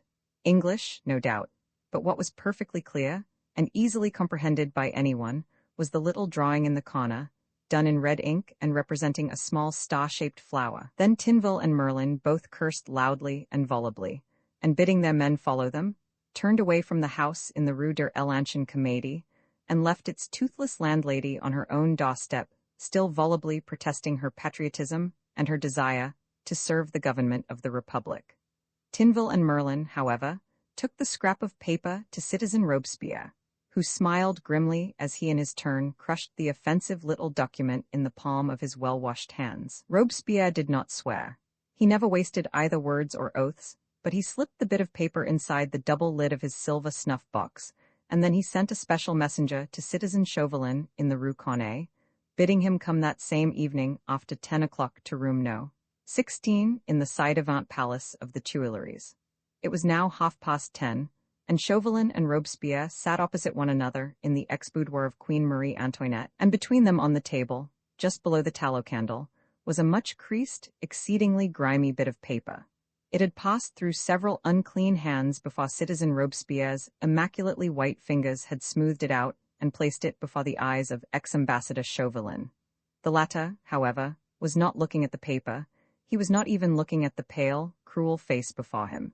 He had closed his eyes, and for a moment had lost sight of the small dark room, of Robespierre's ruthless gaze, of the mud-stained walls and greasy floor. He was seeing, as in a bright and sudden vision, the brilliantly lighted salons of the Foreign Office in London, with beautiful Marguerite Blakeney gliding queen-like on the arm of the Prince of Wales. He heard the flutter of many fans, the frou-frou of silk dresses, and above all the din and sound of dance music. He heard an inane laugh and an affected voice repeating the doggerel rhyme that was even now written on that dirty piece of paper which Robespierre had placed before him. We seek him here, and we seek him there, those Frenchies seek him everywhere. Is he in heaven, is he in hell, that demmed elusive Pimpernel? It was a mere flash, one of memory's swiftly effaced pictures, when she shows us for the fraction of a second indelible pictures from out our past. Chauvelin, in that same second, while his own eyes were closed and Robespierre's fixed upon him, also saw the lonely cliffs of Calais, heard the same voice singing, "God save the King!"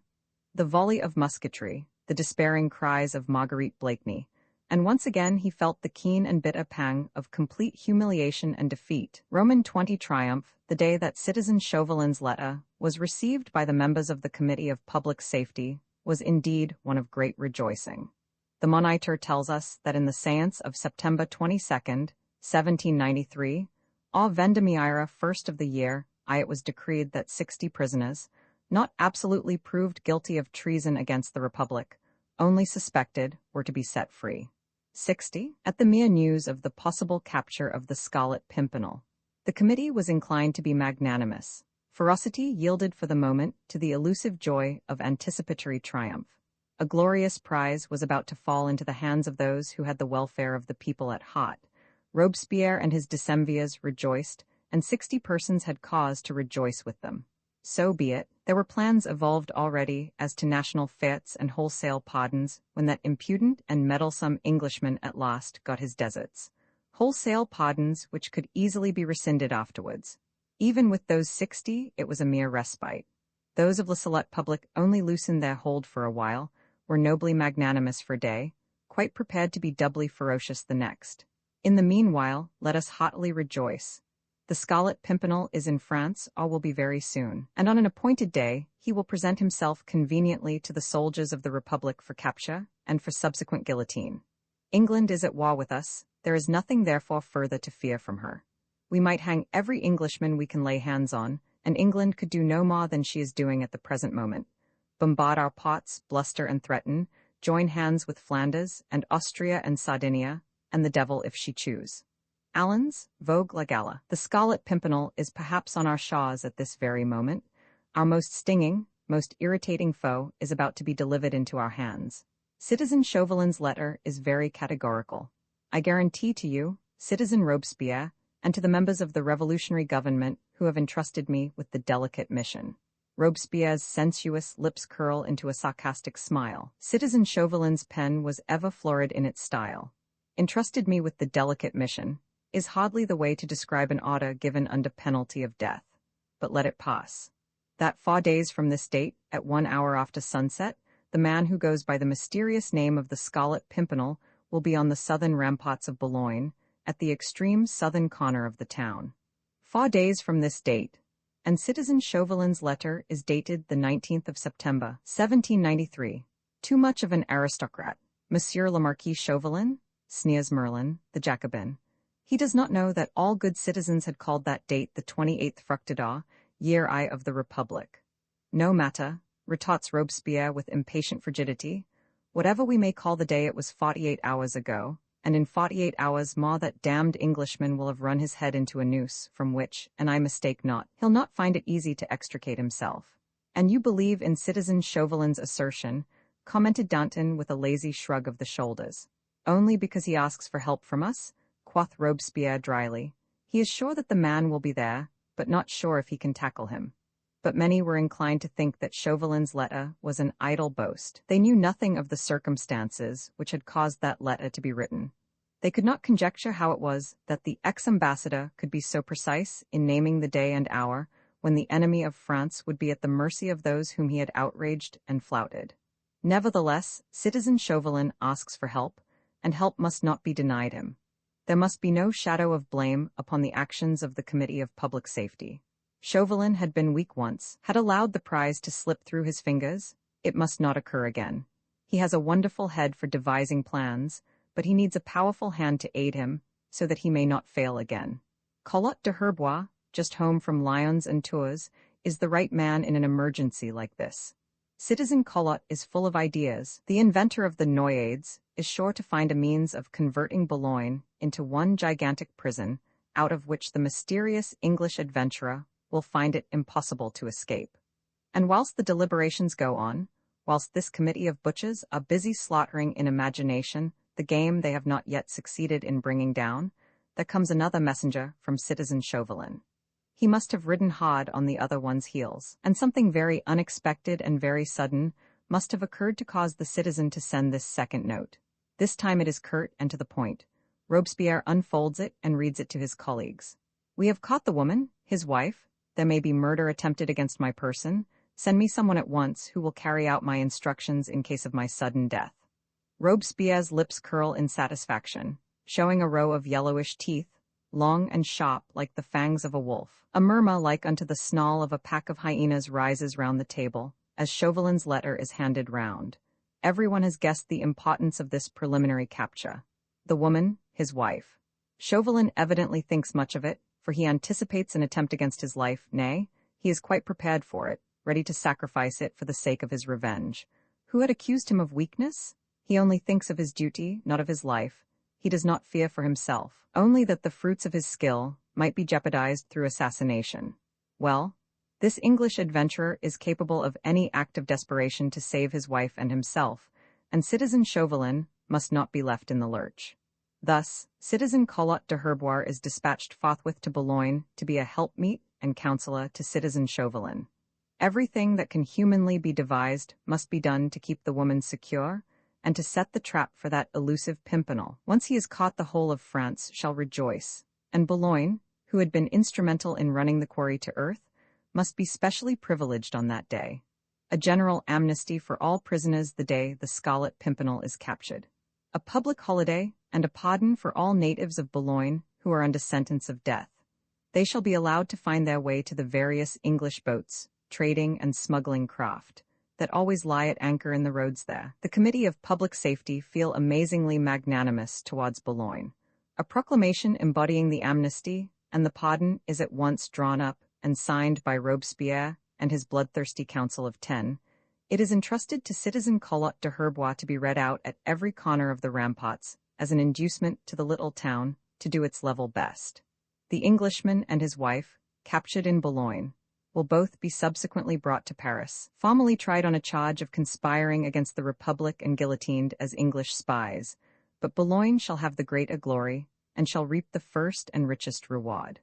And armed with the magnanimous proclamation, the orders for general rejoicings and a grand local fete, armed also with any and every power over the entire city, its municipality, its garrisons, its forts, for himself and his colleague Chauvelin, Citizen Collot de Herbois starts for Boulogne forthwith. Needless to tell him not to let the grass grow under his horse's hoofs.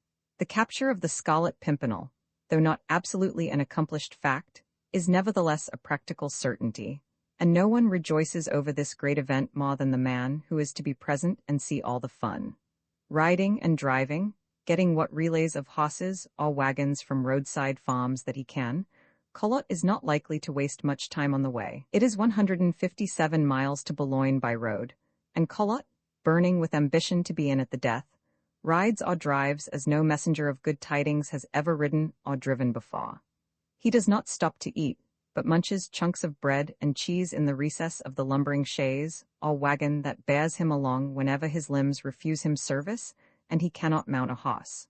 The chronicles tell us that 24 hours after he left Paris, half-dazed with fatigue, but ferocious and eager still, he is borne to the gates of Boulogne by an old cart horse requisitioned from some distant farm, and which falls down, dead, at the Porte Gaol, whilst its rider, with a last effort, loudly clamors for admittance into the town, in the name of the Republic. Roman 21 suspense in his memorable interview with Robespierre, the day before he left for England, Chauvelin had asked that absolute power be given him, in order that he might carry out the plans for the capture of the Scarlet Pimpernel, which he had in his mind. Now that he was back in France, he had no cause to complain that the revolutionary government had grudged him this power for which he had asked.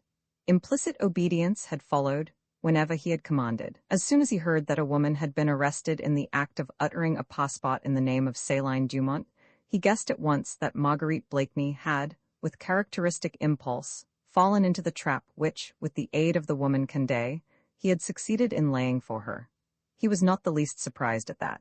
He knew human nature, feminine nature, far too well, ever to have been in doubt for a moment that Marguerite would follow her husband without calculating either costs or risks. Ye gods, the irony of it all. Had she not been called the cleverest woman in Europe at one time? Chauvelin himself had thus acclaimed her, in those olden days, before she and he became such mortal enemies, and when he was one of the many satellites that revolved round brilliant Marguerite and tonight, when a sergeant of the town guards brought him news of her capture, he smiled grimly to himself.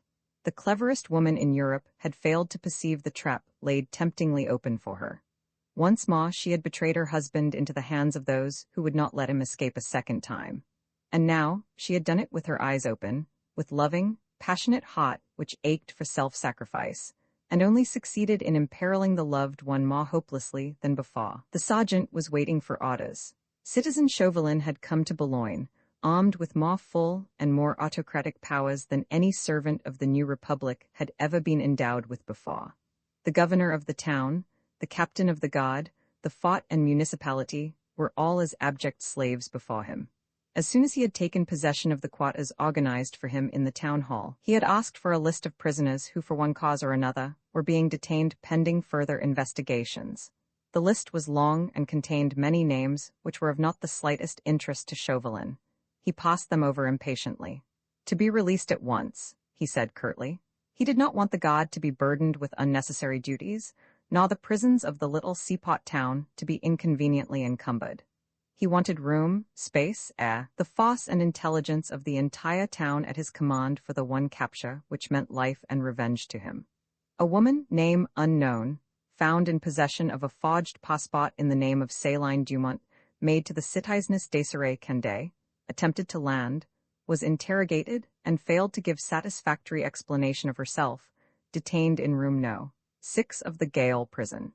This was one of the lost names on the list, the only one of any importance to Citizen Chauvelin. When he read it, he nearly drove his nails into the palms of his hands, so desperate an effort did he make not to betray before the sergeant by look or sigh the exultation which he felt.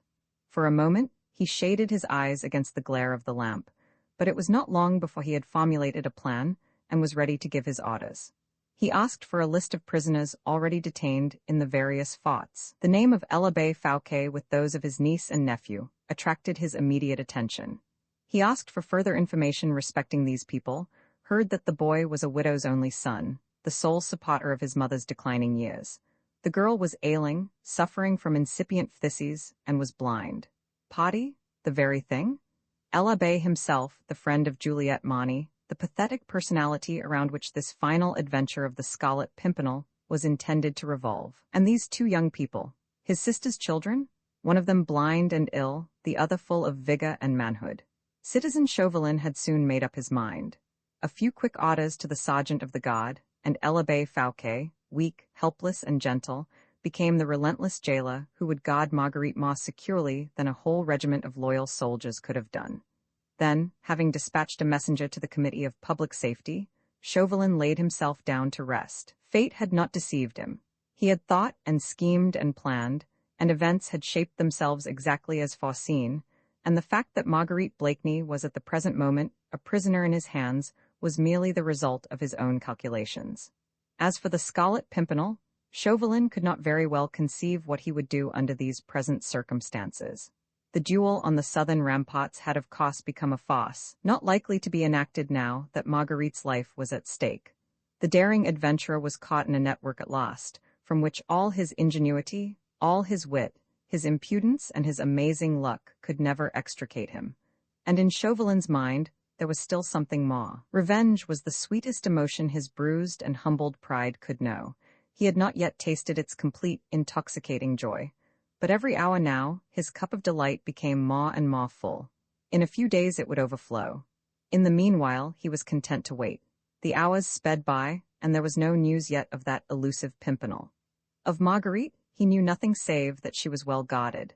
The sentry who passed up and down outside room No. 6 had heard her voice, and that of the Abbé Fouquet, in the course of the afternoon. Chauvelin had asked the Committee of Public Safety for aid in his difficult task, but 48 hours at least must elapse before such aid could reach him. 48 hours, during which the hand of an assassin might be lurking for him, and might even reach him ere his vengeance was fully accomplished. That was the only thought which really troubled him. He did not want to die before he had seen the Scarlet Pimpernel, a withered abject creature, crushed in fame and honor, too debased to find glorification, even in death. At this moment, he only cared for his life because it was needed for the complete success of his schemes. No one else he knew would have that note of personal hatred towards the enemy of France, which was necessary now, in order to carry out successfully the plans which he had formed. Robespierre and all the others only desired the destruction of a man who had intrigued against the reign of terror which they had established. His death on the guillotine, even if it were surrounded with the halo of martyrdom, would have satisfied them completely. Chauvelin looked further than that. He hated the man. He had suffered humiliation through him individually. He wished to see him as an object of contempt rather than of pity.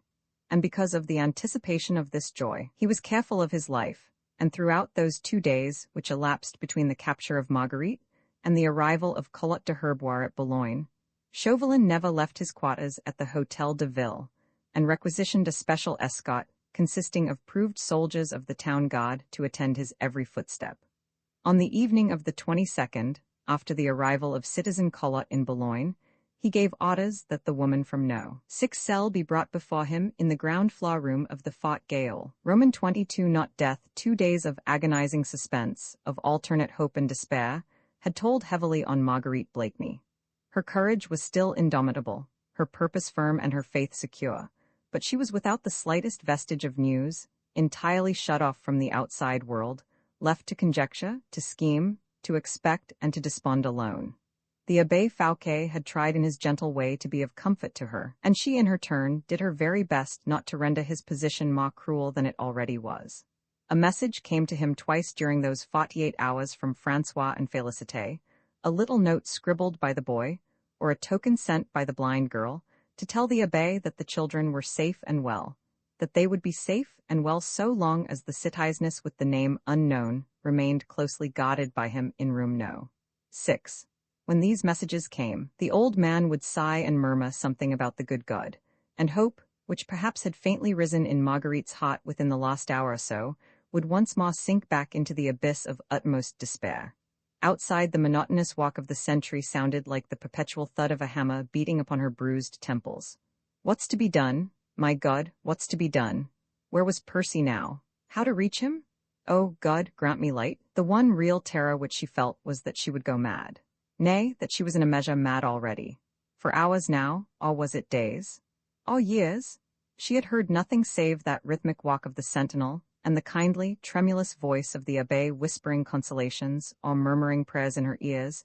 She had seen nothing save that prison door, of rough deal, painted a dull gray, with great old-fashioned lock, and hinges rusty with the damp of ages. She had kept her eyes fixed on that door until they burned and ached with well-nigh intolerable pain. Yet she felt that she could not look elsewhere, lest she missed the golden moment when the bolts would be drawn, and that dull, grey door would swing slowly on its rusty hinges. Surely, that was the commencement of madness? Yet for Percy's sake, because he might want her, because he might have need of her courage and of her presence of mind, she tried to keep her wits about her. But it was difficult, oh, terribly difficult, especially when the shade of evening began to gather in, and peopled the squalid, whitewashed room with innumerable threatening ghouls. Then, when the moon came up, a silver ray crept in through the tiny window and struck full upon that grey door, making it look weird and spectral like the entrance to a house of ghosts. Even now, as there was a distinct sound of the pushing of bolts and bars, Marguerite thought that she was the prey of hallucinations. The Abbé Fouquet was sitting in the remote and darkest corner of the room, quietly telling his beads. His serene philosophy and gentle placidity could in no way be disturbed by the opening or shutting of a door, or by the bearer of good or evil tidings. The room now seemed strangely gloomy and cavernous, with those deep, black shadows all around, and that white ray of the moon which struck so weirdly on the door. Marguerite shuddered with one of those unaccountable premonitions of something evil about to come, which ofttimes assail those who have a nervous and passionate temperament. The door swung slowly open upon its hinges. There was a quick word of command, and the light of a small oil lamp struck full into the gloom. Vaguely Marguerite discerned a group of men, soldiers no doubt, for there was a glint of arms and the suggestion of tricolor cockades and scarves. One of the men was holding the lamp aloft, another took a few steps forward into the room. He turned to Marguerite, entirely ignoring the presence of the old priest, and addressed her peremptorily. "Your presence is desired by the citizen governor," he said curtly. "Stand up and follow me."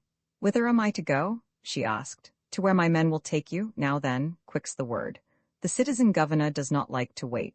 At a word of command from him, 2 more soldiers now entered the room and placed themselves one on each side of Marguerite, who, knowing that resistance was useless, had already risen and was prepared to go. The abbé tried to utter a word of protest and came quickly forward towards Marguerite, but he was summarily and very roughly pushed aside. "Now then, Calatin," said the first soldier with an oath, "this is none of your business. Forward, march," he added, addressing his men, "and you, citoyennes, will find it wiser to come quietly along and not to attempt any tricks with me, or the gag and manacles will have to be used." But Marguerite had no intention of resisting. She was too tired even to wonder as to what they meant to do with her, or whither they were going. She moved as in a dream and felt a hope within her that she was being led to death. Summary executions were the order of the day, she knew that, and sighed for this simple solution of the awful problem which had been harassing her these past 2 days. She was being led along a passage, stumbling ever and anon as she walked, for it was but dimly lighted by the same little oil lamp, which one of the soldiers was carrying in front, holding it high up above his head. Then they went down a narrow flight of stone steps, until she and her escort reached a heavy oak door. A halt was ordered at this point, and the man in command of the little party pushed the door open and walked in. Marguerite caught sight of a room beyond, dark and gloomy-looking, as was her own prison cell. Somewhere on the left there was obviously a window. She could not see it but guessed that it was there because the moon struck full upon the floor, ghost-like and spectral, well fitting in with the dreamlike state in which Marguerite felt herself to be. In the center of the room she could discern a table with a chair close beside it, also a couple of tallow candles, which flickered in the draught caused no doubt by that open window which she could not see. All these little details impressed themselves on Marguerite's mind, as she stood there, placidly waiting until she should once more be told to move along. The table, the chair, that unseen window, trivial objects though they were, assumed before her overwrought fancy an utterly disproportionate importance.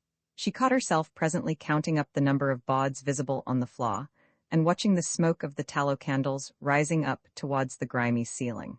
After a few minutes' weary waiting which seemed endless to Marguerite, there came a short word of command from within, and she was roughly pushed forward into the room by one of the men. The cool air of a late September's evening gently fanned her burning temples. She looked round her and now perceived that someone was sitting at the table, the other side of the tallow candles, a man, with head bent over a bundle of papers, and shading his face against the light with his hand. He rose as she approached, and the flickering flame of the candles played weirdly upon the slight, sable-clad figure, illumining the keen, ferret-like face, and throwing fitful gleams across the deep-set eyes and the narrow, cruel mouth. It was Chauvelin. Mechanically, Marguerite took the chair which the soldier drew towards her, ordering her curtly to sit down. She seemed to have but little power to move, though all her faculties had suddenly become preternaturally alert at sight of this man, whose very life now was spent in doing her the most grievous wrong that one human being can do to another. Yet all these faculties were forcefully centered in the one mighty effort not to flinch before him, not to let him see for a moment that she was afraid. She compelled her eyes to look at him fully and squarely, her lips not to tremble, her very heart to stop its wild, excited beating. She felt his keen eyes fixed intently upon her, but more in curiosity than in hatred or satisfied vengeance. When she had sat down, he came round the table and moved towards her. When he drew quite near, she instinctively recoiled. It had been an almost imperceptible action on her part and certainly an involuntary one, for she did not wish to betray a single thought or emotion until she knew what he wished to say. But he had noted her movement, a sort of drawing up and stiffening of her whole person as he approached. He seemed pleased to see it, for he smiled sarcastically, but with evident satisfaction, and, as if his purpose was now accomplished, he immediately withdrew and went back to his former seat on the other side of the table. After that, he ordered the soldiers to go. "But remain at attention outside, you and your men," he added, "ready to enter if I call." It was Marguerite's turn to smile at this obvious sign of a lurking fear on Chauvelin's part, and a line of sarcasm and contempt curled her full lips. The soldiers having obeyed, and the oak door having closed upon them, Marguerite was now alone with the man whom she hated and loathed beyond every living thing on earth. She wondered when he would begin to speak, and why he had sent for her. But he seemed in no hurry to begin. Still shading his face with his hand, he was watching her with utmost attention. She, on the other hand, was looking through and beyond him, with contemptuous indifference, as if his presence here did not interest her in the least. She would give him no opening for this conversation which he had sought, and which she felt would prove either purposeless or else deeply wounding to her heart and to her pride. She sat, therefore, quite still, with the flickering and yellow light fully illumining her delicate face, with its childlike curves and delicate features, the noble, straight brow, the great blue eyes and halo of golden hair. "My desire to see you here tonight must seem strange to you, Lady Blakeney," said Chauvelin at last. Then, as she did not reply, he continued, speaking quite gently, almost deferentially. "There are various matters of grave importance, which the events of the next 24 hours will reveal to your ladyship. And believe me that I am actuated by motives of pure friendship towards you, in this my effort to mitigate the unpleasantness of such news as you might hear tomorrow perhaps, by giving you due warning of what its nature might be." She turned great questioning eyes upon him, and in their expression she tried to put all the contempt which she felt, all the bitterness, all the defiance and the pride. He quietly shrugged his shoulders. "Ah, I fear me," he said, "that your ladyship as usual doth me grievous wrong. It is but natural that you should misjudge me, yet believe me—" "A truce on this foolery, M. Chauvelin," she broke in, with sudden impatient vehemence. "Pray leave your protestations of friendship and courtesy alone. There is no one here to hear them. I pray you proceed with what you have to say." "Ah!" It was a sigh of satisfaction on the part of Chauvelin. Her anger and impatience, even at this early stage of the interview, proved sufficiently that her icy restraint was only on the surface. And Chauvelin always knew how to deal with vehemence. He loved to play with the emotions of a passionate fellow creature. It was only the imperturbable calm of a certain enemy of his that was wont to shake his own impenetrable armor of reserve. "As your ladyship desires," he said, with a slight and ironical bow of the head. "But before proceeding according to your wish, I am compelled to ask your ladyship just one question. And that is, have you reflected what your present position means to that inimitable prince of dandies, Sir Percy Blakeney? Is it necessary for your present purpose, monsieur, that you should mention my husband's name at all?" she asked. "It is indispensable, fair lady," he replied suavely, "for is not the fate of your husband so closely intertwined with yours, that his actions will inevitably be largely influenced by your own?" Marguerite gave a start of surprise, and as Chauvelin had paused she tried to read what hidden meaning lay behind these last words of his. Was it his intention then to propose some bargain, one of those terrible either-ohs, of which he seemed to possess the malignant secret? Oh, if that was so, if indeed he had sent for her in order to suggest one of those terrible alternatives of his, then, be it what it may, be it the wildest conception which the insane brain of a fiend could invent, she would accept it, so long as the man she loved were given one single chance of escape. Therefore she turned to her arch-enemy in a more conciliatory spirit now, and even endeavored to match her own diplomatic cunning against his. "I do not understand," she said tentatively. "How can my actions influence those of my husband? I am a prisoner in Boulogne. He probably is not aware of that fact yet, and Sir Percy Blakeney may be in Boulogne at any moment now," he interrupted quietly. "And I mistake not. Few places can offer such great attractions to that peerless gentleman of fashion than doth this humble provincial town of France, just at this present. Hath it not the honour of harbouring Lady Blakeney within its gates? And your ladyship may indeed believe me when I say that the day that Sir Percy lands in our hospitable pot, 200 pairs of eyes will be fixed upon him, lest he should wish to quit it again. And if there were 2,000, sir," she said impulsively, "they would not stop his coming or going as he pleased." "Nay, fair lady," he said with a smile, "are you then endowing Sir Percy Blakeney with the attributes which, as popular fancy has it, belong exclusively to that mysterious English hero, the Scarlet Pimpernel?" "A truce to your diplomacy, Monsieur Chauvelin," she retorted, goaded by his sarcasm. "Why should we try to fence with one another? What was the object of your journey to England? Of the farce which you enacted in my house, with the help of the woman Condé? Of that duel and that challenge, save that you desired to entice Sir Percy Blakeney to France, and also his charming wife," he added with an ironical bow. She bit her lip and made no comment. "Shall we say that I succeeded admirably?" he continued, speaking with persistent urbanity and calm, "and that I have strong cause to hope that the elusive Pimpernel will soon be a guest on our friendly shores. There, you see I too have laid down the foils. As you say, why should we fence?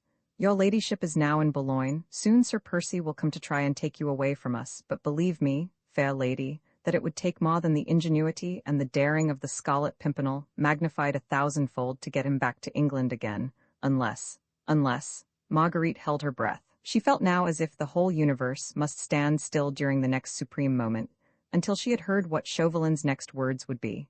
There was to be an unless then, an either-or, more terrible no doubt than the one he had formulated before her just a year ago. Chauvelin, she knew, was past master in the art of putting a knife at his victim's throat and of giving it just the necessary twist with his cruel and relentless unless. But she felt quite calm, because her purpose was resolute. There is no doubt that during this agonizing moment of suspense, she was absolutely firm in her determination to accept any and every condition which Chauvelin would put before her as the price of her husband's safety. After all, these conditions, since he placed them before her, could resolve themselves into questions of her own life against her husband's. With that unreasoning impulse, which was one of her most salient characteristics, she never paused to think that, to Chauvelin, her own life or death were only the means to the great end which he had in view, the complete annihilation of the Scarlet Pimpernel. That end could only be reached by Percy Blakeney's death, not by her own. Even now, as she was watching him with eyes glowing and lips tightly closed, lest a cry of impatient agony should escape her throat, he, like a snail that has shown its slimy horns too soon, and is not ready to face the enemy as yet, seemed suddenly to withdraw within his former shell of careless suavity. The earnestness of his tone vanished, giving place to light and easy conversation, just as if he were discussing social topics with a woman of fashion in a Paris drawing-room. "Nay," he said pleasantly, "is not your ladyship taking this matter in too serious a spirit? Of a truth you repeated my innocent word, unless even as if I were putting knife at your dainty throat. Yet I meant not that need disturb you yet. Have I not said that I am your friend? Let me try and prove it to you. You will find that a difficult task, monsieur," she said dryly. "Difficult tasks always have had a great fascination for your humble servant. May I try?" "Certainly. Shall we then touch at the root of this delicate matter? Your ladyship, so I understand, is at this moment under the impression that I desire to encompass, shall I say, the death of an English gentleman for whom, believe me, I have the greatest respect. That is so, is it not?" "What is so, M. Chauvelin?" she asked almost stupidly, for truly she had not even begun to grasp his meaning. "I do not understand. You think that I am at this moment taking measures for sending the Scarlet Pimpernel to the guillotine? Eh? I do. Never was so great an error committed by a clever woman. Your ladyship must believe me when I say that the guillotine is the very last place in the world where I would wish to see that enigmatic and elusive personage. Are you trying to fool me, M. Chauvelin? If so, for what purpose, and why do you lie to me like that? On my honor, 'tis the truth. The death of Sir Percy Blakeney, I may call him that, may I not, would ill suit the purpose which I have in view." "What purpose? You must pardon me, Monsieur Chauvelin," she added with a quick, impatient sigh, "but of a truth I am getting confused, and my wits must have become dull in the past few days. I pray to you to add to your many protestations of friendship a little more clearness in your speech, and, if possible, a little more brevity. What then is the purpose which you had in view when you enticed my husband to come over to France?" "My purpose was the destruction of the Scarlet Pimpernel, not the death of Sir Percy Blakeney. Believe me, I have a great regard for Sir Percy. He is a most accomplished gentleman, witty, brilliant, and inimitable dandy. Why should he not grace with his presence the drawing-rooms of London or of Brighton for many years to come?" She looked at him with puzzled inquiry. For one moment the thought flashed through her mind that, after all, Chauvelin might be still in doubt as to the identity of the Scarlet Pimpernel.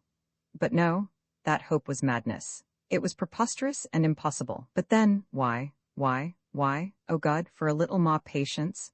What I have just said may seem a little enigmatic to your ladyship, he continued blandly, but surely so clever a woman as yourself, so great a lady as is the wife of Sir Percy Blakeney, Baronet, will be aware that there are other means of destroying an enemy than the taking of his life. For instance, Monsieur Chauvelin, there is the destruction of his honor, he replied slowly. A long, bitter laugh, almost hysterical in its loud outburst, broke from the very depths of Marguerite's convulsed heart. The destruction of his honor? Ha, ha, ha, ha. Of a truth, Monsieur Chauvelin, your inventive powers have led you beyond the bounds of dreamland.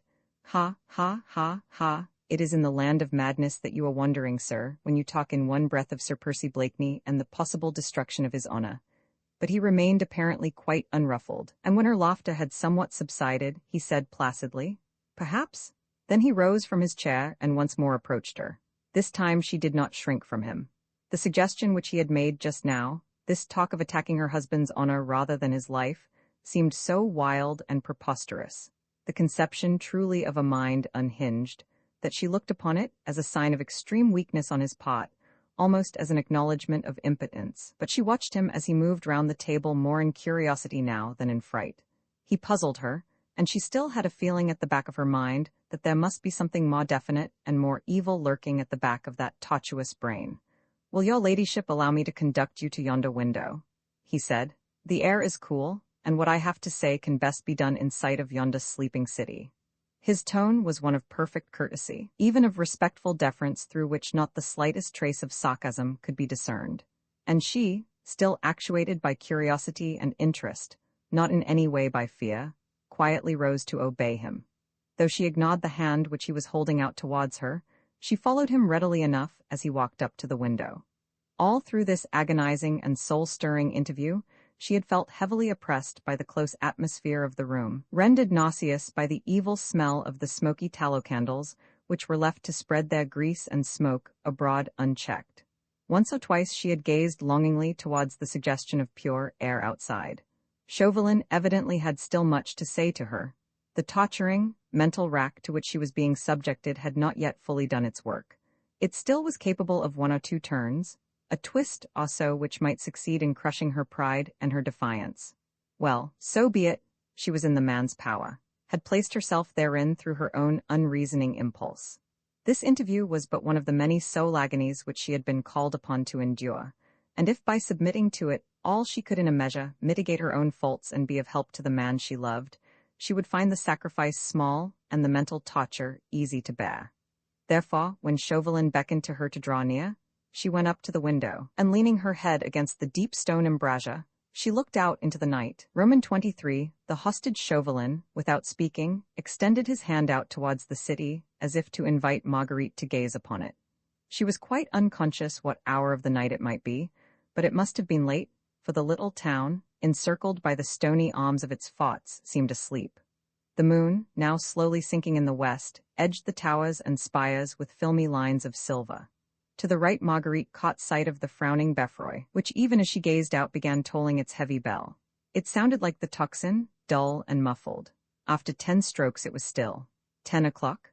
At this hour in far-off England, in fashionable London, the play was just over. Crowds of gaily dressed men and women poured out of the open gates of the theatres calling loudly for attendant or chaise, thence to balls or routs, gaily fluttering like so many butterflies, brilliant and irresponsible.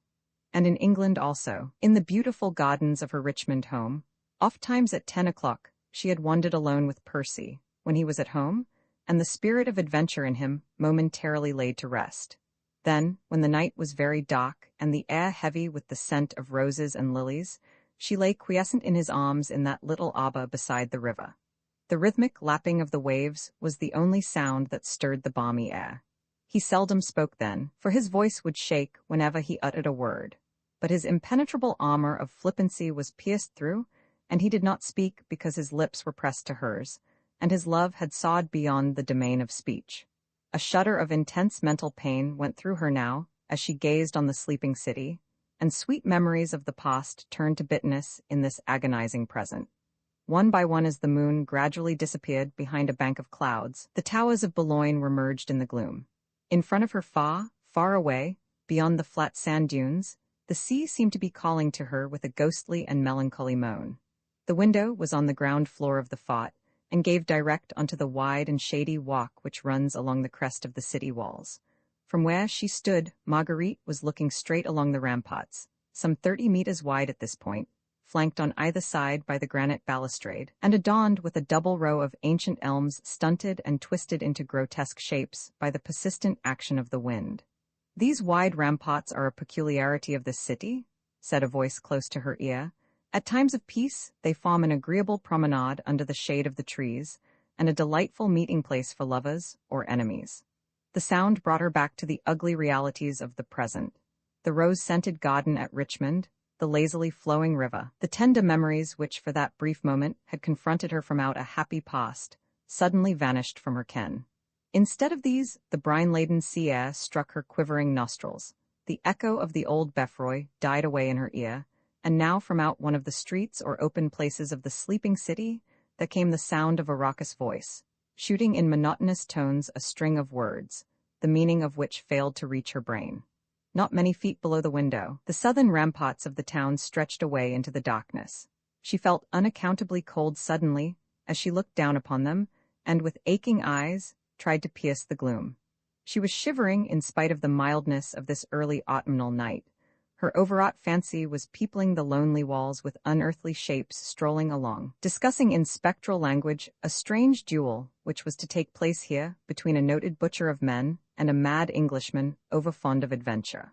The ghouls seemed to pass and repass along in front of her, and to be laughing audibly because that mad Englishman had been offered his life in exchange for his honor. They laughed and laughed, no doubt because he refused the bargain. Englishmen were always eccentric, and in these days of equality and other devices of a free and glorious revolution, honor was such a very marketable commodity that it seemed ridiculous to prize it quite so highly. Then they strolled away again and disappeared, whilst Marguerite distinctly heard the scrunching of the path beneath their feet. She leant forward to peer still further into the darkness, for this sound had seemed so absolutely real. But immediately a detaining hand was placed upon her arm, and a sarcastic voice murmured at her elbow. "The result, fair lady, would only be a broken leg or arm. The height is not great enough for picturesque suicides, and believe me, these ramparts are only haunted by ghosts." She drew back as if a viper had stung her. For the moment she had become oblivious of Chauvelin's presence. However, she would not take notice of his taunt, and after a slight pause, he asked her if she could hear the town crier over in the public streets. "Yes," she replied. "What he says at this present moment is of vast importance to your ladyship," he remarked dryly. "How so?" "Your ladyship is a precious hostage. We are taking measures to guard our valuable property securely." Marguerite thought of the Abbé Fouquet, who no doubt was still quietly telling his beads, even if in his heart he had begun to wonder what had become of her. She thought of Francois, who was the breadwinner, and of Félicité, who was blind. "Methinks you and your colleagues have done that already," she said. "Not as completely as we would wish. We know the daring of the Scarlet Pimpernel. We are not even ashamed to admit that we fear his luck, his impudence, and his marvelous ingenuity. Have I not told you that I have the greatest possible respect for that mysterious English hero? An old priest and 2 young children might be spirited away by that enigmatical adventurer, even whilst Lady Blakeney herself is made to vanish from our sight. Ah, I see your ladyship is taking my simple words as a confession of weakness," he continued, noting the swift sigh of hope which had involuntarily escaped her lips. "Nay, an it please you, you shall despise me for it, but a confession of weakness is the first sign of strength. The Scarlet Pimpernel is still at large, and whilst we guard our hostage securely, he is bound to fall into our hands." "Aye, still at large," she retorted with impulsive defiance. "Think you that all your bolts and bars, the ingenuity of yourself and your colleagues, the collaboration of the devil himself, would succeed in outwitting the Scarlet Pimpernel, now that his purpose will be to try and drag me from out your clutches?" She felt hopeful and proud, now that she had the pure air of heaven in her lungs, that from afar she could smell the sea, and could feel that perhaps in a straight line of vision from where she stood, the Daydream with Sir Percy on board might be lying out there in the roads. It seemed impossible that he should fail in freeing her and those poor people, an old man and 2 children, whose lives depended on her own. But Chauvelin only laughed a dry, sarcastic laugh and said, "H.M.? Perhaps not. It of course will depend on you and your personality, your feelings in such matters, and whether an English gentleman likes to save his own skin at the expense of others." Marguerite shivered as if from cold. "Ah, I see," resumed Chauvelin quietly, "that your ladyship has not quite grasped the position. That public crier is a long way off. The words have lingered on the evening breeze and have failed to reach your brain. Do you suppose that I and my colleagues do not know that all the ingenuity of which the Scarlet Pimpernel is capable will now be directed in piloting Lady Blakeney, and incidentally the Abbé Fouquet with his nephew and niece, safely across the Channel? 4 people? Bah, a bagatelle, for this mighty conspirator, who but lately snatched 20 aristocrats from the prisons of lions. Nay, 2 children and an old man were not enough to guard our precious hostage, and I was not thinking of either the Abbé Fouquet or of the 2 children, when I said that an English gentleman would not save himself at the expense of others. Of whom then were you thinking, Monsieur Chauvelin? Whom else have you set to guard the prize which you value so highly? The whole city of Boulogne, he replied simply. I do not understand. Let me make my point clear. My colleague, Citizen Collot de Herbois, rode over from Paris yesterday. Like myself, he is a member of the Committee of Public Safety, whose duty it is to look after the welfare of France by punishing all those who conspire against her laws and the liberties of the people. Chief among these conspirators, whom it is our duty to punish, is, of course, that impudent adventurer who calls himself the Scarlet Pimpernel. He has given the government of France a great deal of trouble through his attempts, mostly successful, as I have already admitted, at frustrating the just vengeance which an oppressed country has the right to wreak on those who have proved themselves to be tyrants and traitors. Is it necessary to recapitulate all this, Monsieur Chauvelin? She asked impatiently. I think so, he replied blandly. You see, my point is this. We feel that in a measure now the Scarlet Pimpernel is in our power. Within the next few hours he will land at Boulogne, where he has agreed to fight a duel with me. Boulogne, where Lady Blakeney happens to be at this present moment. As you see, Boulogne has a great responsibility to bear.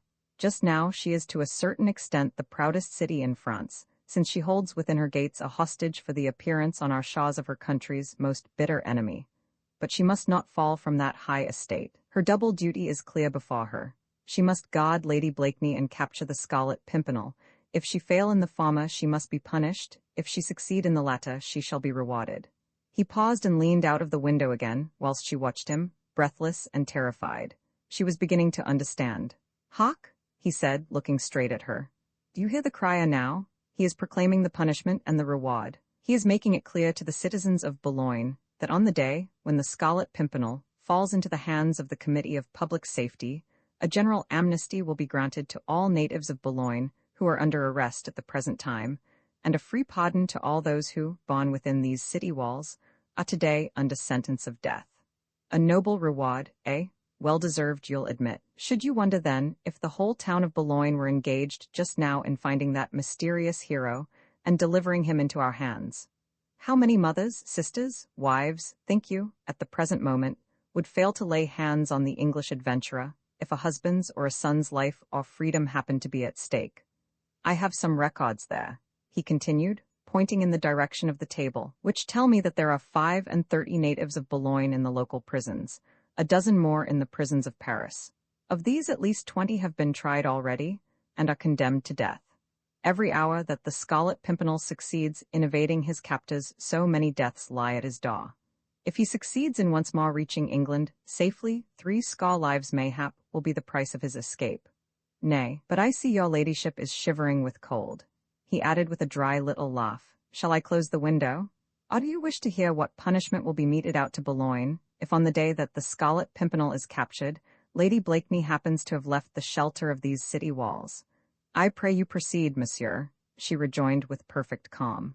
The Committee of Public Safety, he resumed, would look upon this city as a nest of traitors if on the day that the Scarlet Pimpernel becomes our prisoner Lady Blakeney herself, the wife of that notorious English spy, had already quitted Boulogne. The whole town knows by now that you are in our hands, you, the most precious hostage we can hold for the ultimate capture of the man whom we all fear and detest. Virtually, the town crier is at the present moment proclaiming to the inhabitants of this city. We want that man, but we already have his wife. See to it, citizens, that she does not escape, for if she do, we shall summarily shoot the breadwinner in every family in the town. A cry of horror escaped Marguerite's parched lips. Are you devils, then, all of you, she gasped, that you should think of such things? Aye, some of us are devils, no doubt, said Chauvelin dryly, but why should you honor us in this case with so flattering an epithet? We are mere men striving to guard our property and mean no harm to the citizens of Boulogne. We have threatened them, true, but is it not for you and that elusive Pimpernel to see that the threat is never put into execution? You would not do it, she repeated, horror-stricken. Nay, I pray you, fair lady, do not deceive yourself. At present the proclamation sounds like a mere threat, I'll allow, but let me assure you that if we fail to capture the Scarlet Pimpernel, and if you, on the other hand, are spirited out of this fortress by that mysterious adventurer, we shall undoubtedly shoot or guillotine every able-bodied man and woman in this town. He had spoken quietly and emphatically, neither with bombast, nor with rage, and Marguerite saw in his face nothing but a calm and ferocious determination, the determination of an entire nation embodied in this one man, to be revenged at any cost. She would not let him see the depth of her despair, nor would she let him read in her face the unutterable hopelessness which filled her soul. It were useless to make an appeal to him. She knew full well that from him she could obtain neither gentleness nor mercy. "I hope at last I have made the situation quite clear to your ladyship?" He was asking quite pleasantly now. "See how easy is your position. You have but to remain quiescent in room No. 6, and if any chance of escape be offered you ere the Scarlet Pimpernel is captured, you need but to think of all the families of Boulogne who would be deprived of their breadwinner, fathers and sons mostly, but there are girls too, who support their mothers or sisters. The fish curers of Boulogne are mostly women, and there are the net makers and the seamstresses. All would suffer if your ladyship were no longer to be found in No. 6 room of this ancient fort, whilst all would be included in the amnesty if the Scarlet Pimpernel fell into our hands." He gave a low, satisfied chuckle, which made Marguerite think of the evil spirits in hell exulting over the torments of unhappy lost souls. "I think, Lady Blakeney," he added dryly, and making her an ironical bow, "that your humble servant hath outwitted the elusive hero at last." Quietly he turned on his heel and went back into the room, Marguerite remaining motionless beside the open window, where the soft, brine-laden air, the distant murmur of the sea, the occasional cry of a sea-mew, all seemed to mock her agonizing despair. The voice of the town crier came nearer and nearer now.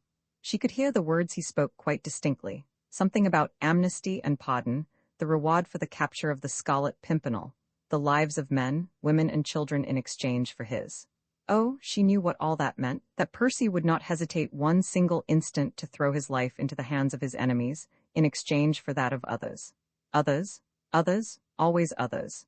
This sigh that had made her heart ache so often in England, what terrible significance it bore now, and how he would suffer in his heart and in his pride, because of her whom he could not even attempt to save, since it would mean the death of others, always of others. She wondered if he had already landed in Boulogne. Again she remembered the vision on the landing stage, his massive figure, the glimpse she had of the loved femme, in the midst of the crowd.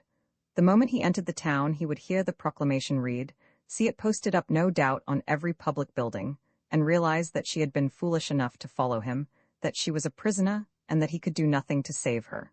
What would he do?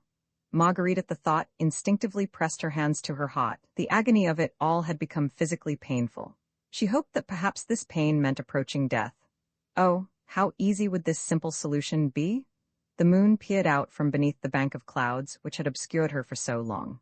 Smiling, she drew her penciled silver lines along the edge of towers and pinnacles, the frowning Beffroi, and those stony walls which seemed to Marguerite as if they encircled a gigantic graveyard. The town crier had evidently ceased to read the proclamation. One by one the windows in the public square were lighted up from within. The citizens of Boulogne wanted to think over the strange events which had occurred without their knowledge, yet which were apparently to have such direful or such joyous consequences for them. A man to be captured? The mysterious English adventurer of whom they had all heard, but whom nobody had seen, and a woman, his wife, to be guarded until the man was safely under lock and key. Marguerite felt as if she could almost hear them talking it over and vowing that she should not escape, and that the Scarlet Pimpernel should soon be captured. A gentle wind stirred the old gnarled trees on the southern ramparts, a wind that sounded like the sigh of swiftly dying hope. What could Percy do now? His hands were tied, and he was inevitably destined to endure the awful agony of seeing the woman he loved die a terrible death beside him. Having captured him, they would not keep him long. No necessity for a trial, for detention, for formalities of any kind. A summary execution at dawn on the public place, a roll of drums, a public holiday to mock the joyful event, and a brave man will have ceased to live, a noble heart have stilled its beatings forever, whilst a whole nation gloried over the deed. Sleep, citizens of Boulogne, all is still. The night watchman had replaced the town crier. All was quiet within the city walls. The inhabitants could sleep in peace, a beneficent government was wakeful and guarding their rest. But many of the windows of the town remained lighted up, and at a little distance below her, round the corner so that she could not see it, a small crowd must have collected in front of the gateway, which led into the courtyard of the gay old fort. Marguerite could hear a persistent murmur of voices, mostly angry and threatening, and once there were loud cries of English spies and à la lanterne. The citizens of Boulogne are guarding the treasures of France, commented Chauvelin dryly, as he laughed again, that cruel, mirthless laugh of his. Then she roused herself from her torpor. She did not know how long she had stood beside the open window, but the fear seized her that that man must have seen and gloated over the agony of her mind. She straightened her graceful figure, threw back her proud head defiantly, and quietly walked up to the table, where Chauvelin seemed once more absorbed in the perusal of his papers. "Is this interview over?" she asked quietly, and without the slightest tremor in her voice. "May I go now?" "As soon as you wish," he replied with gentle irony.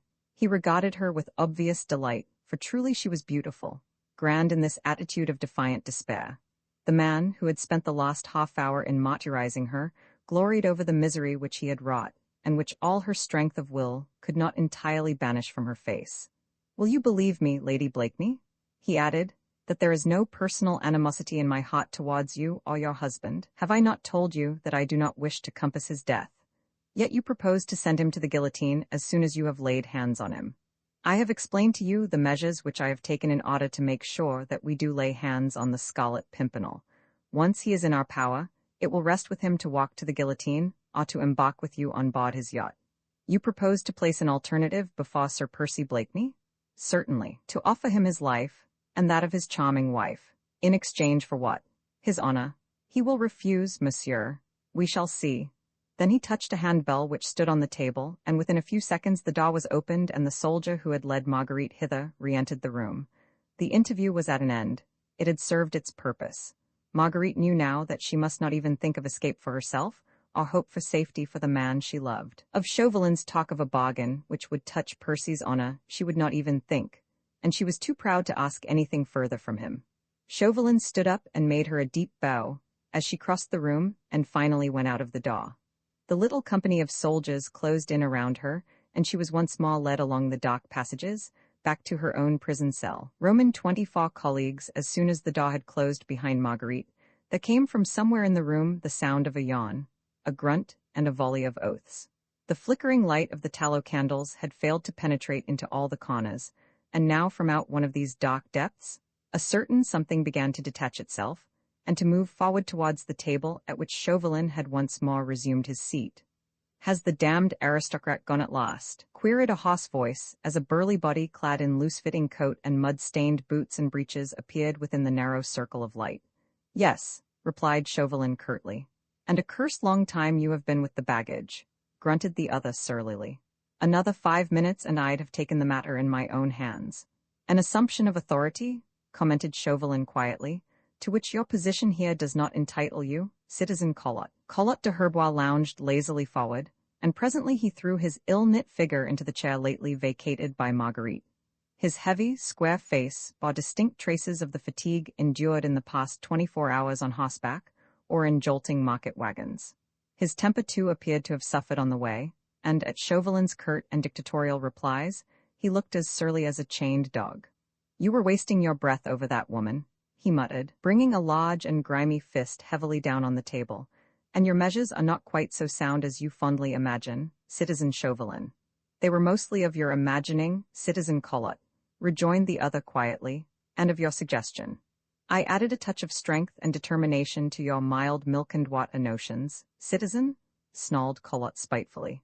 "I'd have knocked that intriguing woman's brains out at the very first possible opportunity, had I been consulted earlier than this.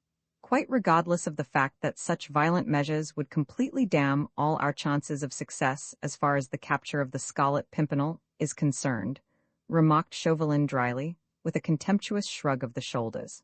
"Once his wife is dead, the Englishman will never run his head into the noose which I have so carefully prepared for him. So you say, Chauvelin, and therefore I suggested to you certain measures to prevent the woman escaping which you will find adequate, I hope. You need have no fear, Citizen Collot," said Chauvelin curtly. "This woman will make no attempt at escape now. If she does," and Collot de Herbois swore an obscene oath, "I think she understands that we mean to put our threat in execution." "Threat? It was no empty threat, citizen. Sacré tonnerre. If that woman escapes now, by all the devils in hell, I swear that I'll wield the guillotine myself, and cut off the head of every able-bodied man or woman in Boulogne, with my own hands." As he said this, his face assumed such an expression of inhuman cruelty, such a desire to kill, such a savage lust for blood, that instinctively Chauvelin shuddered and shrank away from his colleague. All through his career, there is no doubt that this man, who was of gentle birth, of gentle breeding, and who had once been called Le Marquis de Chauvelin, must have suffered in his susceptibilities and in his pride when in contact with the revolutionaries with whom he had chosen to cast his lot. He could not have thrown off all his old ideas of refinement quite so easily as to feel happy in the presence of such men as Collot de Herbois or Marat in his day, men who had become brute beasts, more ferocious far than any wild animal, more scientifically cruel than any feline prowler in jungle or desert.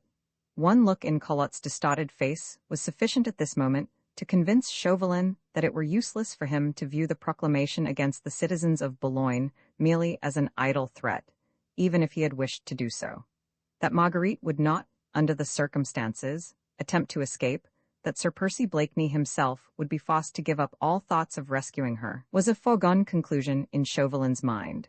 But if this high-born English gentleman had not happened to be the selfless hero that he was, if Marguerite Blakeney were cast in a rougher mold, if, in short, the Scarlet Pimpernel in the face of the proclamation did succeed in dragging his wife out of the clutches of the terrorists, then it was equally certain that Collot de Herbois would carry out his rabid and cruel reprisals to the full. And if, in the course of the wholesale butchery of the able-bodied and wage-earning inhabitants of Boulogne, the headsman should sink worn out, then would this ferocious sucker of blood put his own hand to the guillotine, with the same joy and lust which he had felt when he ordered 138 women of Nantes to be stripped naked by the soldiery before they were flung helter-skelter into the river.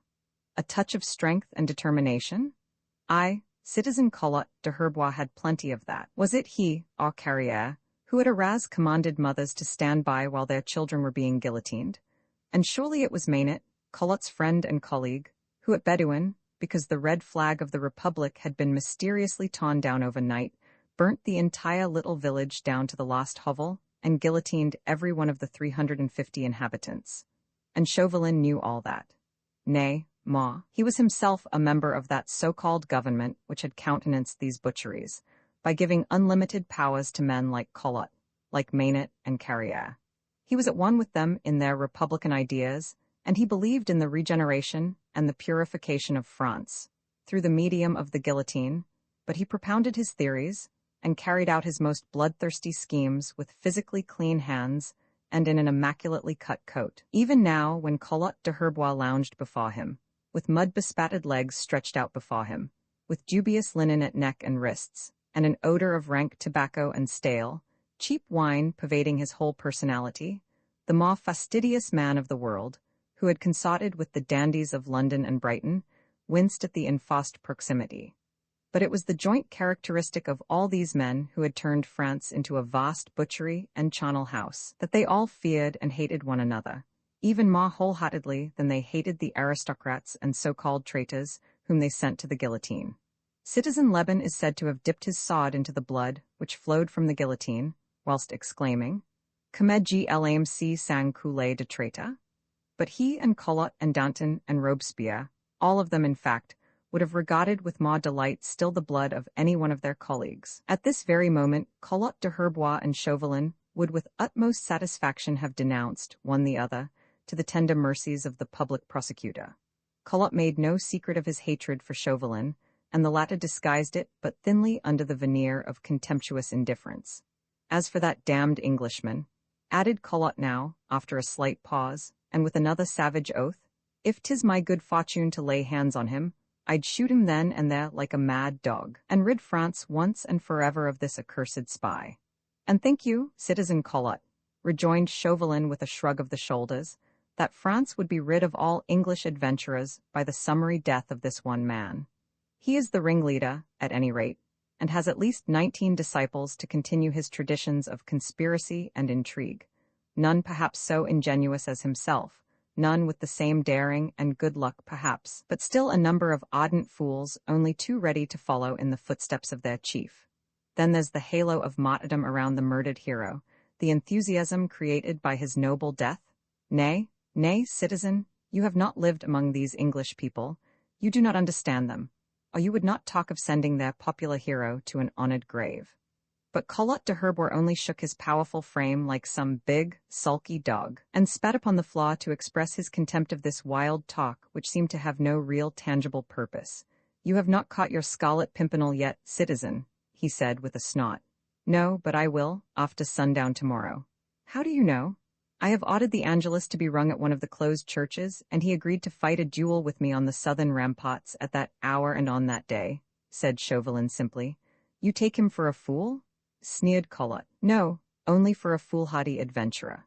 You imagine that with his wife as hostage in our hands, and the whole city of Boulogne on the lookout for him for the sake of the amnesty, that the man would be fool enough to walk on those ramparts at a given hour, for the express purpose of getting himself caught by you and your men. I am quite sure that if we do not lay hands on him before that given hour, that he will be on the ramparts at the Angelus tomorrow, said Chauvelin emphatically. Collot shrugged his broad shoulders. Is the man mad? He asked with an incredulous laugh. Yes, I think so, rejoined the other with a smile. And having caught your hare, queried Collot, how do you propose to cook him? 12 picked men will be on the ramparts ready to seize him the moment he appears, and to shoot him at sight, I hope. Only as a last resource, for the Englishman is powerful and may cause our half-famished men a good deal of trouble, but I want him alive, if possible. Why? A dead lion is safer than a live one any day. Oh, we'll kill him right enough, citizen. I pray you have no fear. I hold a weapon ready for that meddlesome Scarlet Pimpernel, which will be 1,000 times more deadly and more effectual than a chance shot, or even a guillotine. What weapon is that, citizen Chauvelin? Chauvelin leaned forward across the table and rested his chin in his hands. Instinctively Collot too leaned towards him, and both men peered furtively round them, as if wondering if prying eyes happened to be lurking round. It was Chauvelin's pale eyes, which now gleamed with hatred, and with an insatiable lust for revenge at least as powerful as Collot's lust for blood. The unsteady light of the tallow candles threw grotesque shadows across his brows, and his mouth was set in such rigid lines of implacable cruelty that the brutish sot beside him gazed on him amazed. Vaguely scenting here a depth of feeling which was beyond his power to comprehend, he repeated his question under his breath. What weapon do you mean to use against that accursed spy, citizen Chauvelin? Dishonor and ridicule, replied the other quietly. Bah, in exchange for his life and that of his wife. As the woman told you just now, he will refuse. We shall see, citizen. You are mad to think such things, citizen, and ill-serve the Republic by sparing her bitterest foe. A long, sarcastic laugh broke from Chauvelin's parted lips. Spare him? Spare the Scarlet Pimpernel? He ejaculated. Nay, citizen, you need have no fear of that, but believe me, I have schemes in my head by which the man whom we all hate will be more truly destroyed than your guillotine could ever accomplish. Schemes, whereby the hero who is now worshipped in England as a demigod will suddenly become an object of loathing and of contempt. Ah, I see you understand me now. I wish to so cover him with ridicule that the very name of the small wayside flower will become a term of derision and of scorn. Only then shall we be rid of these pestilential English spies. Only then will the entire league of the Scarlet Pimpernel become a thing of the past when its whilom leader, now thought akin to a god, will have found refuge in a suicide's grave, from the withering contempt of the entire world. Chauvelin had spoken low, hardly above a whisper, and the echo of his last words died away in the great, squalid room like a long-drawn-out sigh. There was dead silence for a while save for the murmur in the wind outside, and from the floor above the measured tread of the sentinel guarding the precious hostage in No. 6. Both men were staring straight in front of them. Collot de Herbois, incredulous, half contemptuous, did not altogether approve of these schemes which seemed to him wild and uncanny. He liked the direct simplicity of a summary trial, of the guillotine, or of his own well stage-managed noyades. He did not feel that any ridicule or dishonor would necessarily paralyze a man in his efforts at intrigue, and would have liked to set Chauvelin's authority aside, to behead the woman upstairs, and then to take his chances of capturing the man later on. But the orders of the Committee of Public Safety had been peremptory. He was to be Chauvelin's help, not his master, and to obey in all things. He did not dare to take any initiative in the matter, for in that case, if he failed, the reprisals against him would indeed be terrible. He was fairly satisfied now that Chauvelin had accepted his suggestion of summarily sending to the guillotine one member of every family resident in Boulogne if Marguerite succeeded in effecting an escape, and, of a truth, Chauvelin had hailed the fiendish suggestion with delight. The old abbé with his nephew and niece were undoubtedly not sufficient deterrents against the daring schemes of the Scarlet Pimpernel, who, as a matter of fact, could spirit them out of Boulogne just as easily as he would his own wife.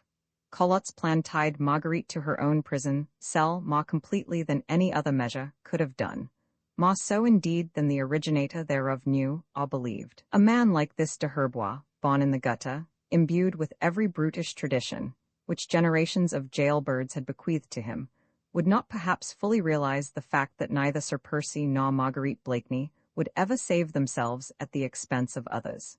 He had merely made the suggestion because he felt that Chauvelin's plans were complicated and obscure, and above all insufficient, and that perhaps after all the English adventurer and his wife would succeed in once more outwitting him, when there would remain the grand and bloody compensation of a wholesale butchery in Boulogne. But Chauvelin was quite satisfied. He knew that under present circumstances neither Sir Percy nor Marguerite would make any attempt to escape. The ex-ambassador had lived in England.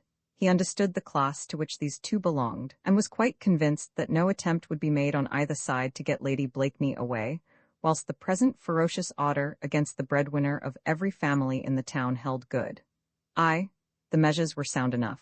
Chauvelin was easy in his mind about that. In another 24 hours, he would hold the man completely in his power who had so boldly outwitted him last year. Tonight he would sleep in peace. An entire city was guarding the precious hostage. "We'll go to bed now, citizen," he said to Collot, who, tired and sulky, was moodily fingering the papers on the table.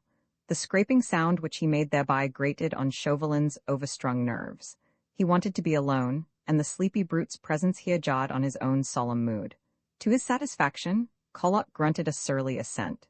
Very leisurely he rose from his chair, stretched out his loose limbs, shook himself like a shaggy cur, and without uttering another word, he gave his colleague a curt nod, and slowly lounged out of the room. Roman 25, the unexpected Chauvelin heaved a deep sigh of satisfaction when Collot de Herbois finally left him to himself. He listened for a while, until the heavy footsteps died away in the distance, then leaning back in his chair, he gave himself over to the delights of the present situation. Marguerite in his power. Sir Percy Blakeney compelled to treat for her rescue, if he did not wish to see her die a miserable death. "I, my elusive hero," he muttered to himself, "methinks that we shall be able to cry quits at last." Outside everything had become still. Even the wind in the trees out there on the ramparts had ceased their melancholy moaning. The man was alone with his thoughts. He felt secure and at peace, sure of victory, content to await the events of the next 24 hours. The other side of the door, the guard, which he had picked out from amongst the more feeble and ill-fed garrison of the little city for attendance on his own person, were ranged ready to respond to his call. "Dishonor and ridicule, derision and scorn," he murmured, gloating over the very sound of these words, which expressed all that he hoped to accomplish. Utter abjections, then perhaps a suicide's grave.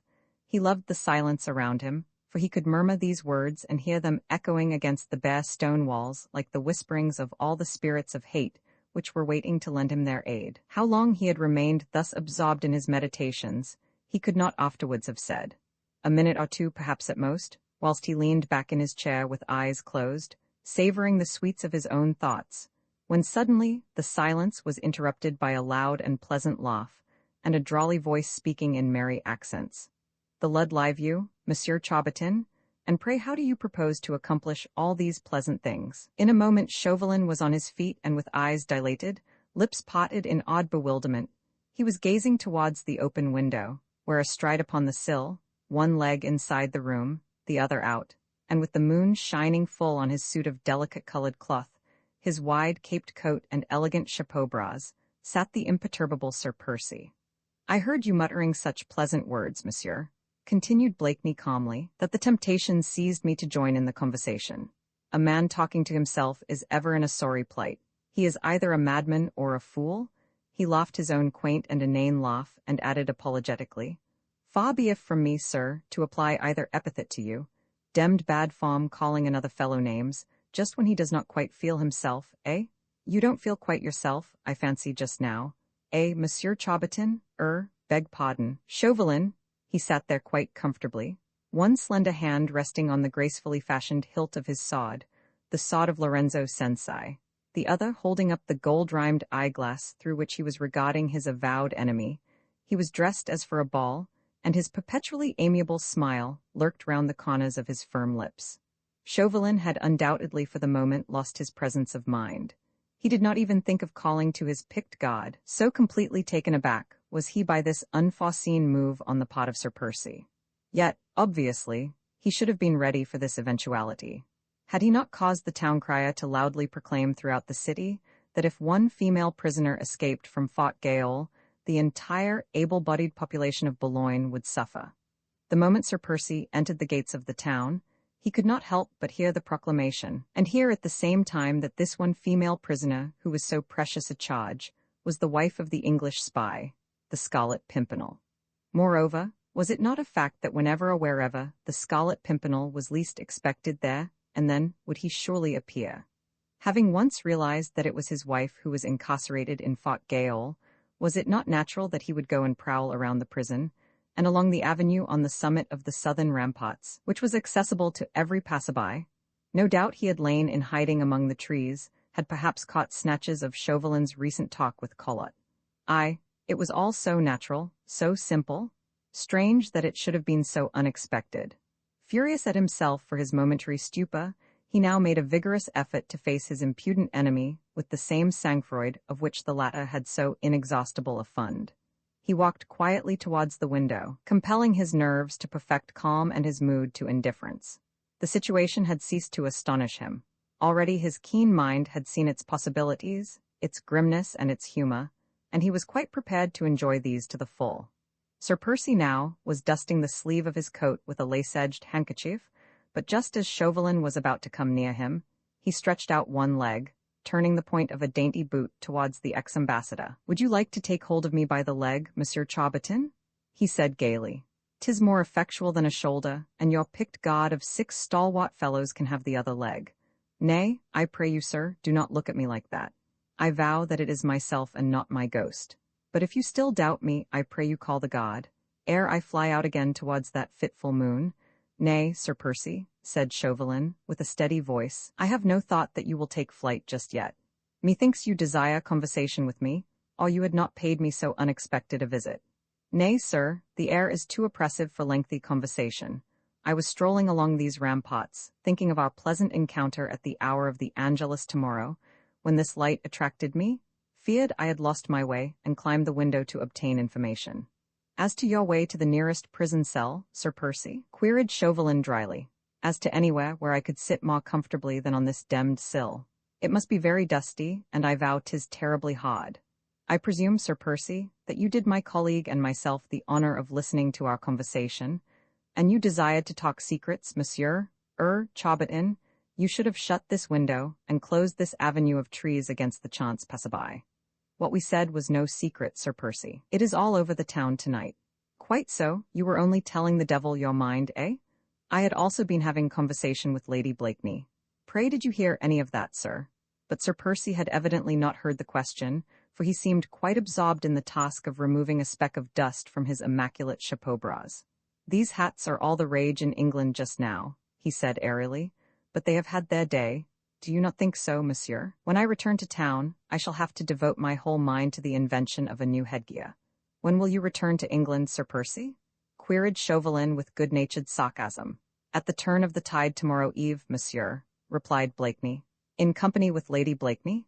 "Certainly, sir, and yours if you will honor us with your company. If you return to England tomorrow, Sir Percy, Lady Blakeney, I fear me, cannot accompany you." "You astonish me, sir," rejoined Blakeney with an exclamation of genuine and unaffected surprise. "I wonder now what would prevent her? All those whose death would be the result of her flight, if she succeeded in escaping from Boulogne."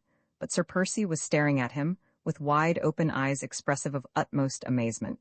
Dear, Lud, but that sounds most unfortunate. You have not heard of the measures which I have taken to prevent Lady Blakeney quitting this city without our leave?"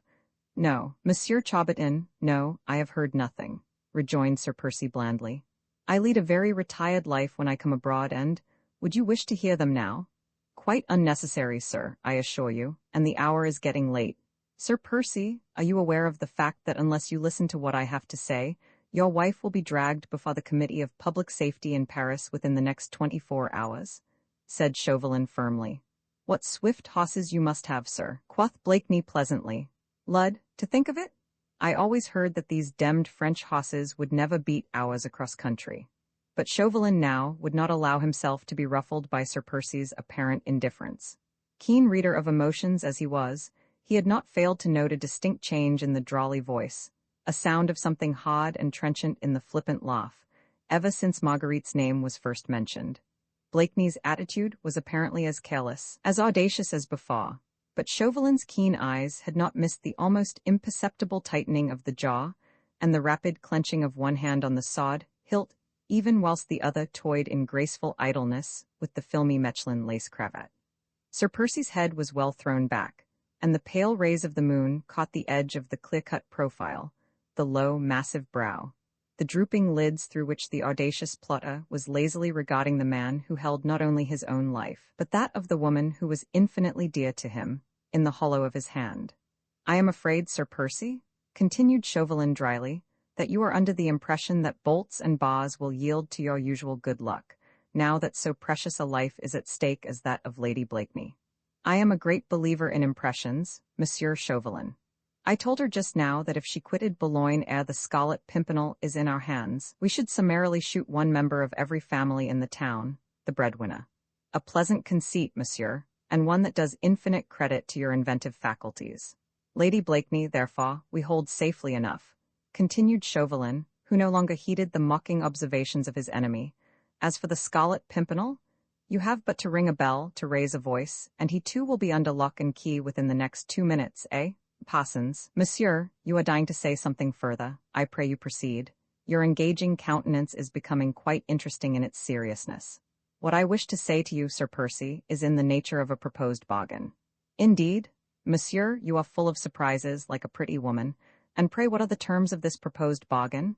Your side of the bargain, Sir Percy, or mine? Which will you hear first? Oh, yours, monsieur, yours, I pray you. Have I not said that you are like a pretty woman? Place ox dames, sir, always. My share of the bargain, sir, is simple enough.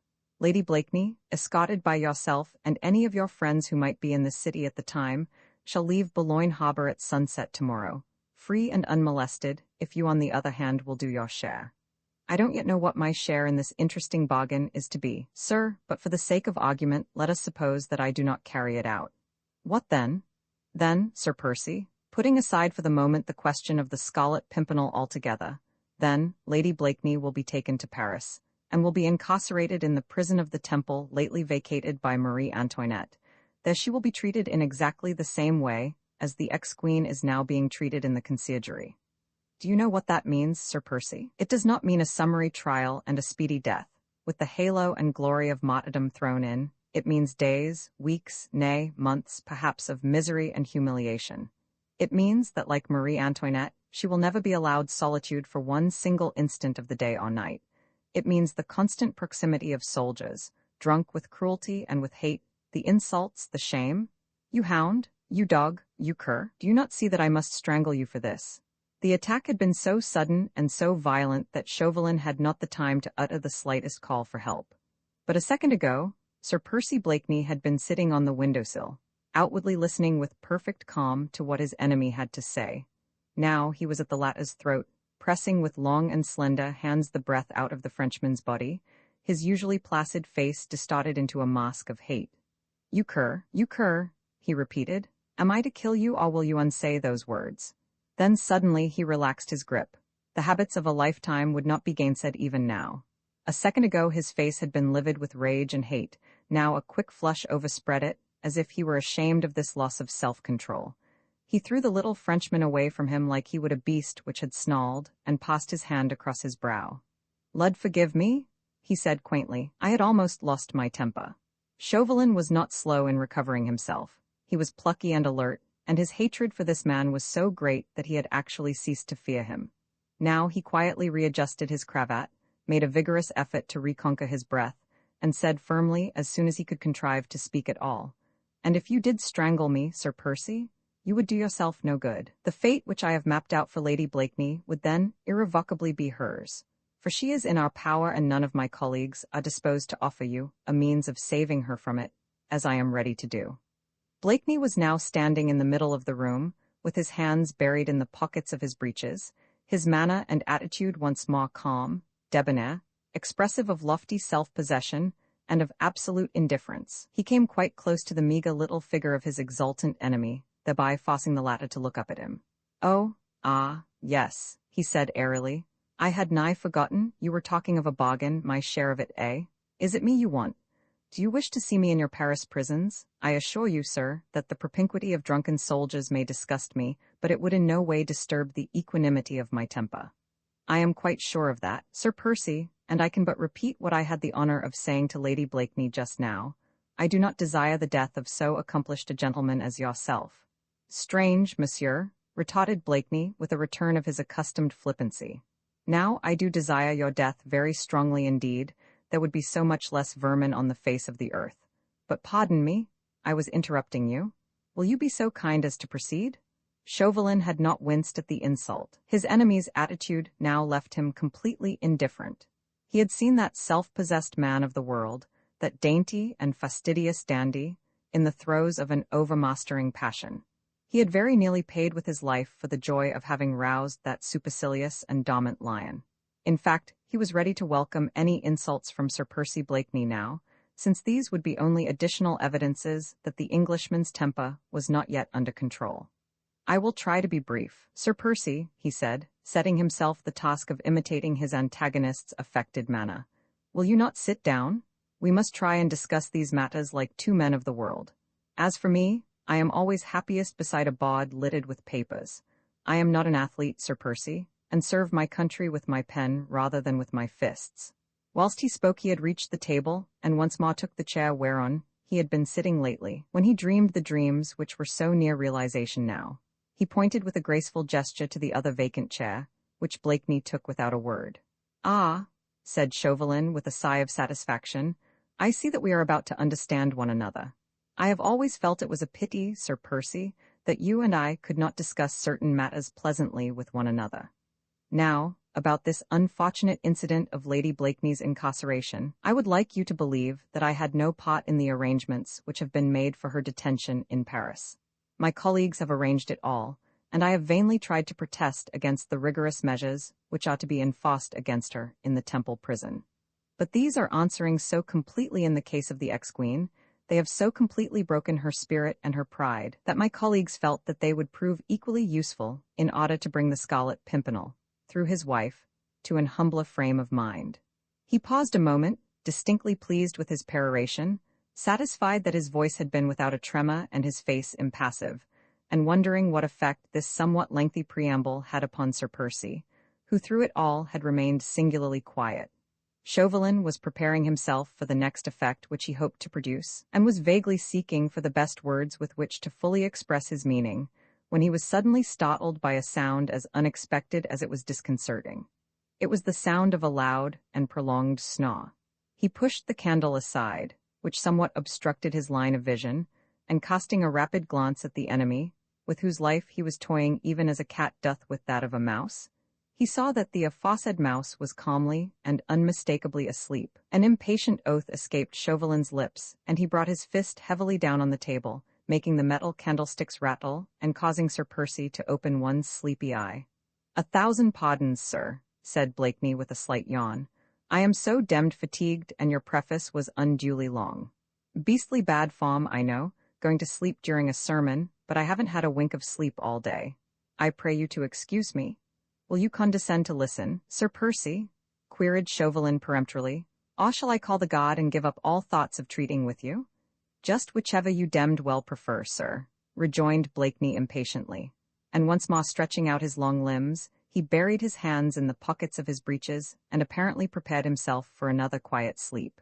Chauvelin looked at him for a moment, vaguely wondering what to do next. He felt strangely irritated at what he firmly believed was mere affectation on Blakeney's part, and although he was burning with impatience to place the terms of the proposed bargain before this man, yet he would have preferred to be interrogated, to deliver his either or with becoming sternness and decision, rather than to take the initiative in this discussion, where he should have been calm and indifferent, whilst his enemy should have been nervous and disturbed. Sir Percy's attitude had disconcerted him. A touch of the grotesque had been given to what should have been a tense moment, and it was terribly galling to the pride of the ex-diplomatist that with this elusive enemy, and in spite of his own preparedness for any eventuality, it was invariably the unforeseen that happened. After a moment's reflection, however, he decided upon a fresh course of action. He rose and crossed the room, keeping as much as possible an eye upon Sir Percy, but the latter sat placid and dormant, and evidently in no hurry to move. Chauvelin, having reached the door, opened it noiselessly, and to the sergeant in command of his bodyguard who stood at attention outside, he whispered hurriedly, "The prisoner from No. 6. Let 2 of the men bring her hither back to me at once." Roman 26. The terms of the bargain. Less than 3 minutes later, there came to Chauvelin's expectant ears the soft sound made by a woman's skirts against the stone floor. During those 3 minutes, which had seemed an eternity to his impatience, he had sat silently watching the slumber, affected or real, of his enemy. Directly he heard the word, "Halt!" Outside the door, he jumped to his feet. The next moment Marguerite had entered the room. Hardly had her foot crossed the threshold than Sir Percy rose, quietly and without haste but evidently fully awake, and turning towards her, made her a low obeisance. She, poor woman, had of course caught sight of him at once. His presence here, Chauvelin's demand for her reappearance, the soldiers in a small compact group outside the door, all these were unmistakable proofs that the awful cataclysm had at last occurred. The Scarlet Pimpernel, Percy Blakeney, her husband, was in the hands of the terrorists of France, and though face to face with her now, with an open window close to him, and an apparently helpless enemy under his hand, he could not, owing to the fiendish measures taken by Chauvelin, raise a finger to save himself and her. Mercifully for her, nature, in the face of this appalling tragedy, deprived her of the full measure of her senses. She could move and speak and see, she could hear, and in a measure understand what was said, but she was really an automaton or a sleepwalker, moving and speaking mechanically and without due comprehension. Possibly, if she had then and there fully realized all that the future meant, she would have gone mad with the horror of it all. "Lady Blakeney," began Chauvelin, after he had quickly dismissed the soldiers from the room, "when you and I parted from one another just now, I had no idea that I should so soon have the pleasure of a personal conversation with Sir Percy. There is no occasion yet, believe me, for sorrow or fear. Another 24 hours at most, and you will be on board the Daydream outward bound for England. Sir Percy himself might perhaps accompany you. He does not desire that you should journey to Paris, and I may safely say that in his mind he has already accepted certain little conditions which I have been forced to impose upon him ere I sign the order for your absolute release." "Conditions?" she repeated vaguely and stupidly, looking in bewilderment from one to the other. "You are tired, dear," said Sir Percy quietly. "Will you not sit down?" He held the chair gallantly for her. She tried to read his face, but could not catch even a flash from beneath the heavy lids which obstinately veiled his eyes. "Oh, it is a mere matter of exchanging signatures," continued Chauvelin in response to her inquiring glance and toying with the papers which were scattered on the table. "Here you see is the order to allow Sir Percy Blakeney and his wife, née Marguerite St. Just, to quit the town of Boulogne unmolested." He held a paper out towards Marguerite, inviting her to look at it. She caught sight of an official-looking document, bearing the motto and seal of the Republic of France, and of her own name and Percy's written thereon in full. "It is perfectly en règle, I assure you," continued Chauvelin, "and only awaits my signature." He now took up another paper which looked like a long, closely written letter. Marguerite watched his every movement, for instinct told her that the supreme moment had come. There was a look of almost superhuman cruelty and malice in the little Frenchman's eyes as he fixed them on the impassive figure of Sir Percy, the while with slightly trembling hands he fingered that piece of paper and smoothed out its creases with loving care. "I am quite prepared to sign the order for your release, Lady Blakeney," he said, keeping his gaze still keenly fixed upon Sir Percy. "When it is signed you will understand that our measures against the citizens of Boulogne will no longer hold good, and that, on the contrary, the general amnesty and free pardon will come into force." "Yes, I understand that," she replied. "And all that will come to pass, Lady Blakeney, the moment Sir Percy will write me in his own hand a letter, in accordance with the draft which I have prepared, and sign it with his name. Shall I read it to you?" he asked, "if you please." You will see how simple it all is, a mere matter of form. I pray you do not look upon it with terror, but only as the prelude to that general amnesty and free pardon, which I feel sure will satisfy the philanthropic heart of the noble Scarlet Pimpernel, since 60 at least of the inhabitants of Boulogne will owe their life and freedom to him. I am listening, monsieur, she said calmly. As I have already had the honor of explaining, this little document is in the form of a letter addressed personally to me, and of course in French, he said finally, and then he looked down on the paper and began to read. Citizen Chauvelin, in consideration of a further sum of 1,000,000 francs, and on the understanding that this ridiculous charge brought against me of conspiring against the Republic of France is immediately withdrawn, and I am allowed to return to England unmolested. I am quite prepared to acquaint you with the names and whereabouts of certain persons who, under the guise of the League of the Scarlet Pimpernel, are even now conspiring to free the woman Marie Antoinette and her son from prison, and to place the latter upon the throne of France. You are quite well aware that under the pretense of being the leader of a gang of English adventurers, who never did the Republic of France and her people any real harm, I have actually been the means of unmasking many a royalist plot before you, and of bringing many persistent conspirators to the guillotine. I am surprised that you should cavil at the price I am asking this time for the very important information with which I am able to furnish you, whilst you have often paid me similar sums for work which was a great deal less difficult to do. In order to serve your government effectually, both in England and in France, I must have a sufficiency of money to enable me to live in a costly style befitting a gentleman of my rank. Were I to alter my mode of life, I could not continue to mix in that same social milieu to which all my friends belong and wherein, as you are well aware, most of the royalist plots are hatched. Trusting therefore to receive a favorable reply to my just demands within the next 24 hours, whereupon the names in question shall be furnished you forthwith, I have the honor to remain, citizen, your humble and obedient servant. When he had finished reading, Chauvelin quietly folded the paper up again, and then only did he look at the man and the woman before him.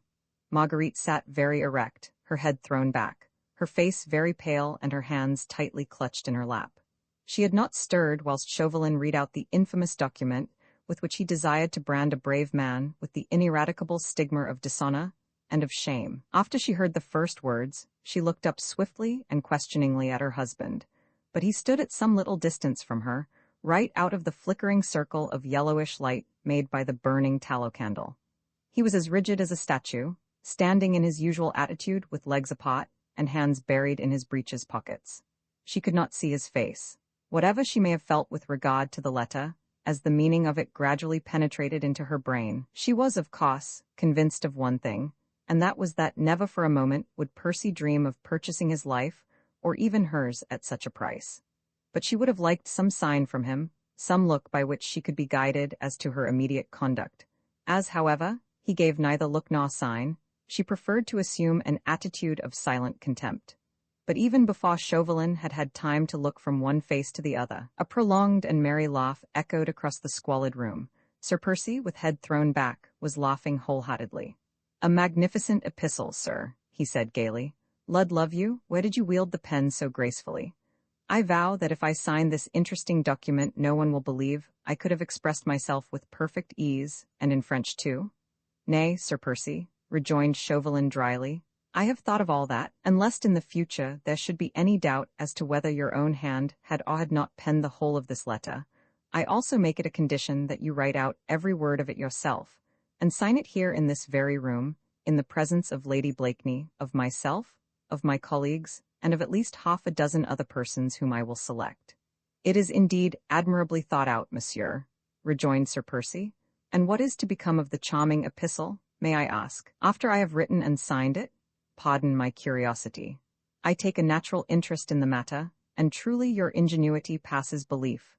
Oh, the fate of this letter will be as simple as was the writing thereof. A copy of it will be published in our Gazette de Paris as a bait for enterprising English journalists. They will not be backward in getting hold of so much interesting matter. Can you not see the attractive headlines in the London Gazette, Sir Percy? The League of the Scarlet Pimpernel unmasked. A gigantic hoax. The origin of the Blakeney millions. I believe that journalism in England has reached a high standard of excellence, and even the Gazette de Paris is greatly read in certain towns of your charming country. His Royal Highness the Prince of Wales, and various other influential gentlemen in London, will, on the other hand, be granted a private view of the original through the kind offices of certain devoted friends whom we possess in England. I don't think that you need have any fear, Sir Percy, that your calligraphy will sink into oblivion. It will be our business to see that it obtains the full measure of publicity which it deserves. He paused a moment, then his manner suddenly changed. The sarcastic tone died out of his voice, and there came back into his face that look of hatred and cruelty which Blakeney's persiflage had always the power to evoke. "You may rest assured of one thing, Sir Percy," he said with a harsh laugh, "that enough mud will be thrown at that erstwhile glorious Scarlet Pimpernel. Some of it will be bound to stick." "Nay, Monsieur Charbertin," quoth Blakeney lightly, "I have no doubt that you and your colleagues are past masters in the graceful art of mud-throwing. But pardon me, I was interrupting you. Continue, monsieur, continue, I pray. 'Pon my honour, the matter is vastly diverting." "Nay, sir, after the publication of this diverting epistle, meseems your honour will cease to be a marketable commodity."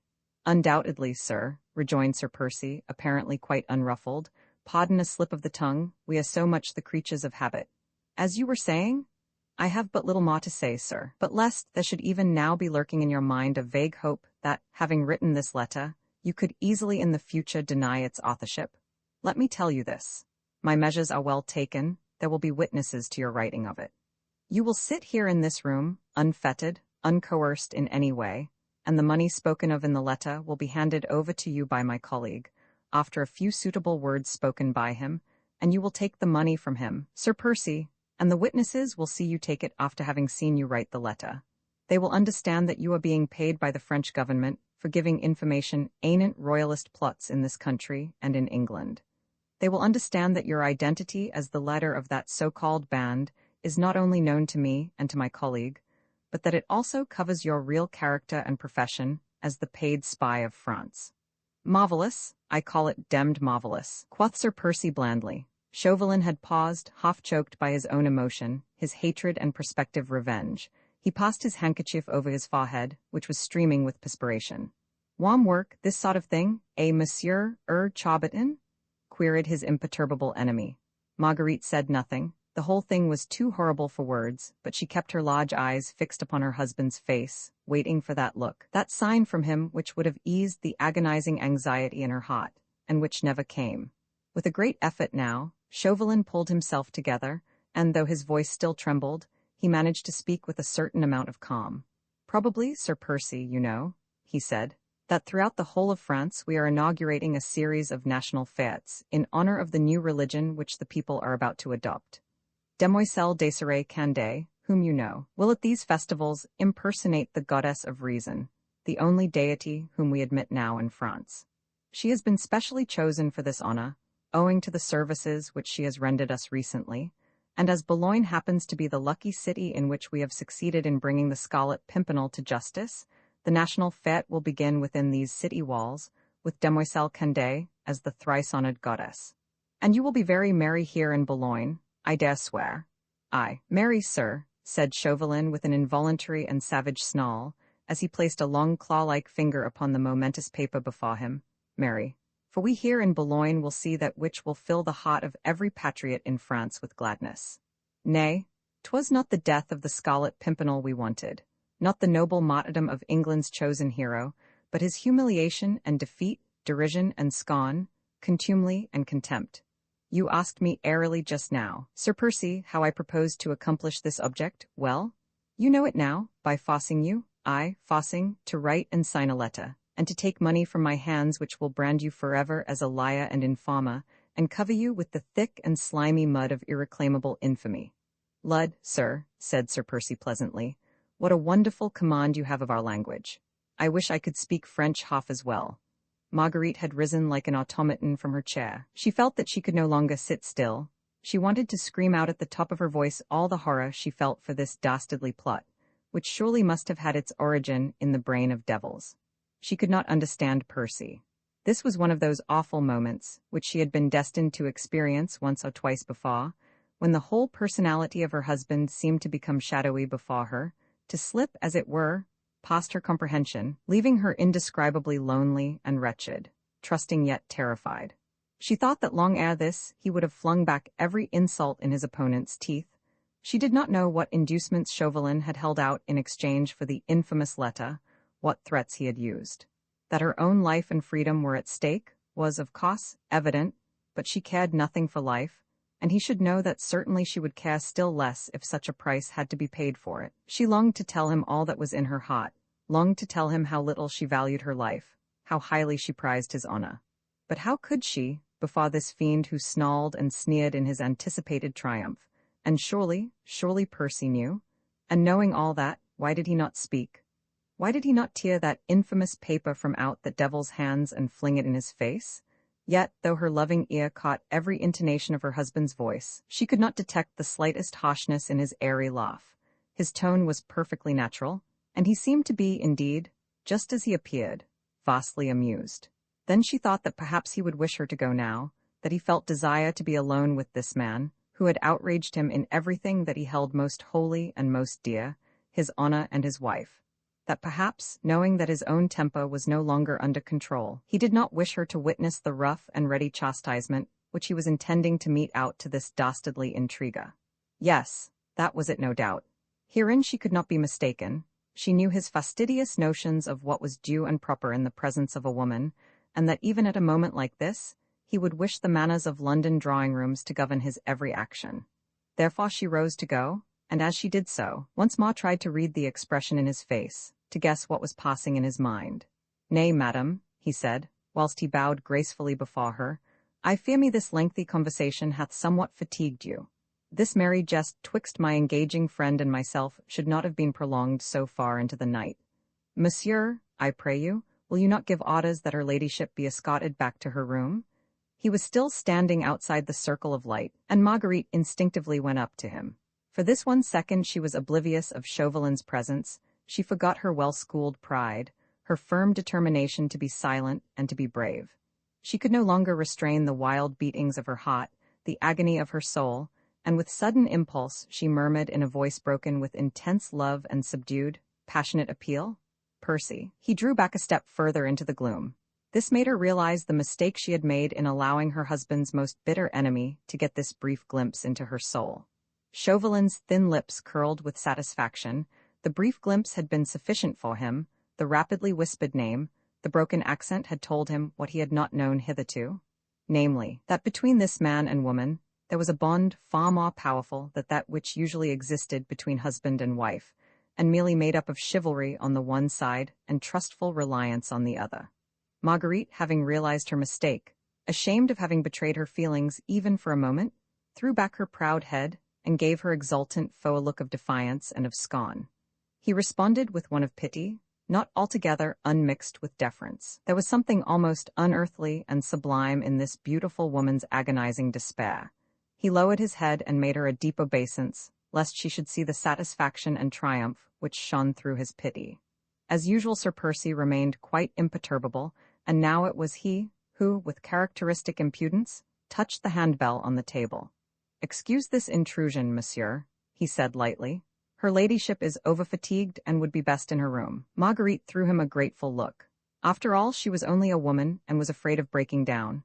In her mind there was no issue to the present deadlock save in death.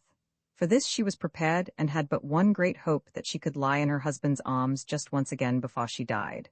Now, since she could not speak to him, scarcely dared to look into the loved face, she was quite ready to go. In answer to the bell, the soldier had entered. "If Lady Blakeney desires to go," said Chauvelin. She nodded, and Chauvelin gave the necessary orders. 2 soldiers stood at attention ready to escort Marguerite back to her prison cell. As she went towards the door, she came to within a couple of steps from where her husband was standing, bowing to her as she passed. She stretched out an icy cold hand towards him, and he, in the most approved London fashion, with the courtly grace of a perfect English gentleman, took the little hand in his, and stooping very low, kissed the delicate fingertips. Then only did she notice that the strong, nervy hand which held hers trembled perceptibly, and that his lips, which for an instant rested on her fingers, were burning hot. Roman 27, the decision once more the 2 men were alone. As far as Chauvelin was concerned, he felt that everything was not yet settled, and until a moment ago, he had been in doubt as to whether Sir Percy would accept the infamous conditions which had been put before him, or allow his pride and temper to get the better of him and throw the deadly insults back into his adversary's teeth. But now, a new secret had been revealed to the astute diplomatist. A name, softly murmured by a broken-hearted woman, had told him a tale of love and passion, which he had not even suspected before. Since he had made this discovery, he knew that the ultimate issue was no longer in doubt. Sir Percy Blakeney, the bold adventurer, ever ready for a gamble where lives were at stake, might have demurred before he subscribed to his own dishonor, in order to save his wife from humiliation and the shame of the terrible fate that had been mapped out for her. But the same man passionately in love with such a woman as Marguerite Blakeney would count the world well lost for her sake. One sudden fear alone had shot through Chauvelin's heart when he stood face to face with the two people whom he had so deeply and cruelly wronged, and that was that Blakeney, throwing aside all thought of the scars of innocent lives that were at stake, might forget everything, risk everything, dare everything, in order to get his wife away there and then. For the space of a few seconds, Chauvelin had felt that his own life was in jeopardy, and that the Scarlet Pimpernel would indeed make a desperate effort to save himself and his wife. But the fear was short-lived. Marguerite, as he had well foreseen, would never save herself at the expense of others, and she was tied. That was his triumph and his joy. When Marguerite finally left the room, Sir Percy made no motion to follow her, but turned once more quietly to his antagonist. "As you were saying, monsieur?" he queried lightly. "Oh, there is nothing more to say, Sir Percy," rejoined Chauvelin. "My conditions are clear to you, are they not? Lady Blakeney's and your own immediate release in exchange for a letter written to me by your own hand, and signed here by you, in this room, in my presence, and that of sundry other persons whom I need not name just now. Also certain money passing from my hand to yours. Failing the letter, a long, hideously humiliating sojourn in the Temple prison for your wife, a prolonged trial and the guillotine as a happy release. I would add, the same thing for yourself, only that I will do you the justice to admit that you probably do not care. Nay, a grave mistake, monsieur. I do care, vastly care, I assure you, and would seriously object to ending my life on your demmed guillotine, a nasty, uncomfortable thing, I should say, and I am told that an inexperienced barber is deputed to cut one's hair. Brrrr. Now, on the other hand, I like the idea of a national fête, that pretty wench Candé, dressed as a goddess, the boom of the cannon when your amnesty comes into force. You will boom the cannon, will you not, monsieur? Cannon are demmed noisy, but they are effective sometimes, do you not think so, monsieur? Very effective certainly, Sir Percy, sneered Chauvelin, and we will certainly boom the cannon from this very fort, and it so please you. At what hour, monsieur, is my letter to be ready?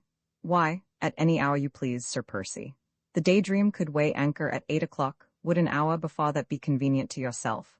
Certainly, Sir Percy, if you will honor me by accepting my hospitality in these uncomfortable quarters until 7 o'clock tomorrow eve. I thank you, monsieur. Then am I to understand, Sir Percy, that? A loud and ringing laugh broke from Blakeney's lips. That I accept your bargain, man, zounds. I tell you I accept, I'll write the letter, I'll sign it, and you have our free passes ready for us in exchange. At 7 o'clock tomorrow eve, did you say? Man, do not look so astonished. The letter, the signature, the money, all your witnesses have everything ready. I accept, I say. And now, in the name of all the evil spirits in hell, let me have some supper and a bed, for I vow that I am demmed fatigued. And without more ado Sir Percy once more rang the handbell, laughing boisterously the while. Then suddenly, with quick transition of mood, his laugh was lost in a gigantic yawn, and throwing his long body onto a chair, he stretched out his legs, buried his hands in his pockets, and the next moment was peacefully asleep. Roman 28, the midnight watch Boulogne had gone through many phases, in its own languid and sleepy way, whilst the great upheaval of a gigantic revolution shook other cities of France to their very foundations. At first the little town had held somnolently aloof, and whilst Lyons and Tours conspired and rebelled, whilst Marseille and Toulon opened their pots to the English, and Dunkirk was ready to surrender to the Allied forces, she had gazed through half-closed eyes at all the turmoil, and then quietly turned over and gone to sleep again. Boulogne fished and mended nets, built boats and manufactured boots with placid content, whilst France murdered her king and butchered her citizens. The initial noise of the Great Revolution was only wafted on the southerly breezes from Paris to the little seaport towns of northern France, and lost much of its volume and power in this aerial transit. The fisher folk were too poor to worry about the dethronement of kings. The struggle for daily existence, the perils and hardships of deep-sea fishing engrossed all the faculties they possessed.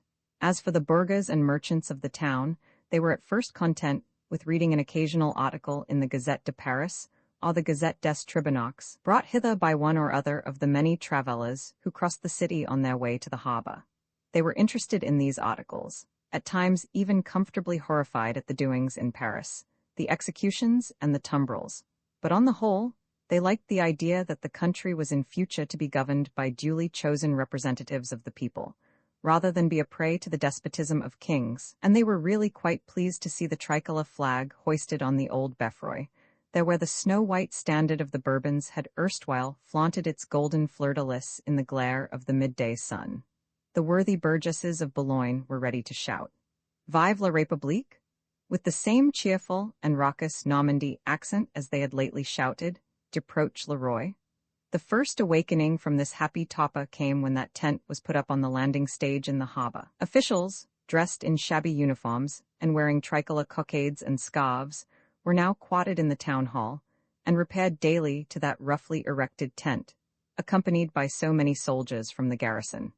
There installed, they busied themselves with examining carefully the passports of all those who desired to leave or enter Boulogne, fisherfolk who had dwelt in the city, father and son and grandfather and many generations before that, and had come and gone in and out of their own boats as they pleased, were now stopped as they beached their craft, and made to give an account of themselves to these officials from Paris. It was, of a truth, more than ridiculous, that these strangers should ask of Jean-Marie who he was, or of Pierre what was his business, or of Désiré François whither he was going, when Jean-Marie and Pierre, and Désiré François, had plied their nets in the roads outside Boulogne harbour for more years than they would care to count. It also caused no small measure of annoyance that fishermen were ordered to wear tricolour cockades on their caps. They had no special ill feeling against tricolour cockades, but they did not care about them.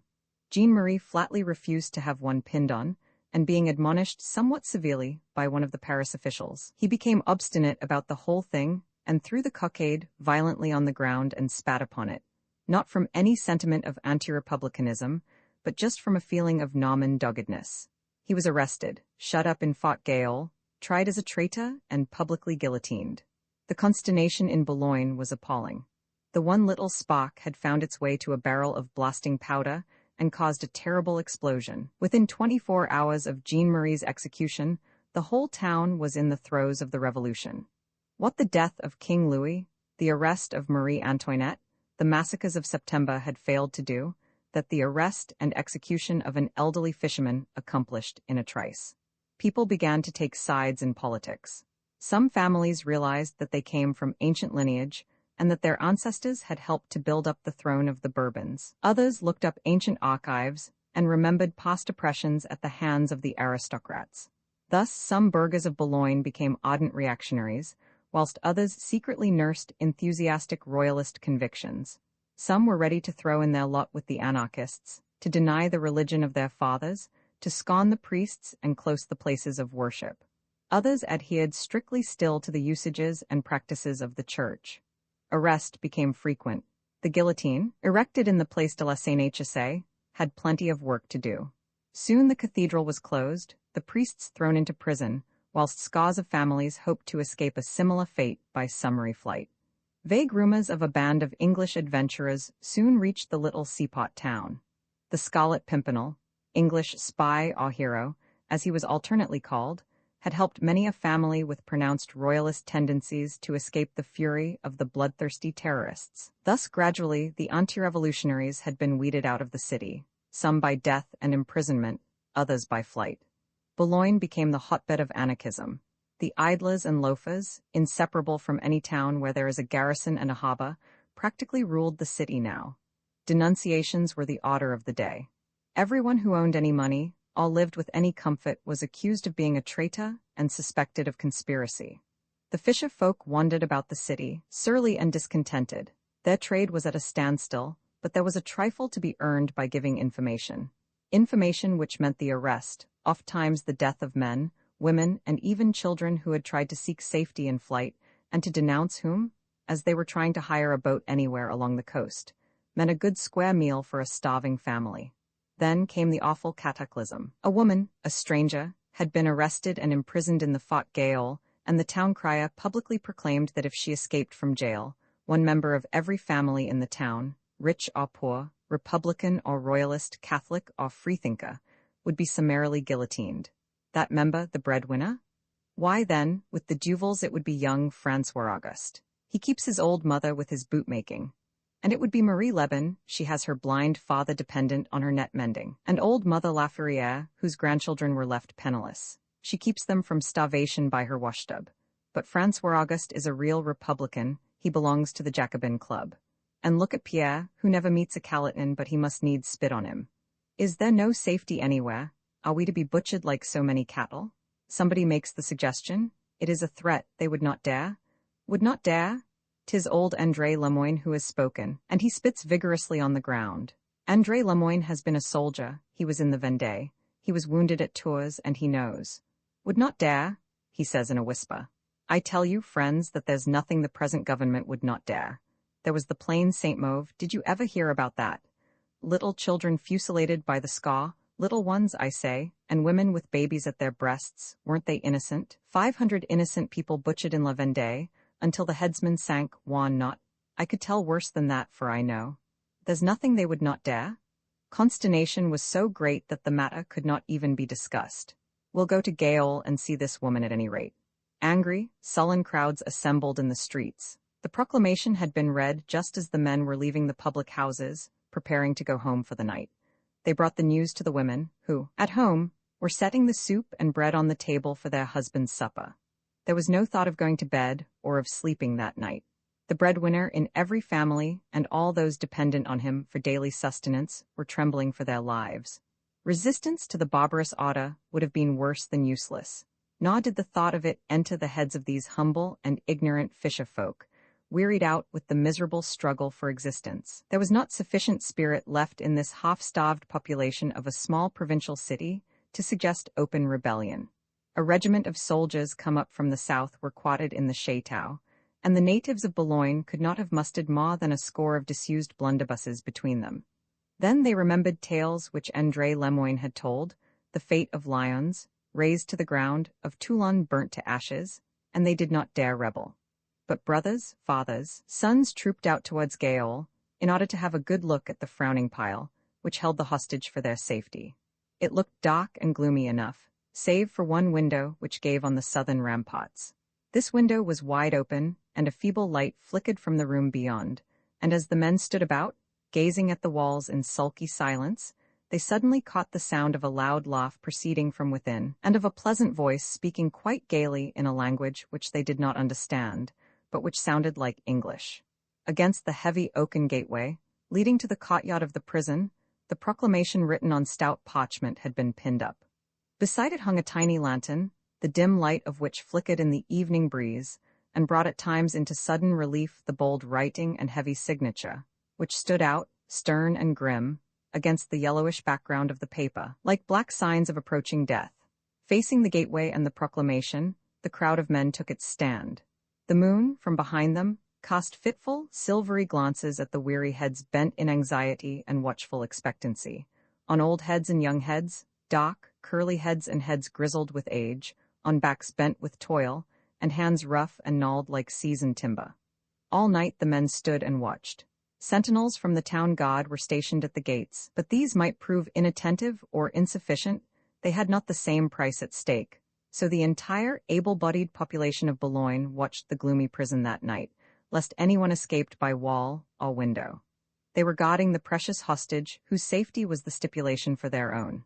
There was dead silence among them, and dead silence all around, save for that monotonous tok-tok-tok of the parchment flapping in the breeze. The moon, who all along had been capricious and chary of her light, made a final retreat behind a gathering bank of clouds, and the crowd, the soldiers, and the great grim walls were all equally wrapped in gloom. Only the little lantern on the gateway now made a ruddy patch of light, and tinged that fluttering parchment with the color of blood. Every now and then, an isolated figure would detach itself from out the watching throng, and go up to the heavy, oaken door, in order to gaze at the proclamation. Then the light of the lantern illumined a dark head or a grey one, for a moment or two. Black or white locks were stirred gently in the wind, and a sigh of puzzlement and disappointment would be distinctly heard. At times a group of 3 or 4 would stand there for a while, not speaking, only sighing and casting eager questioning glances at one another, whilst trying vainly to find some hopeful word, some turn of phrase of meaning that would be less direful, in that grim and ferocious proclamation. Then a rough word from the sentinel, a push from the butt end of a bayonet would disperse the little group, and send the men, sullen and silent, back into the crowd. Thus they watched for hours, whilst the bell of the beffroi told all the hours of that tedious night. A thin rain began to fall in the small hours of the morning, a wetting, soaking drizzle which chilled the weary watchers to the bone. But they did not care. We must not sleep, for the woman might escape. Some of them squatted down in the muddy road. The luckier ones managed to lay their backs against the slimy walls. Twice before the hour of midnight, they heard that same quaint and merry laugh proceeding from the lighted room, through the open window. Once it sounded very low and very prolonged, as if in response to a delightful joke. Anon the heavy gateway of Gaol was opened from within, and 6 soldiers came walking out of the courtyard. They were dressed in the uniform of the town guard, but had evidently been picked out of the rank and file, for all 6 were exceptionally tall and stalwart, and towered above the sentinel, who saluted and presented arms as they marched out of the gate. In the midst of them walked a slight, dark figure, clad entirely in black, save for the tricolour scarf round his waist. The crowd of watchers gazed on the little party with suddenly awakened interest. "Who is it?" whispered some of the men. "The citizen governor," suggested one. "The new public executioner," ventured another. "No, no," quoth Pierre Maxime, the doyen of Boulogne fishermen, and a great authority on every matter public or private with the town. "No, no, he is the man who has come down from Paris, the friend of Robespierre. He makes the laws now, the citizen governor even must obey him. 'Tis he who made the law that if the woman up yonder should escape—" "Hush! S.H.? S.H.?" came in frightened accents from the crowd. "Hush, Pierre Maxime, the citizen might hear thee," whispered the man who stood closest to the old fisherman. "The citizen might hear thee and think that we rebelled." "What are these people doing here?" queried Chauvelin as he passed out into the street. "They are watching the prison, citizen," replied the sentinel whom he had thus addressed, lest the female prisoner should attempt to escape. With a satisfied smile, Chauvelin turned toward the town hall, closely surrounded by his escort. The crowd watched him and the soldiers as they quickly disappeared in the gloom, then they resumed the stolid, wearisome vigil of the night. The old beffroi now told the midnight hour. The one solitary light in the old fort was extinguished, and after that the frowning pile remained dark and still. Roman 29, the national fete citizens of Boulogne, awake? They had not slept, only some of them had fallen into drowsy somnolence, heavy and nerve-wracking, worse indeed than any wakefulness. Within the houses, the women too had kept the tedious vigil, listening for every sound, dreading every bit of news, which the wind might waft in through the small, open windows. If one prisoner escaped, every family in Boulogne would be deprived of the breadwinner. Therefore the women wept, and tried to remember those pates and aves which the tyranny of liberty, fraternity, and equality had ordered them to forget. Broken rosaries were fetched out from neglected corners, and knees stiff with endless, thankless toil were bent once more in prayer. "O God, good God, do not allow that woman to flee. Holy Virgin, Mother of God, make that she should not escape." Some of the women went out in the early dawn to take hot soup and coffee to their men who were watching outside the prison. "Has anything been seen? Have you seen the woman? Which room is she in? Why won't they let us see her?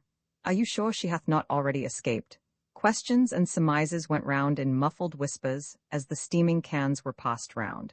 No one had a definite answer to give, although Desiree Mellon declared that he had, once during the night, caught sight of a woman's face at one of the windows above. But as he could not describe the woman's face, nor locate with any degree of precision the particular window at which she was supposed to have appeared, it was unanimously decided that Desiree must have been dreaming. "Citizens of Boulogne, awake?" The cry came first from the town hall, and therefore from behind the crowd of men and women, whose faces had been so resolutely set for all these past hours towards the Gaol prison. They were all awake, but too tired and cramped to move as yet, and to turn in the direction whence arose that cry. "Citizens of Boulogne, awake?" It was just the voice of Auguste Mollux, the town crier of Boulogne, who, bell in hand, was trudging his way along the Rue d'Aumont, closely followed by 2 fellows of the municipal guard. Auguste was in the very midst of the sullen crowd, before the men even troubled about his presence here, but now with many a vigorous allons donc. And voyez-moi ça, fais donc place, voyons? He elbowed his way through the throng. He was neither tired nor cramped. He served the Republic in comfort and ease, and had slept soundly on his paillasse in the little garret allotted to him in the town hall. The crowd parted in silence to allow him to pass. Auguste was lean and powerful. The scanty and meagre food doled out to him by a paternal government had increased his muscular strength whilst reducing his fat. He had very hard elbows, and soon he managed, by dint of pushing and cursing, to reach the gateway of Gaol. Voyons, enlevez-moi ça, he commanded in stentorian tones, pointing to the proclamation. The fellows of the municipal guard fell to and tore the parchment away from the door, whilst the crowd looked on with stupid amazement. What did it all mean? Then Auguste Mollux turned and faced the men. Mes enfants, he said, my little cabbages, wake up. The government of the Republic has decreed that today is to be a day of gaiety and public rejoicings. Gaiety? Public rejoicings, forsooth, when the breadwinner of every family— Hush, hush, be silent, all of you, quoth Auguste impatiently. You do not understand. All that is at an end. There is no fear that the woman shall escape. You are all to dance and rejoice. The Scarlet Pimpernel has been captured in Boulogne last night. Qui saw the Scarlet Pimpernel? Mais, 'tis that mysterious English adventurer who rescued people from the guillotine. A hero, quoi? No, no, only an English spy, a friend of aristocrats. He would have cared nothing for the breadwinners of Boulogne. He would not have raised a finger to save them. Who knows? Sighed a feminine voice. Perhaps he came to Boulogne to help them. And he has been caught anyway, concluded Auguste Mollux sententiously.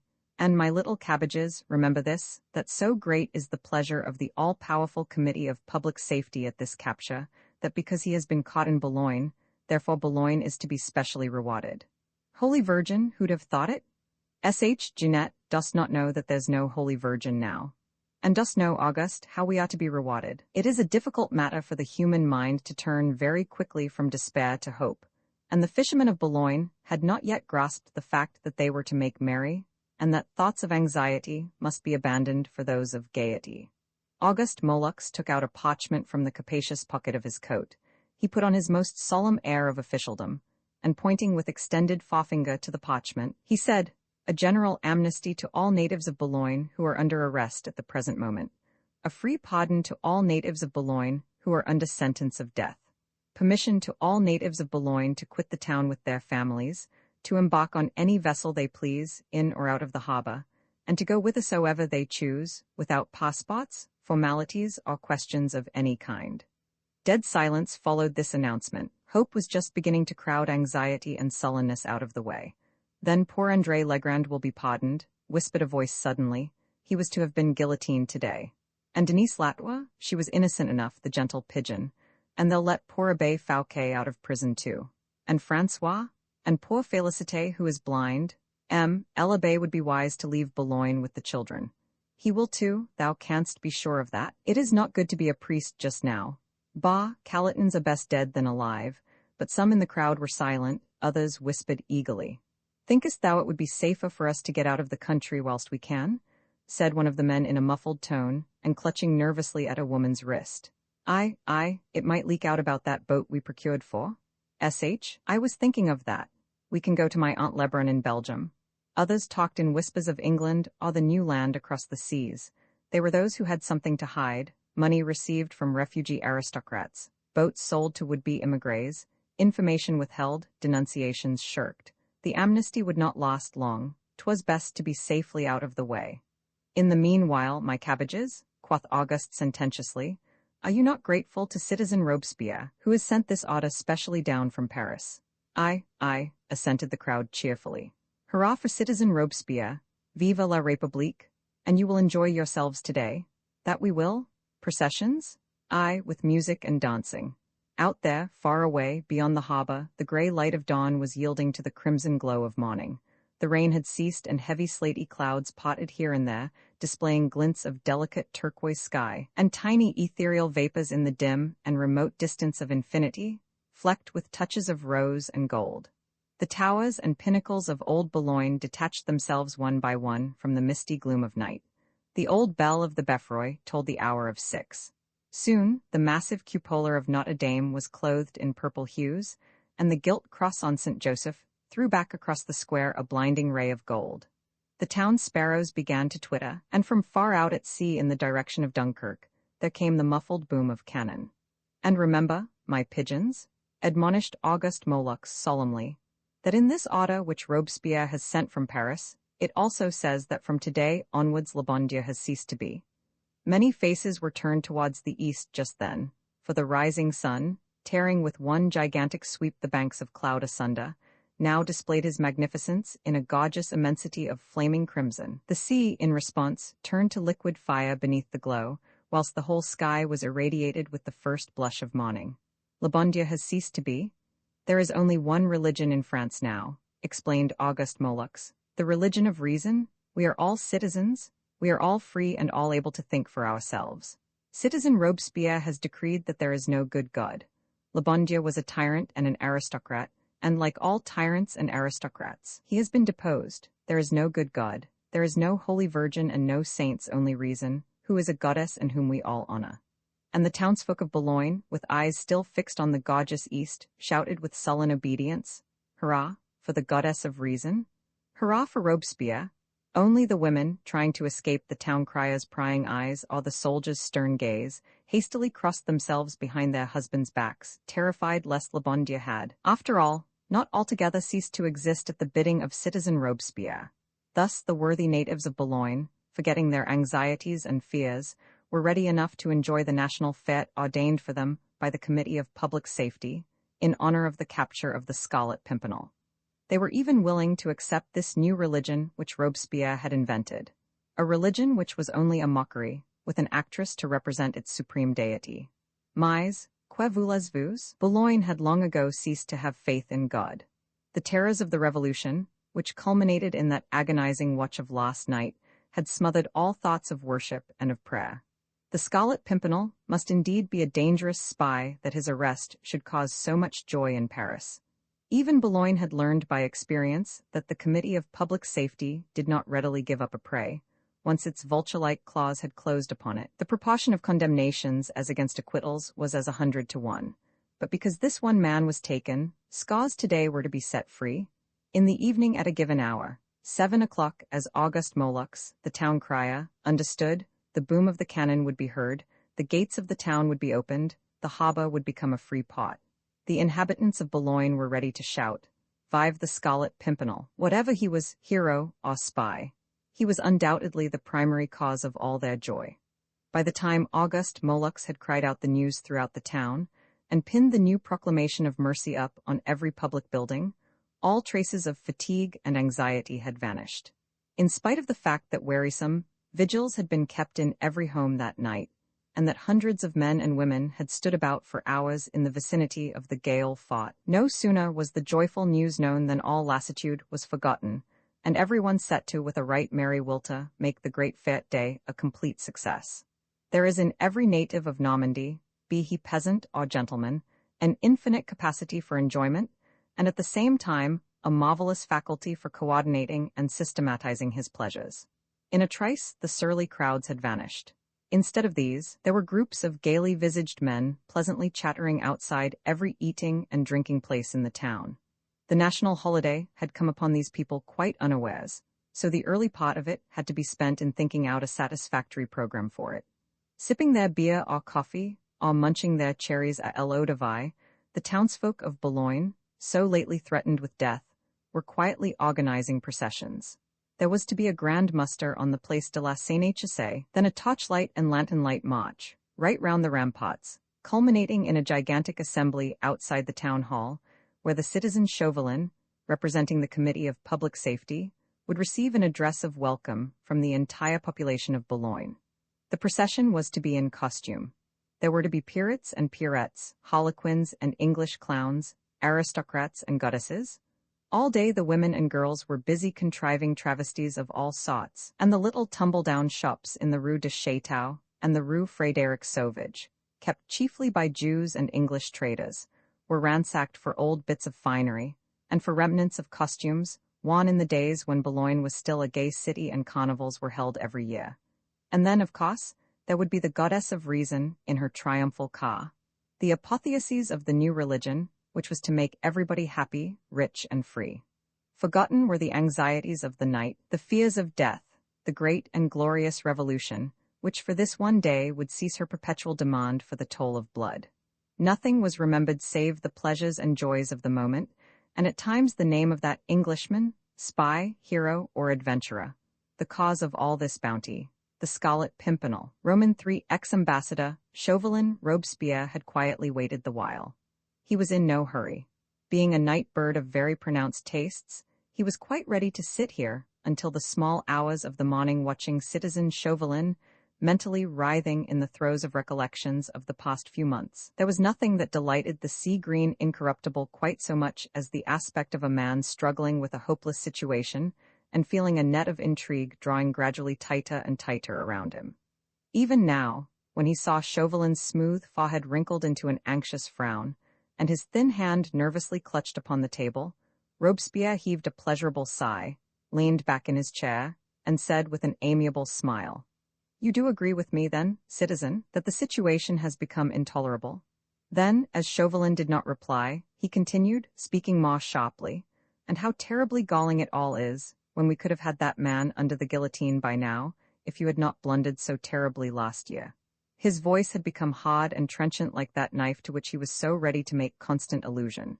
But Chauvelin still remained silent. There was really nothing that he could say. "Citizen Chauvelin, how you must hate that man!" exclaimed Robespierre at last. Then only did Chauvelin break the silence which up to now he had appeared to have forced himself to keep. "I do?" he said with unmistakable fervor. "Then why do you not make an effort to retrieve the blunders of last year?" queried Robespierre blandly. "The Republic has been unusually patient and long-suffering with you, Citizen Chauvelin. She has taken your many services and well-known patriotism into consideration. But you know," he added significantly, "that she has no use for worthless tools."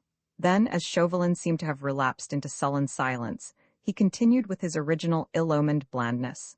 "Ma foi, Citizen Chauvelin, were I standing in your buckled shoes, I would not lose another hour in trying to avenge mine own humiliation. Have I ever had a chance?" burst out Chauvelin with ill-suppressed vehemence. "What can I do single-handed? Since war has been declared, I cannot go to England unless the government will find some official reason for my doing so. There is much grumbling and wrath over here, and when that damned Scarlet Pimpernel League has been at work, when a score or so of valuable prizes have been snatched from under the very knife of the guillotine, then there is much gnashing of teeth and useless cursings, but nothing serious or definite is done to smother those accursed English flies which come buzzing about our ears. Nay, you forget, Citizen Chauvelin, retorted Robespierre, that we of the Committee of Public Safety are far more helpless than you. You know the language of these people, we don't. You know their manners and customs, their ways of thought, the methods they are likely to employ. We know none of these things. You have seen and spoken to men in England who are members of that damned league. You have seen the man who is its leader. We have not." He leant forward on the table and looked more searchingly at the thin, pallid face before him. "If you named that leader to me now, if you described him, we could go to work more easily. You could name him, and you would, Citizen Chauvelin."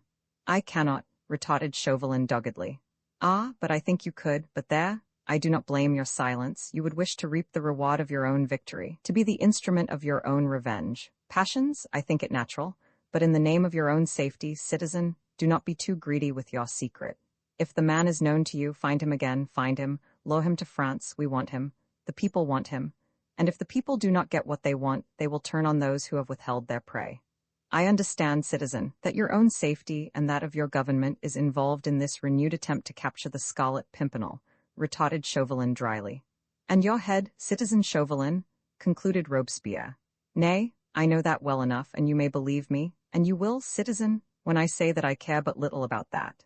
The question is, if I am to lure that man to France, what will you and your government do to help me?" "Everything," replied Robespierre, "provided you have a definite plan and a definite purpose. I have both, but I must go to England in, at least, a semi-official capacity. I can do nothing if I am to hide in disguise in out-of-the-way corners. That is easily done. There has been some talk with the British authorities anent the security and welfare of peaceful French subjects settled in England. After a good deal of correspondence, they have suggested our sending a semi-official representative over there to look after the interests of our own people commercially and financially. We can easily send you over in that capacity if it would suit your purpose. Admirably, I have only need of a cloak, that one will do as well as another. Is that all? Not quite. I have several plans in my head, and I must know that I am fully trusted. Above all, I must have power, decisive, absolute, illimitable power. There was nothing of the weakling about this small, sable-clad man, who looked the redoubtable Jacobin leader straight in the face, and brought a firm fist resolutely down upon the table before him. Robespierre paused a while ere he replied.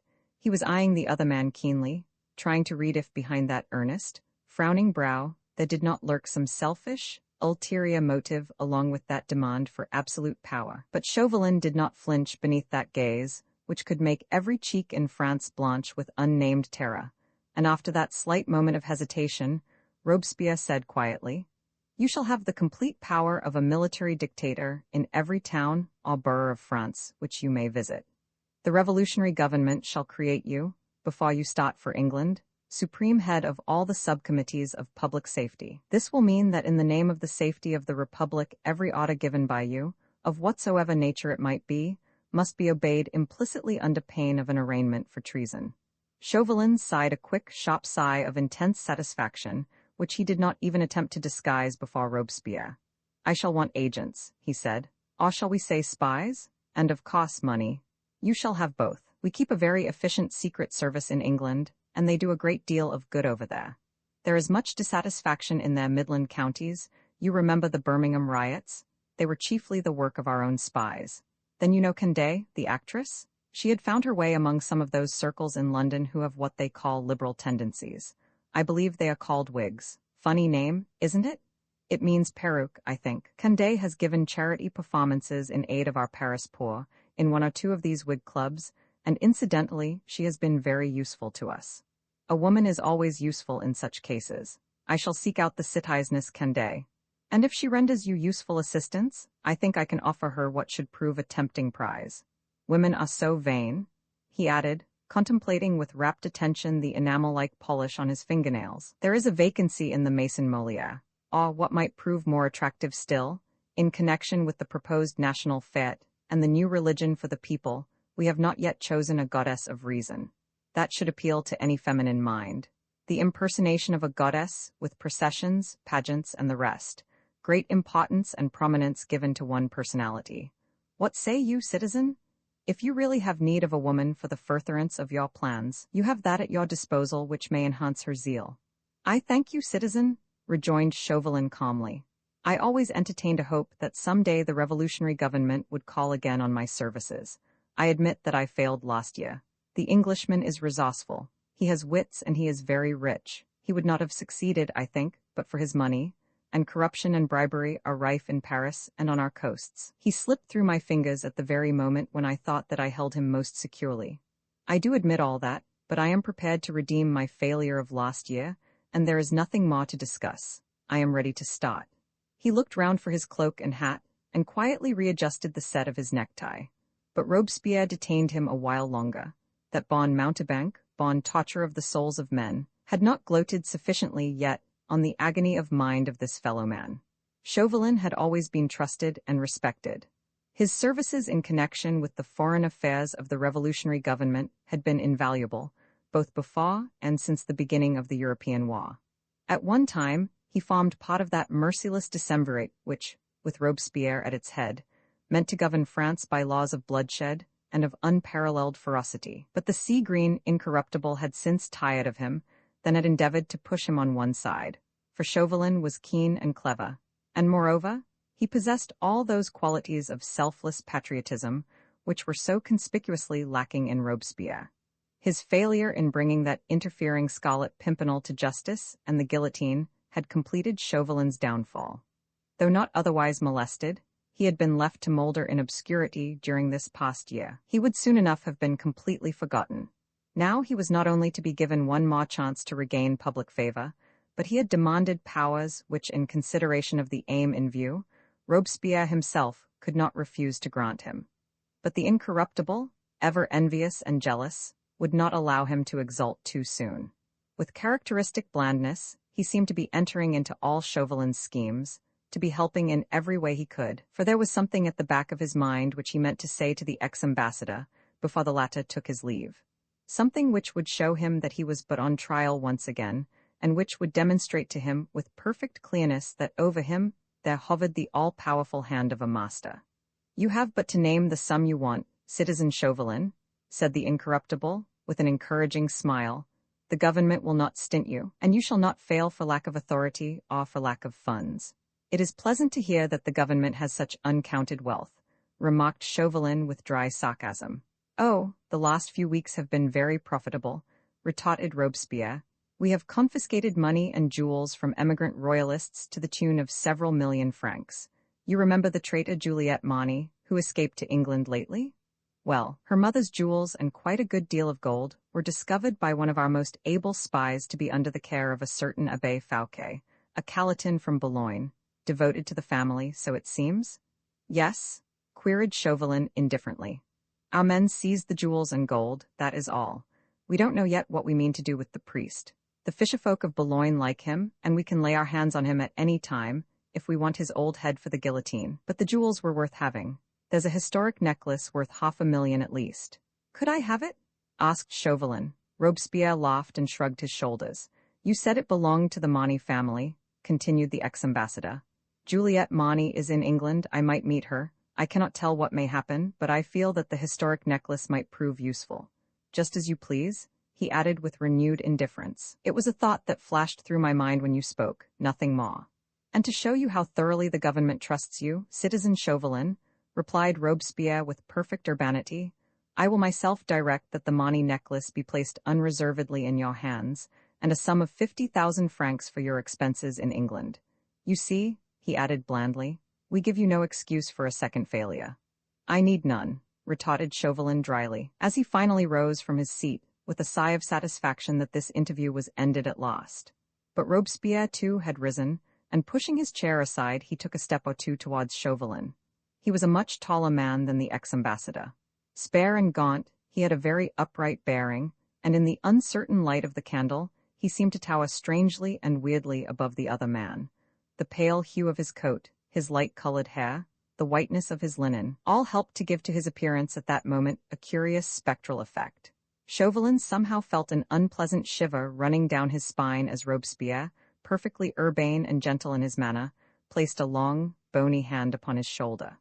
"Citizen Chauvelin," said the incorruptible, with some degree of dignified solemnity, "meseems that we very quickly understood one another this evening. Your own conscience, no doubt, gave you a premonition of what the purport of my summons to you would be. You say that you always hoped the revolutionary government would give you one great chance to redeem your failure of last year. I, for one, always intended that you should have that chance, for I saw, perhaps, just a little deeper into your heart than my colleagues. I saw not only enthusiasm for the cause of the people of France, not only abhorrence for the enemy of your country, I saw a purely personal and deadly hate of an individual man, the unknown and mysterious Englishman who proved too clever for you last year. And because I believe that hatred will prove sharper and more far-seeing than selfless patriotism, therefore, I urged the Committee of Public Safety to allow you to work out your own revenge, and thereby to serve your country more effectually than any other, perhaps more pure-minded, patriot would do. You go to England well provided with all that is necessary for the success of your plans, for the accomplishment of your own personal vengeance. The revolutionary government will help you with money, passports, safe conducts. It places its spies and agents at your disposal. It gives you practically unlimited power, wherever you may go. It will not inquire into your motives, nor yet your means, so long as these lead to success. But private vengeance or patriotism, whatever may actuate you, we here in France demand you deliver into our hands the man who is known in 2 countries as the Scarlet Pimpernel. We want him alive if possible, or dead if it must be so, and we want as many of his henchmen as will follow him to the guillotine. Get them to France, and we'll know how to deal with them, and let the whole of Europe be damned." He paused for a while, his hand still resting on Chauvelin's shoulder, his pale green eyes holding those of the other man as if in a trance. But Chauvelin neither stirred nor spoke. His triumph left him quite calm, His fertile brain was already busy with his plans. There was no room for fear in his heart, and it was without the slightest tremor that he waited for the conclusion of Robespierre's oration. "Perhaps, Citizen Chauvelin," said the latter at last, "you have already guessed what there is left for me to say, but lest there should remain in your mind one faint glimmer of doubt or of hope, let me tell you this. The revolutionary government gives you this chance of redeeming your failure, but this one only. If you fail again, your outraged country will know neither pardon nor mercy. Whether you return to France or remain in England, whether you travel north, south, east or west, cross the oceans, or traverse the Alps, the hand of an avenging people will be upon you. Your second failure will be punished by death, wherever you may be, either by the guillotine, if you are in France, or if you seek refuge elsewhere, then by the hand of an assassin. Look to it, Citizen Chauvelin, for there will be no escape this time, not even if the mightiest tyrant on earth tried to protect you, not even if you succeeded in building up an empire and placing yourself upon a throne." His thin, strident voice echoed weirdly in the small, close boudoir. Chauvelin made no reply. There was nothing that he could say. All that Robespierre had put so emphatically before him, he had fully realized, even whilst he was forming his most daring plans. It was an either or this time, uttered to him now. He thought again of Marguerite Blakeney and the terrible alternative he had put before her less than a year ago. Well, he was prepared to take the risk. He would not fail again. He was going to England under more favorable conditions this time. He knew who the man was, whom he was bidden to lure to France and to death.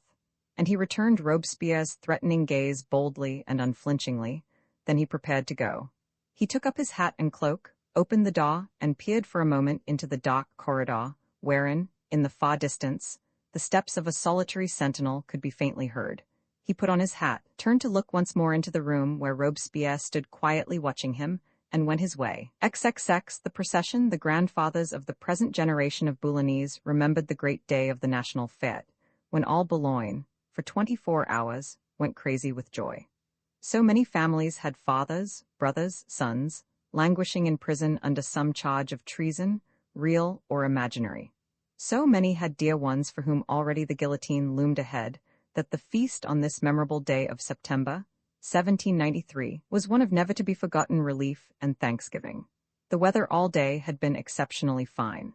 After that glorious sunrise, the sky had remained all day clad in its gorgeous mantle of blue, and the sun had continued to smile benignly on the many varied doings of this gay, little seaport town.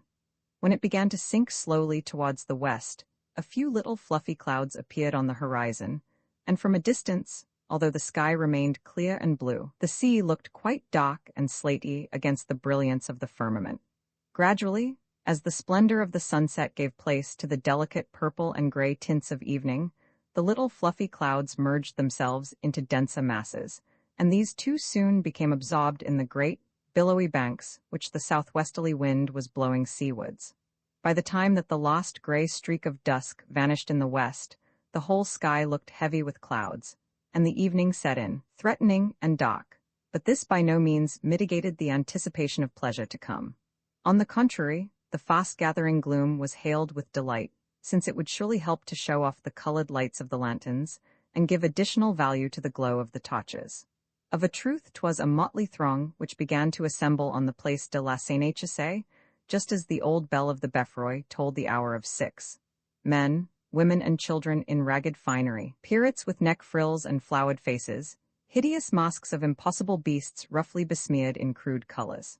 There were gaily colored dominoes, blue, green, pink, and purple, harlequins combining all the colors of the rainbow in one tight-fitting garment, and columbines with short, tarlatan skirts, beneath which peeped bare feet and ankles. There were judges' perukes and soldiers' helmets of past generations, tall Normandy caps adorned with hundreds of streaming ribbons, and powdered headgear which recalled the glories of Versailles. Everything was torn and dirty, the dominoes were in rags, the pirate frills, mostly made up of paper, already hung in strips over the wearer's shoulders. But what mattered that? The crowd pushed and jolted, shouted and laughed, the girls screamed as the men snatched a kiss here and there from willing or unwilling lips, or stole an arm round a gaily accoutred waist. The spirit of old King Carnival was in the evening air, a spirit just awakened from a long Rip Van Winkle-like sleep. In the center of the place stood the guillotine, grim and gaunt with long, thin arms stretched out towards the sky, the last glimmer of waning light striking the triangular knife, there, where it was not rusty with stains of blood. For weeks now, Madame Guillotine had been much occupied plying her gruesome trade. She now stood there in the gloom, passive and immovable, seeming to wait placidly for the end of this holiday, ready to begin her work again on the morrow. She towered above these merrymakers, hoisted up on the platform whereon many an innocent foot had trodden, the tattered basket beside her, into which many an innocent head had rolled. What cared they tonight for Madame Guillotine, and the horrors of which she told? A crowd of pirates with flowered faces and tattered neck frills had just swarmed up the wooden steps, shouting and laughing, chasing each other round and round on the platform, until one of them lost his footing and fell into the basket, covering himself with bran and staining his clothes with blood. Ah, vogue la gala, we must be merry tonight? And all these people who for weeks past had been staring death and the guillotine in the face, had denounced each other with savage callousness in order to save themselves, or hidden for days in dark cellars to escape apprehension, now laughed, and danced and shrieked with gladness in a sudden, hysterical outburst of joy. Close beside the guillotine stood the triumphal car of the Goddess of Reason, the special feature of this great national fete. It was only a rough market cart, painted by an unpracticed hand with bright, crimson paint, and adorned with huge clusters of autumn-tinted leaves, and the scarlet berries of mountain ash and rowan, culled from the town gardens, or the countryside outside the city walls. In the cot the goddess reclined on a crimson-draped seat, she, herself, swathed in white, and wearing a gorgeous necklace around her neck. Desiree Candet, a little pale, a little apprehensive of all this noise, had obeyed the final dictates of her taskmaster. She had been the means of bringing the Scarlet Pimpernel to France in vengeance. She was to be honored, therefore, above every other woman in France. She sat in the car, vaguely thinking over the events of the past few days, whilst watching the throng of rowdy merrymakers seething around her. She thought of the noble-hearted, proud woman whom she had helped to bring from her beautiful English home to sorrow and humiliation in a dank French prison. She thought of the gallant English gentleman with his pleasant voice and courtly, debonair manners. Chauvelin had roughly told her, only this morning, that both were now under arrest as English spies, and that their fate no longer concerned her. Later on, the governor of the city had come to tell her that citizen Chauvelin desired her to take part in the procession and the national fete, as the Goddess of Reason, and that the people of Boulogne were ready to welcome her as such. This had pleased Candet's vanity, and all day, whilst arranging the finery which she meant to wear for the occasion, she had ceased to think of England and of Lady Blakeney.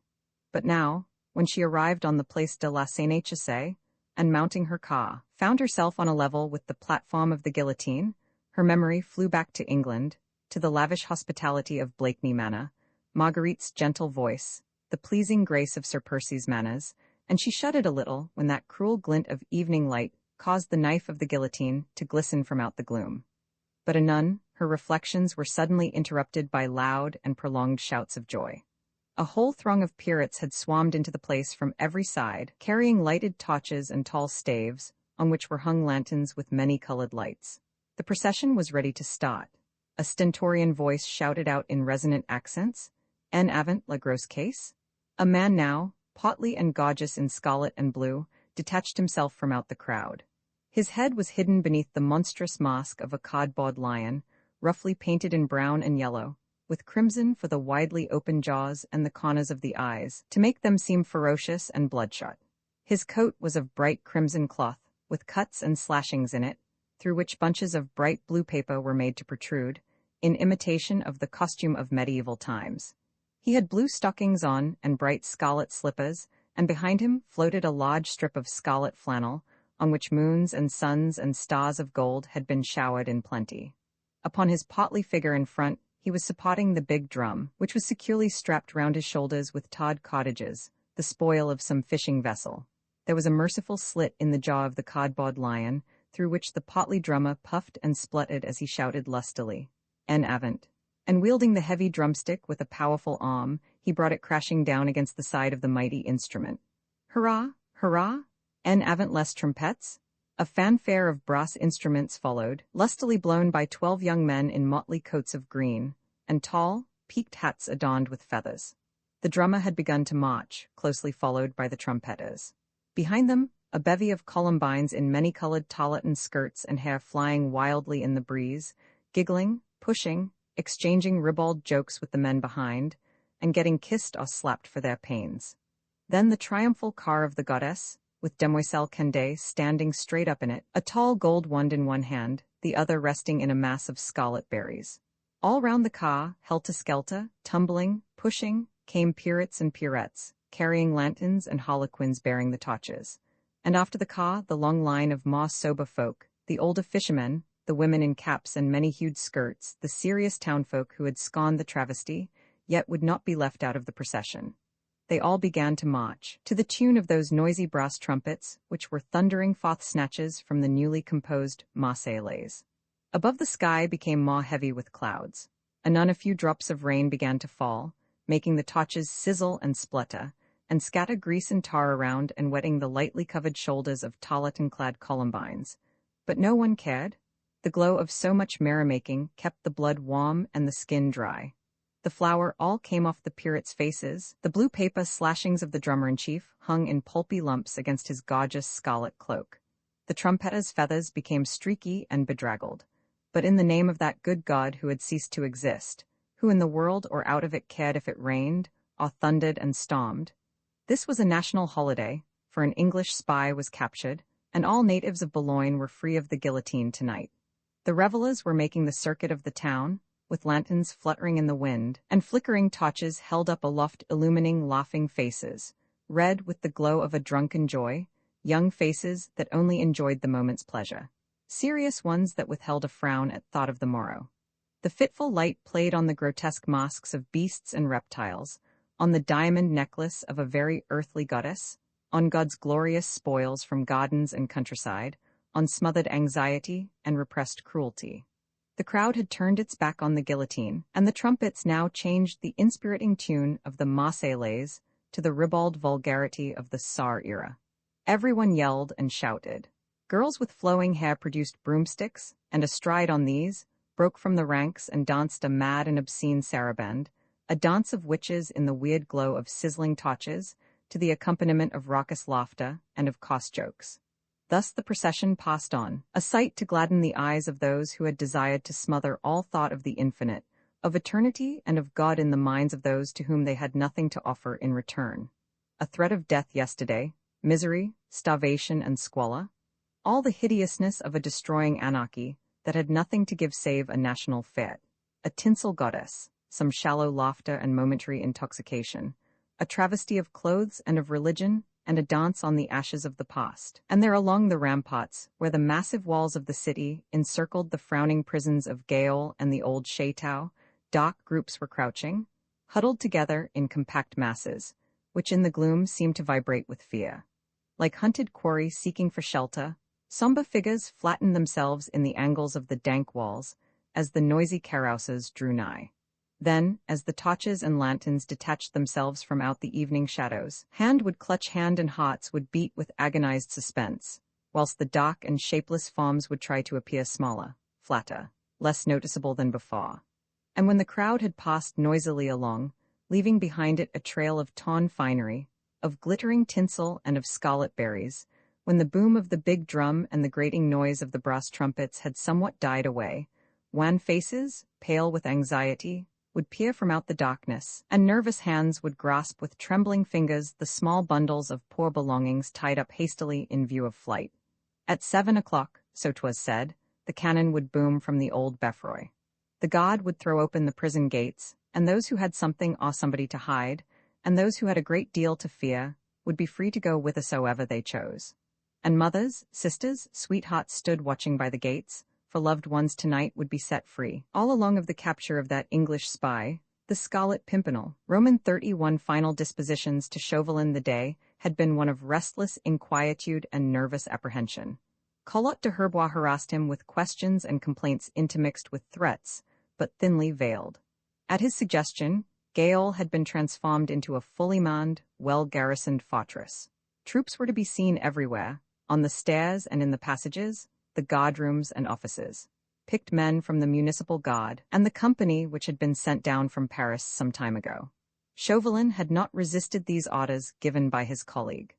He knew quite well that Marguerite would make no attempt at escape, but he had long ago given up all hope of persuading a man of the type of Collot de Herbois that a woman of her temperament would never think of saving her own life at the expense of others, and that Sir Percy Blakeney, in spite of his adoration for his wife, would sooner see her die before him than allow the lives of innocent men and women to be the price of hers.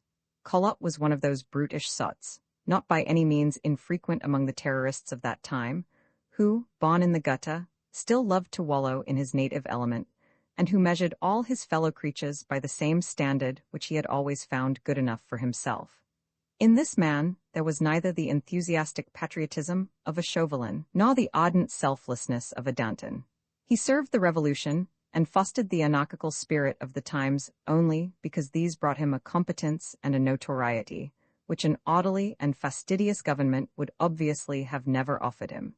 History shows no more despicable personality than that of Collot de Herbois, one of the most hideous products of that utopian revolution, whose grandly conceived theories of a universal leveling of mankind only succeeded in dragging into prominence a number of half-brutish creatures who, reveling in their own abasement, would otherwise have remained content in inglorious obscurity.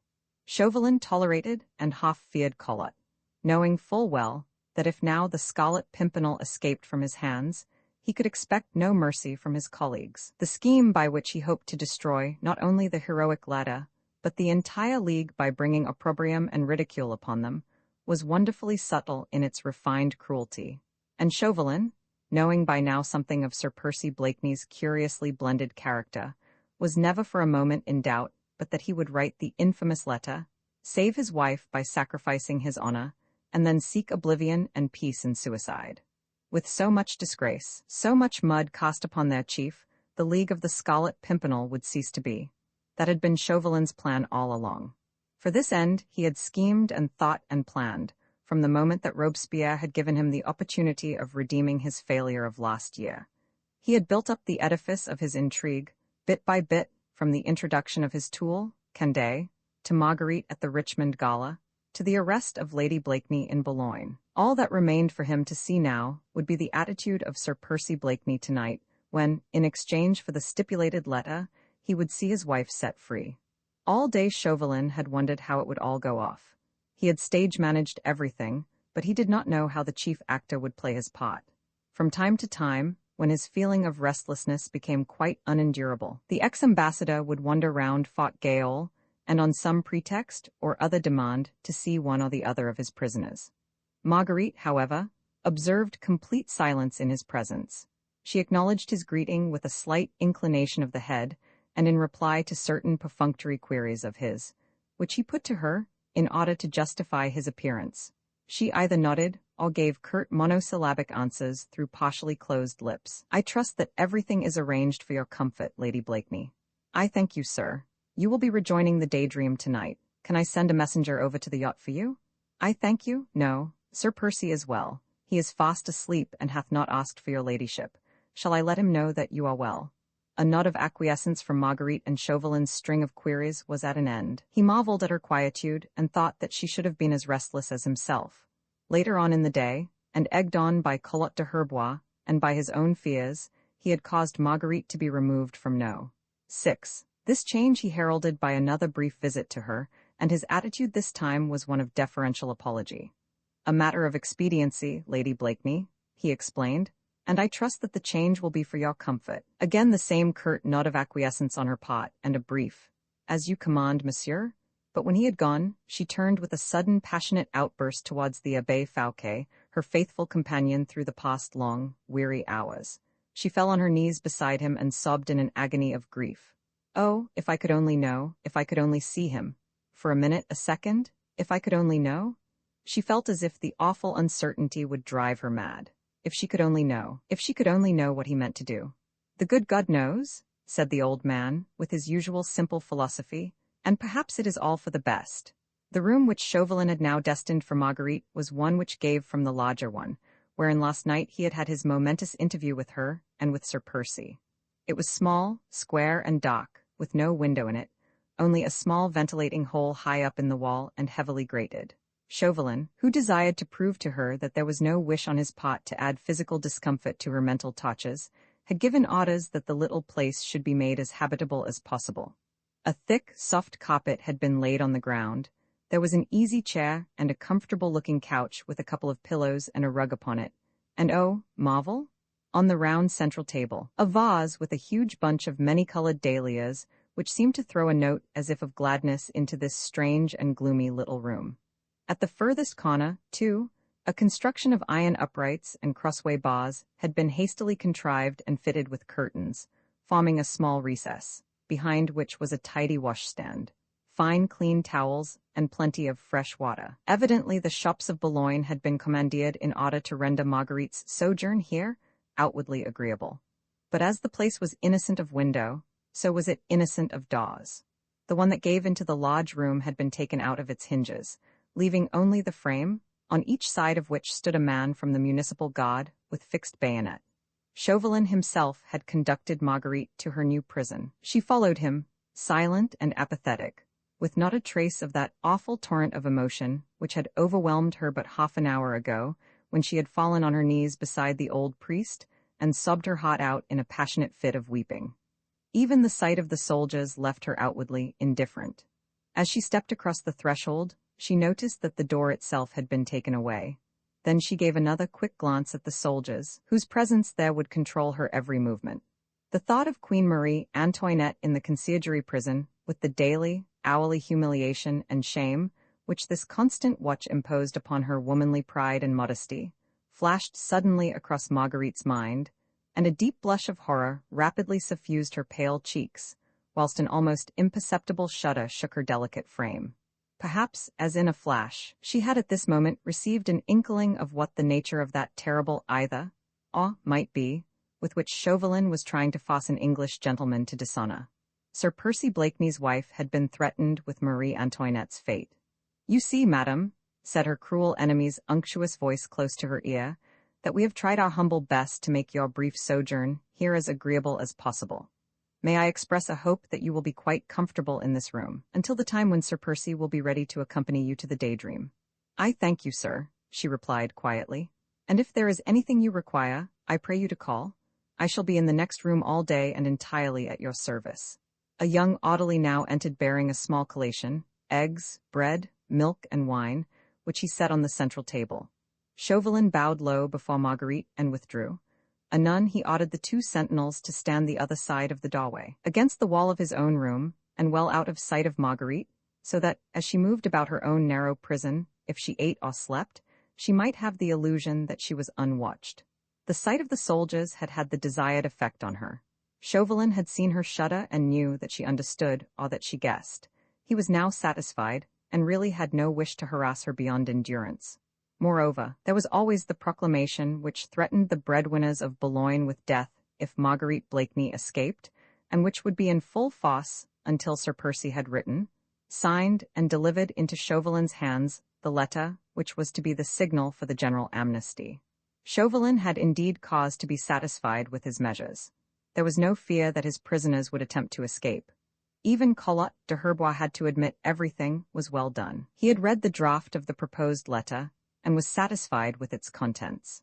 Gradually now into his loutish brain, there had filtrated the conviction that citizen Chauvelin was right, that accursed Scarlet Pimpernel and his brood of English spies would be more effectually annihilated by all the dishonor and ridicule which such a letter written by the mysterious hero would heap upon them all, than they could ever be through the relentless work of the guillotine. His only anxiety now was whether the Englishman would write that letter.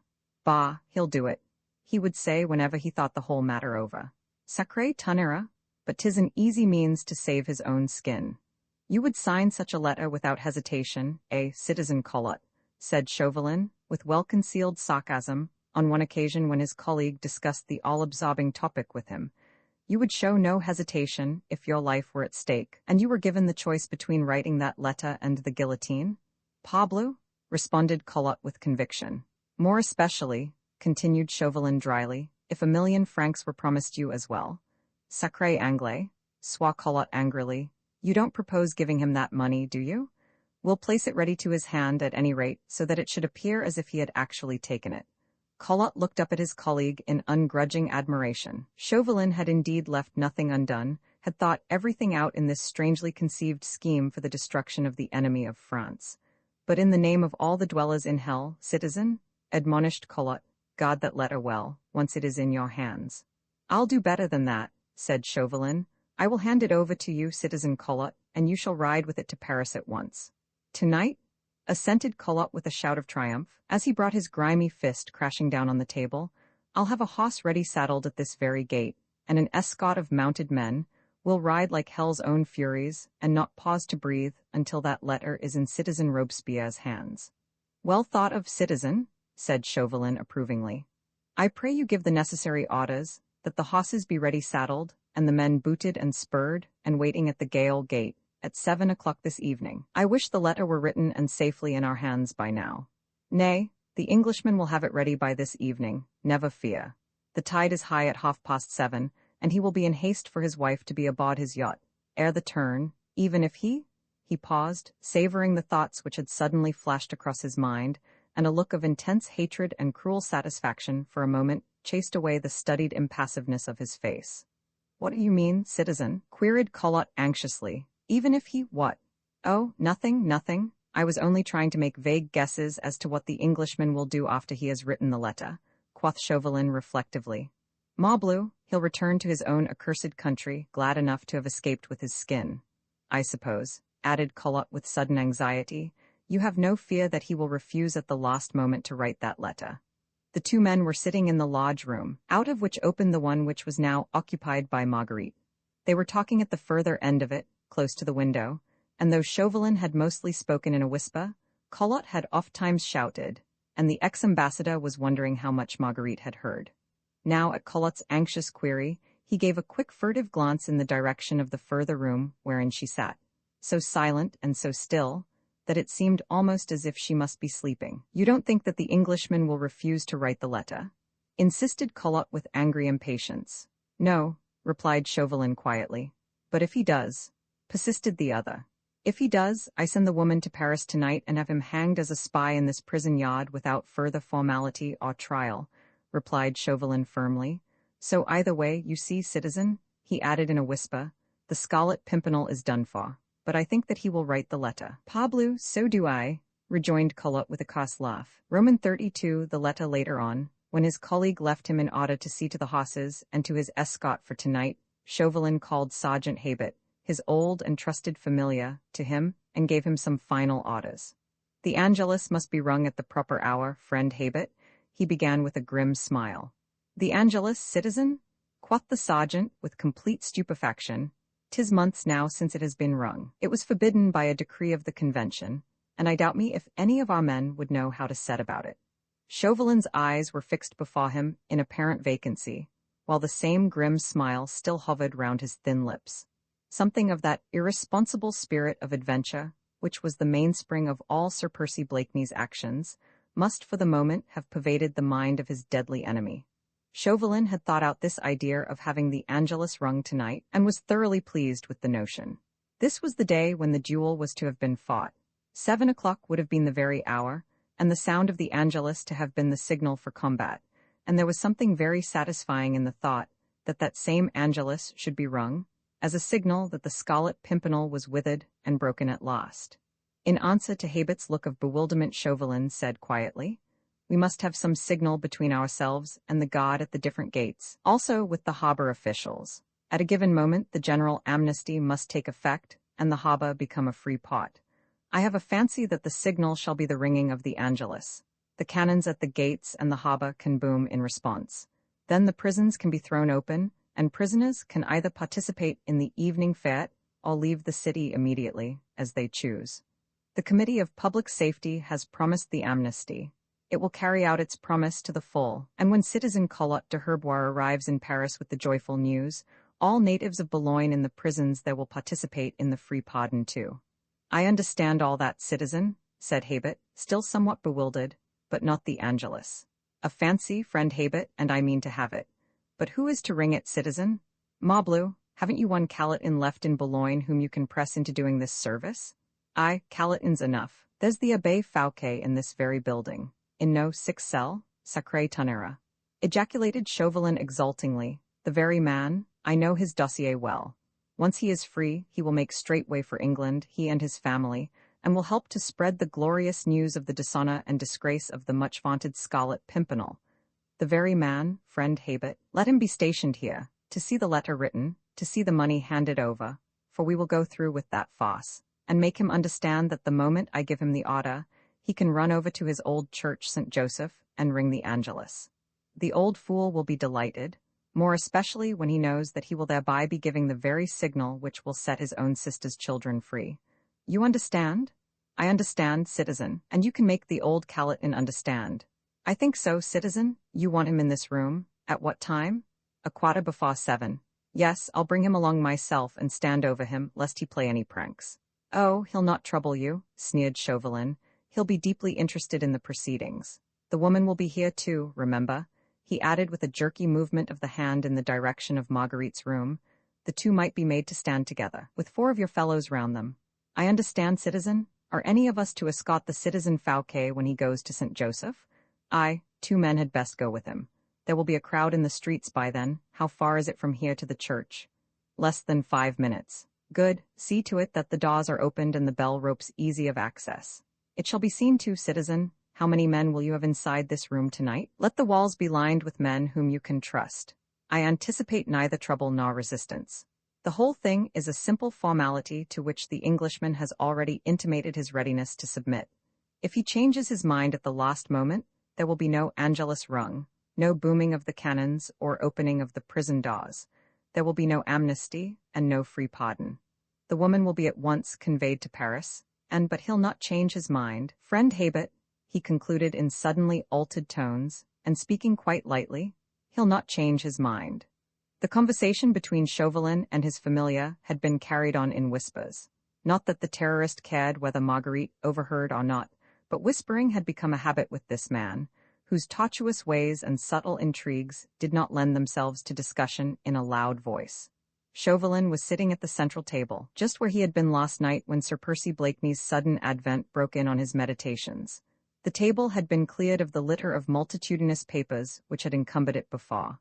On it now there were only a couple of heavy pewter candlesticks, with the tallow candles fixed ready in them, a leather pad, an inkwell, a sandbox, and 2 or 3 quill pens.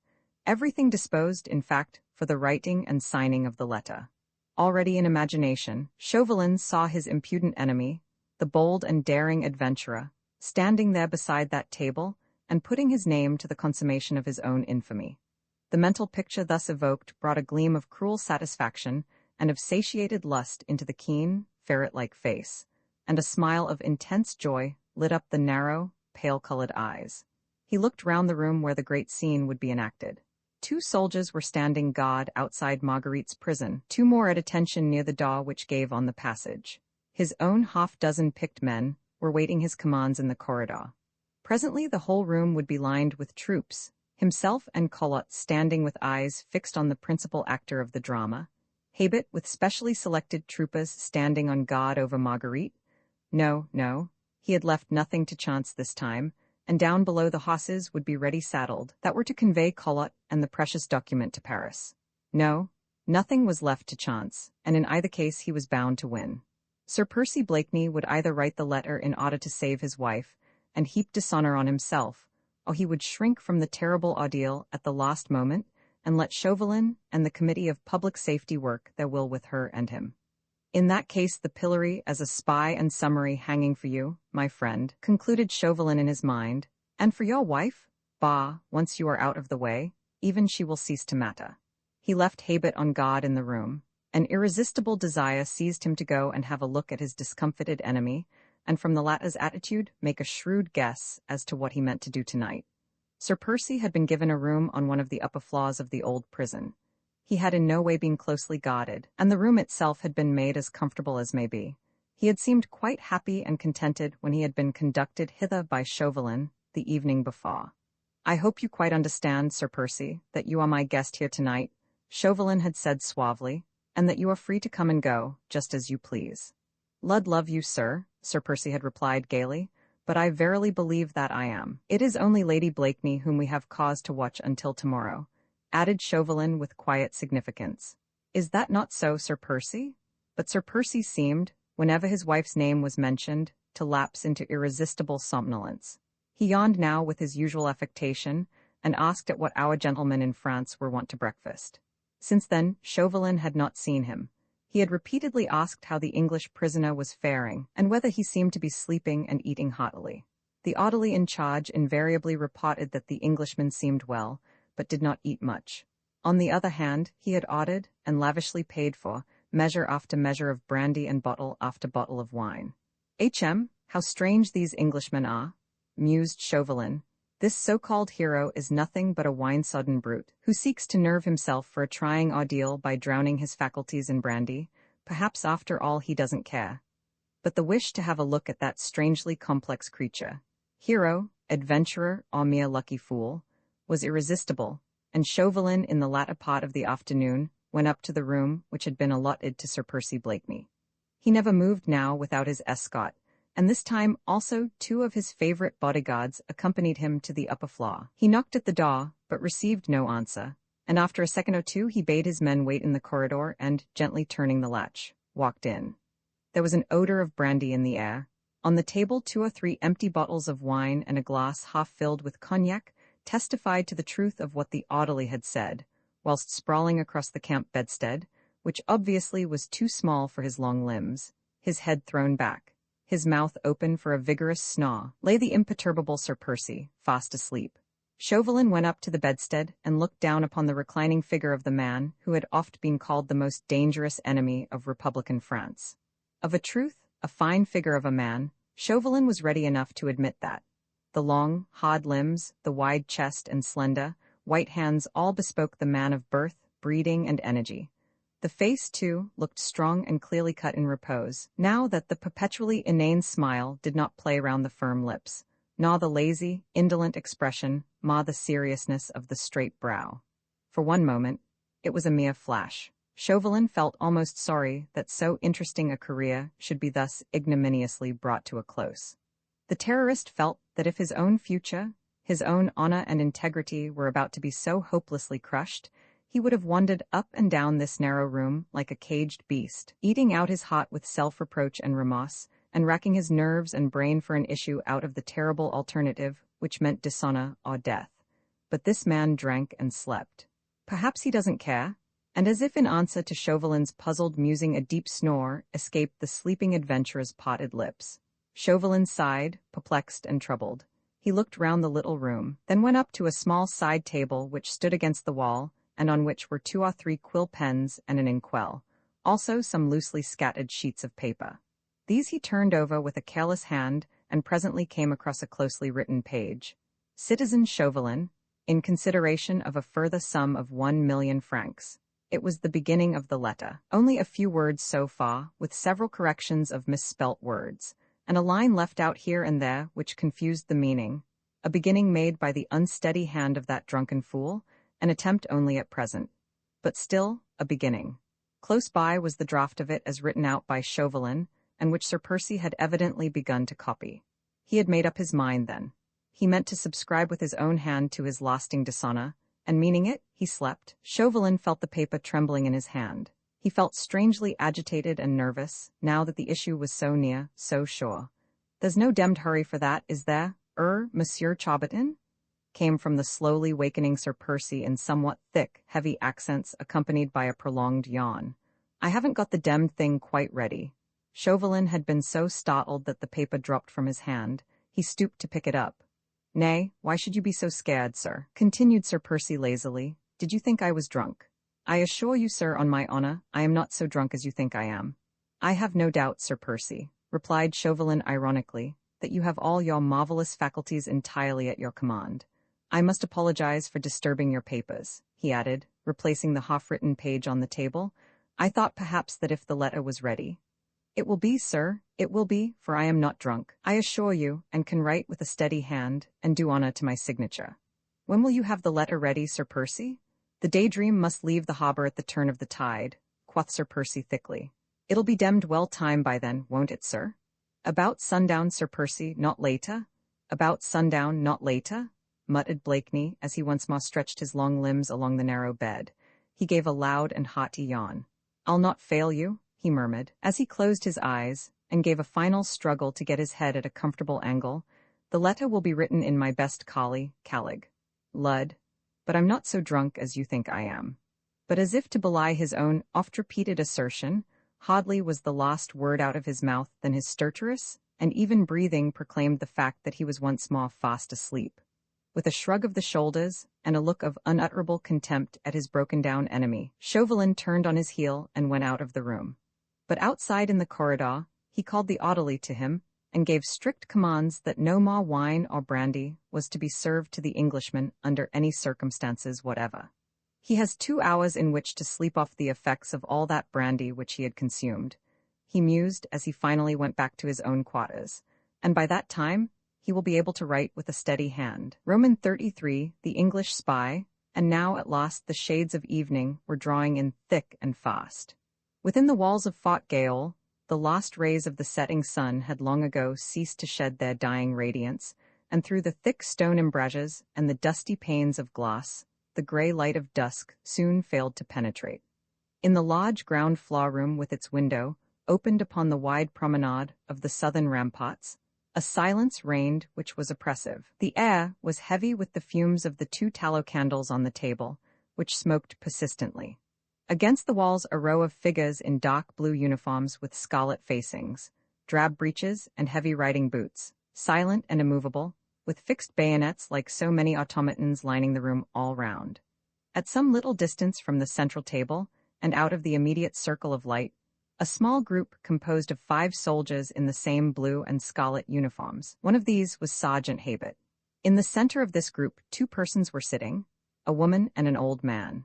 The Abbé Fouquet had been brought down from his prison cell a few minutes ago and told to watch what would go on around him, after which he would be allowed to go to his old church of St. Joseph and ring the Angelus once more before he and his family left Boulogne forever.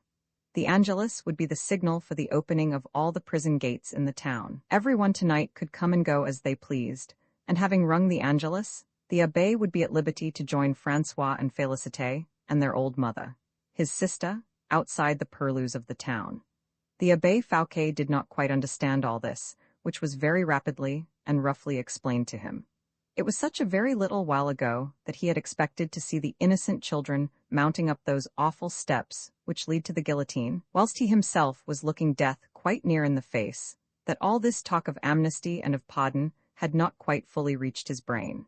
But he was quite content that it had all been ordained by Le Bon Dieu, and very happy at the thought of ringing the dearly loved Angelus in his own old church once again. So when he was peremptorily pushed into the room and found himself close to Marguerite, with 5 soldiers standing round them, he quietly pulled his old rosary from his pocket and began murmuring gentle pates and aves under his breath. Beside him sat Marguerite, rigid as a statue, her cloak thrown over her shoulders so that its hood might hide her face. She could not now have said how that awful day had passed, how she had managed to survive the terrible, nerve-wracking suspense, the agonizing doubt as to what was going to happen. But above all, what she had found most unendurable was the torturing thought that in this same grim and frowning building her husband was there, somewhere, how far or how near she could not say, but she knew that she was parted from him and perhaps would not see him again, not even at the hour of death. That Percy would never write that infamous letter and live, she knew. That he might write it in order to save her she feared was possible, whilst the look of triumph on Chauvelin's face had aroused her most agonizing terrors. When she was summarily ordered to go into the next room, she realized at once that all hope now was more than futile. The walls lined with troops, the attitude of her enemies, and above all that table with paper, ink, and pens, ready, as it were, for the accomplishment of the hideous and monstrous deed, all made her very hot numb, as if it were held within the chill embrace of death. "If the woman moves, speaks, or screams, gag her at once," said Collot roughly the moment she sat down, and Sergeant Habit stood over her, gag and cloth in hand, whilst 2 soldiers placed heavy hands on her shoulders. But she neither moved nor spoke, not even presently when a loud and cheerful voice came echoing from a distant corridor, and anon the door opened and her husband came in, accompanied by Chauvelin. The ex-ambassador was very obviously in a state of acute nervous tension. His hands were tightly clasped behind his back, and his movements were curiously irresponsible and jerky. But Sir Percy Blakeney looked a picture of calm unconcern. The lace bow at his throat was tied with scrupulous care, his eyeglass upheld at quite the correct angle, and his delicate-colored caped coat was thrown back just sufficiently to afford a glimpse of the dainty cloth suit and exquisitely embroidered waistcoat beneath. He was the perfect presentation of a London dandy, and might have been entering a royal drawing-room in company with an honored guest. Marguerite's eyes were riveted on him as he came well within the circle of light projected by the candles, but not even with that acute sixth sense of a passionate and loving woman could she detect the slightest tremor in the aristocratic hands which held the gold-rimmed eyeglass, nor the faintest quiver of the firmly molded lips. This had occurred just as the bell of the old Beffroy chimed 6:15.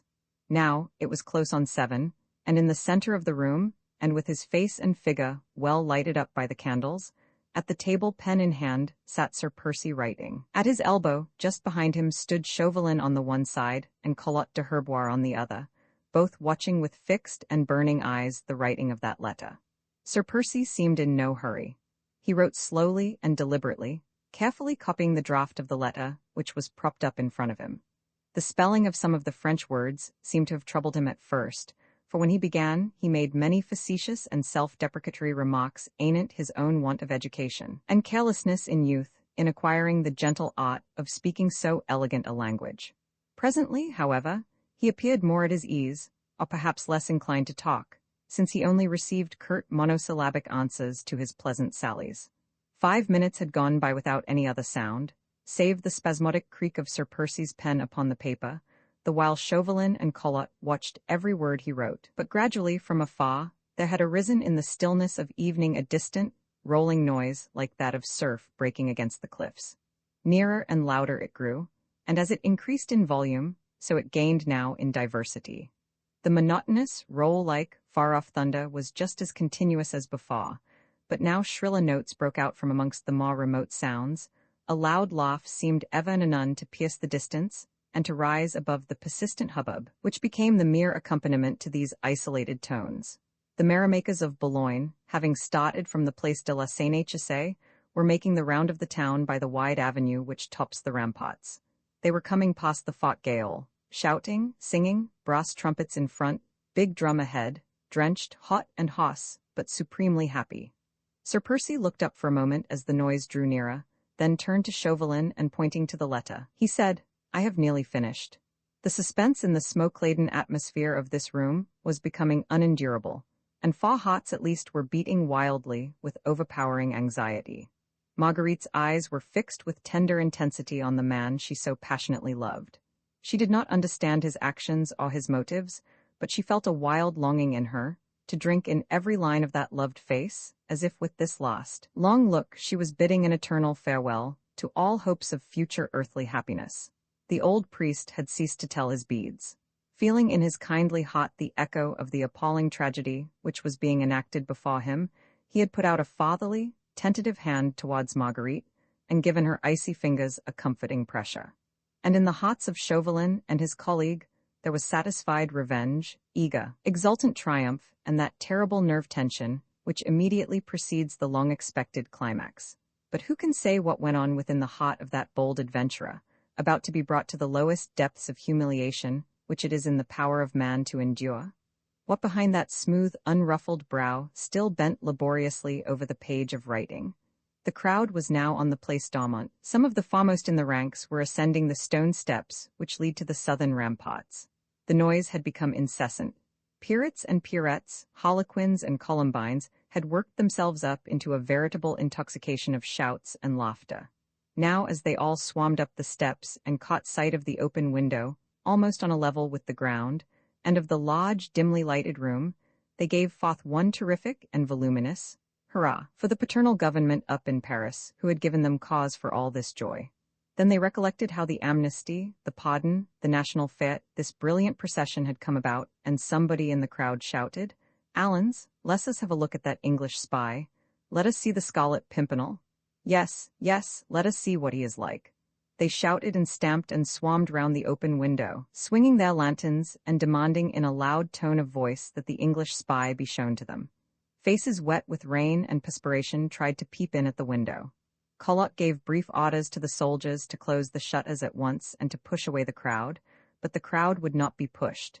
It would not be gainsaid, and when the soldiers tried to close the window, 20 angry fists broke the panes of glass. "I can't finish this writing in your lingo, sir, whilst this demmed row is going on," said Sir Percy placidly. "You have not much more to write, Sir Percy," urged Chauvelin with nervous impatience. "I pray you, finish the matter now, and get you gone from out this city." "Send that demmed lot away, then," rejoined Sir Percy calmly. "They won't go. They want to see you?" Sir Percy paused a moment, pen in hand, as if in deep reflection. "They want to see me," he said with a laugh. "Why, damn it all then, why not let him?" And with a few rapid strokes of the pen, he quickly finished the letter, adding his signature with a bold flourish, whilst the crowd, pushing, jostling, shouting and cursing the soldiers, still loudly demanded to see the Scarlet Pimpernel. Chauvelin felt as if his heart would veritably burst with the wildness of its beating. Then Sir Percy, with one hand lightly pressed on the letter, pushed his chair away, and with his pleasant ringing voice, said once again, "Well, damn it, let him see me." With that he sprang to his feet and up to his full height, and as he did so, he seized the 2 massive pewter candlesticks, one in each hand, and with powerful arms well outstretched, he held them high above his head. "The letter?" murmured Chauvelin in a hoarse whisper, but even as he was quickly reaching out a hand, which shook with the intensity of his excitement, towards the letter on the table, Blakeney, with one loud and sudden shout, threw the heavy candlesticks onto the floor. They rattled down with a terrific crash, the lights were extinguished, and the whole room was immediately plunged in utter darkness. The crowd gave a wild yell of fear. They had only caught sight for one instant of that gigantic figure, which, with arms outstretched, had seemed supernaturally tall, weirdly illumined by the flickering light of the tallow candles, and the next moment disappearing into utter darkness before their very gaze. Overcome with sudden superstitious fear, Pirates and Pirettes, drummer and trumpetters, turned and fled in every direction. Within the room all was wild confusion. The soldiers had heard a cry, "La fenêtre, la fenêtre." Who gave it no one knew, no one could afterwards recollect. Certain it is that with one accord the majority of the men made a rush for the open window, driven thither partly by the wild instinct of the chase after an escaping enemy, and partly by the same superstitious terror which had caused the crowd to flee. They clambered over the sill and dropped down onto the ramparts below, then started in wild pursuit. But when the crash came, Chauvelin had given one frantic shout. "The letter? Collot? A moi, in his hand. The letter?" There was the sound of a heavy thud, of a terrible scuffle there on the floor in the darkness, and then a yell of victory from Collot de Herbois. "I have the letter, a Paris." "Victory?" echoed Chauvelin, exultant and panting. "Victory?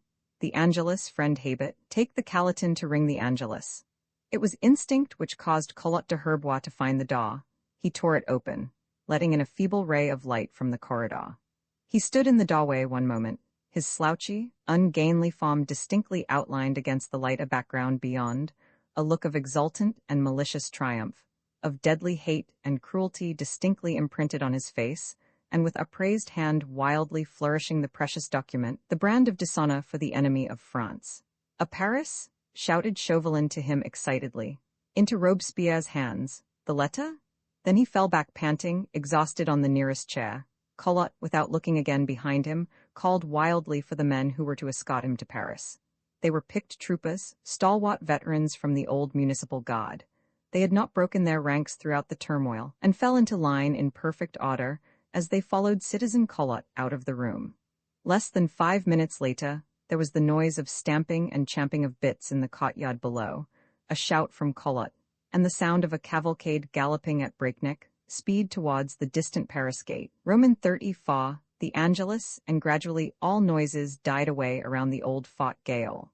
The shouts and laughter of the merrymakers, who had quickly recovered from their fright, now came only as the muffled rumble of a distant storm, broken here and there by the shrill note of a girl's loud laughter, or a vigorous fanfare from the brass trumpets. The room where so much turmoil had taken place, where so many hearts had beaten with torrent-like emotions, where the awesome tragedy of revenge and hate, of love and passion had been consummated, was now silent and at peace. The soldiers had gone, some in pursuit of the revelers, some with Collot de Herbois, others with Habit and the calatin who was to ring the Angelus. Chauvelin, overcome with the intensity of his exultation and the agony of the suspense which he had endured, sat, vaguely dreaming, hardly conscious, but wholly happy and content. Fearless, too, for his triumph was complete, and he cared not now if he lived or died. He had lived long enough to see the complete annihilation and dishonor of his enemy. What had happened to Sir Percy Blakeney now, what to Marguerite, he neither knew nor cared. No doubt the Englishman had picked himself up and got away through the window or the door. He would be anxious to get his wife out of the town as quickly as possible.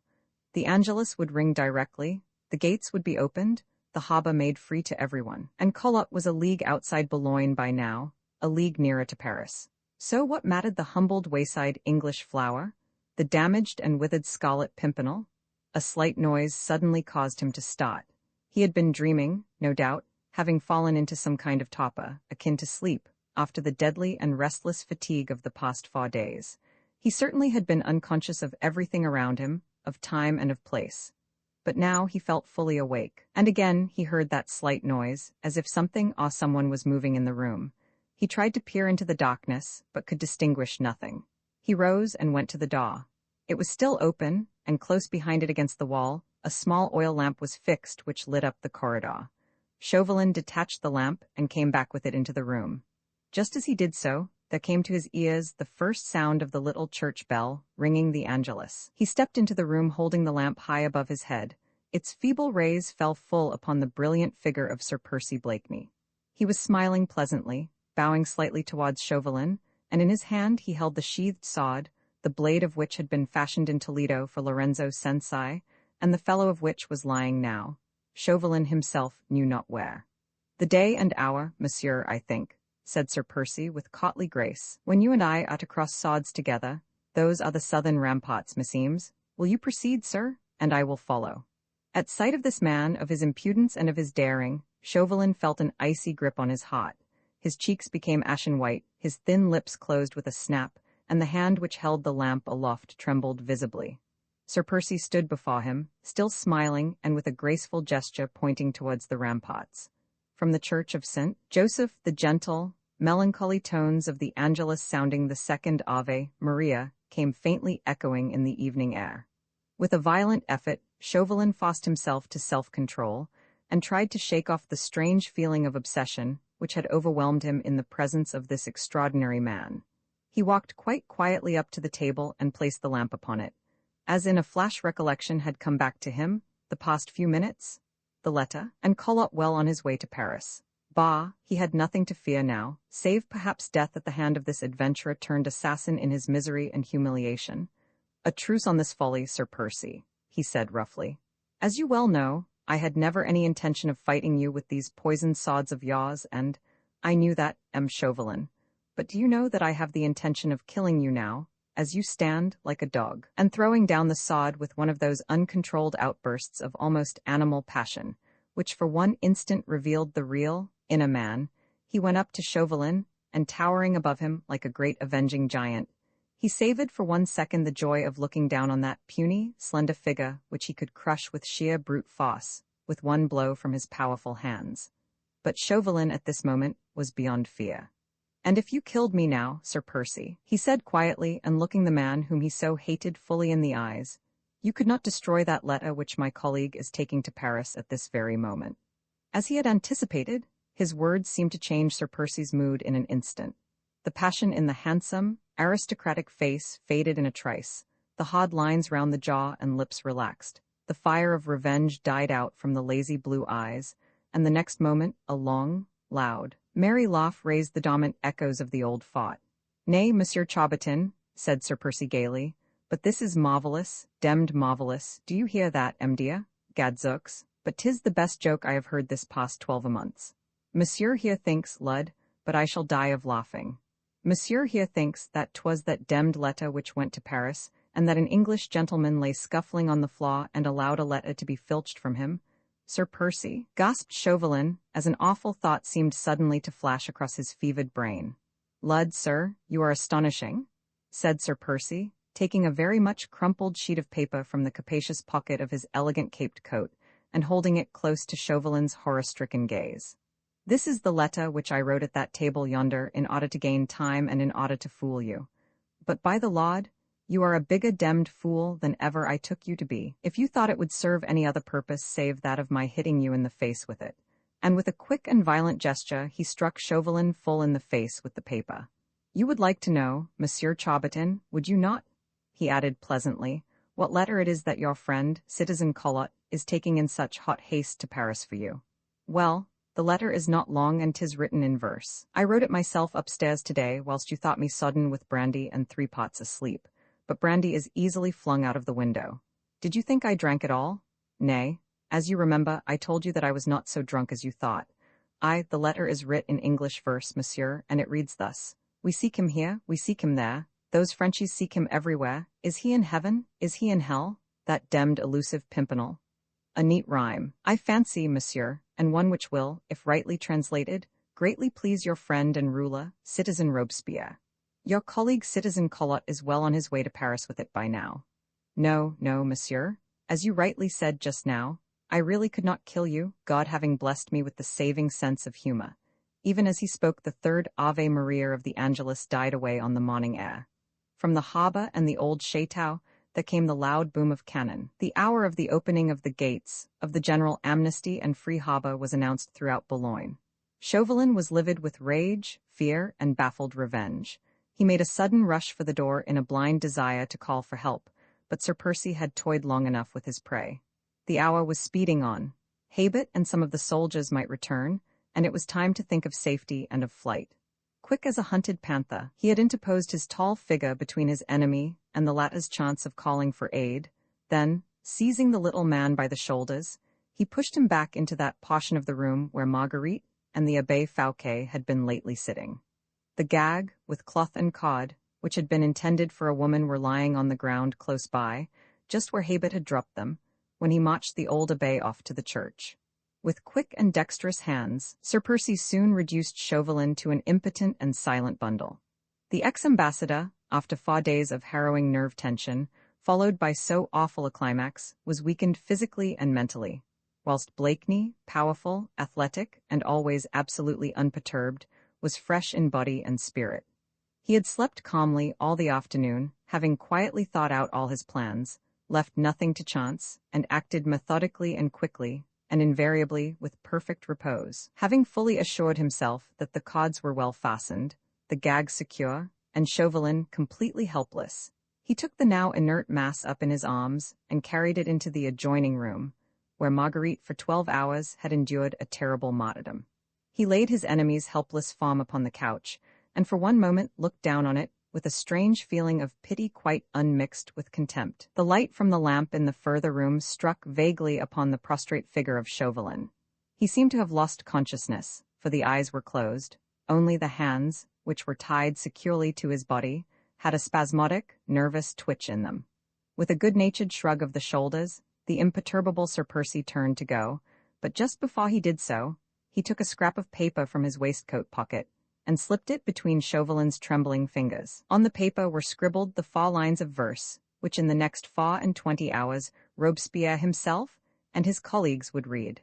Then Blakeney finally went out of the room. Roman 35 Marguerite, as he re-entered the lodge room, she was standing beside the table, with one dainty hand resting against the back of the chair, her whole graceful figure bent forward as if in an agony of ardent expectation. Never for an instant, in that supreme moment when his precious life was at stake, did she waver in courage or presence of mind. From the moment that he jumped up and took the candlesticks in his hands, her sixth sense showed her, as in a flash, what he meant to do, and how he would wish her to act. When the room was plunged in darkness, she stood absolutely still. When she heard the scuffle on the floor, she never trembled, for her passionate heart had already told her that he never meant to deliver that infamous letter into his enemy's hands.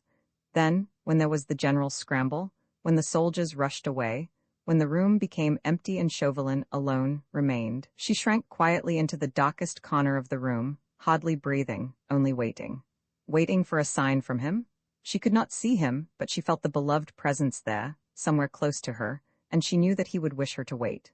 She watched him silently, ready to help if he called, equally ready to remain still and to wait. Only when the helpless body of her deadly enemy was well out of the way did she come from out the darkness, and now she stood with the full light of the lamp illumining her ruddy golden hair, the delicate blush on her cheek, the flame of love dancing in her glorious eyes. Thus he saw her as he re-entered the room, and for 1 second he paused at the door, for the joy of seeing her there seemed greater than he could bear. Forgotten was the agony of mind which he had endured, the humiliations and the dangers which still threatened. He only remembered that she loved him and that he worshipped her. The next moment she lay clasped in his arms. All was still around them, save for the gentle patter-patter of the rain on the trees of the ramparts, and from very far away the echo of laughter and music from the distant revelers, and then the cry of the sea-mew thrice repeated from just beneath the window. Blakeney and Marguerite awoke from their brief dream. Once more the passionate lover gave place to the man of action. "'Tis Tony, and I mistake not," he said hurriedly, as with loving fingers still slightly trembling with suppressed passion, he readjusted the hood over her head. "Lord Tony," she murmured. "I, with Hastings and 1 or 2 others. I told them to be ready for us tonight as soon as the place was quiet." "You were so sure of success then, Percy?" she asked in wonderment. "So sure," he replied simply. Then he led her to the window and lifted her onto the sill. It was not high from the ground, and 2 pairs of willing arms were there ready to help her down. Then he, too, followed, and quietly the little party turned to walk toward the gate. The ramparts themselves now looked strangely still and silent. The merrymakers were far away, only 1 or 2 passers-by hurried swiftly past here and there, carrying bundles, evidently bent on making use of that welcome permission to leave this dangerous soil. The little party walked on in silence, Marguerite's small hand resting on her husband's arm. Anon they came upon a group of soldiers who were standing somewhat perfunctorily and irresolutely close by the open gate of the fort. "Tines c'est l'anglais," said one. "Morbleu, he is on his way back to England," commented another lazily. The gates of Boulogne had been thrown open to everyone when the Angelus was rung and the cannon boomed. The general amnesty had been proclaimed. Everyone had the right to come and go as they pleased. The sentinels had been ordered to challenge no one, and to let everyone pass.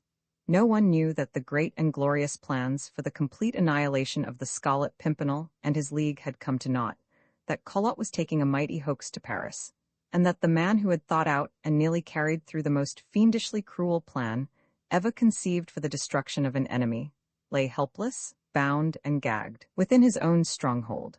And so the little party, consisting of Sir Percy and Marguerite, Lord Antony Dewhurst and my Lord Hastings, passed unchallenged through the gates of Boulogne. Outside the precincts of the town, they met my Lord Everingham and Sir Philip Glynde, who had met the Abbé Fouquet outside his little church, and escorted him safely out of the city, whilst Francois and Félicité, with their old mother, had been under the charge of other members of the League. We were all in the procession, dressed up in all sorts of ragged finery, until the last moment, explained Lord Tony to Marguerite, as the entire party now quickly made its way to the harbour. We did not know what was going to happen.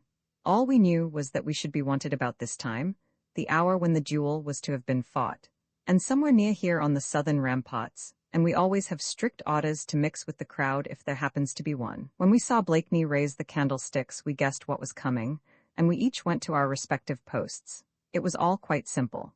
The young man spoke gaily and lightly, but through the easy banter of his tone, there pierced the enthusiasm and pride of the soldier in the glory and daring of his chief. Between the city walls and the harbour, there was much bustle and agitation. The English packet-boat would lift anchor at the turn of the tide, and as everyone was free to get aboard without leave or passport, there were a very large number of passengers, bound for the land of freedom. 2 boats from the Daydream were waiting in readiness for Sir Percy and my lady, and those whom they would bring with them. Silently the party embarked, and as the boats pushed off and the sailors from Sir Percy's yacht bent to their oars, the old Abbé Fouquet began gently droning a Pater and Ave to the accompaniment of his beads.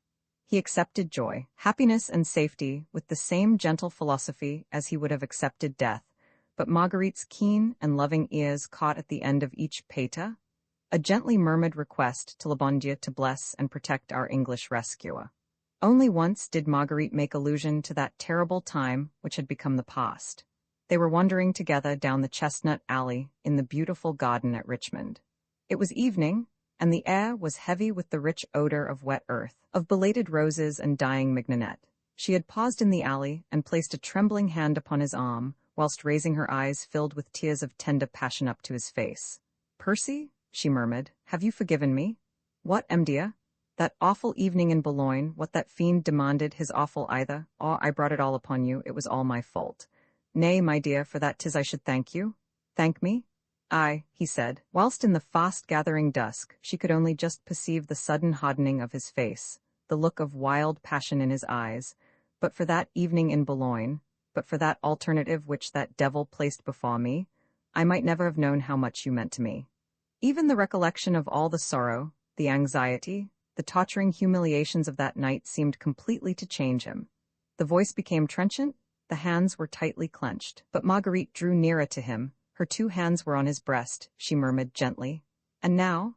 He folded her in his arms with an agony of joy and said earnestly, "Now I know." Roman Father Richmond Galler, it was perhaps the most brilliant September ever known in England, where the last days of dying summer are nearly always golden and beautiful.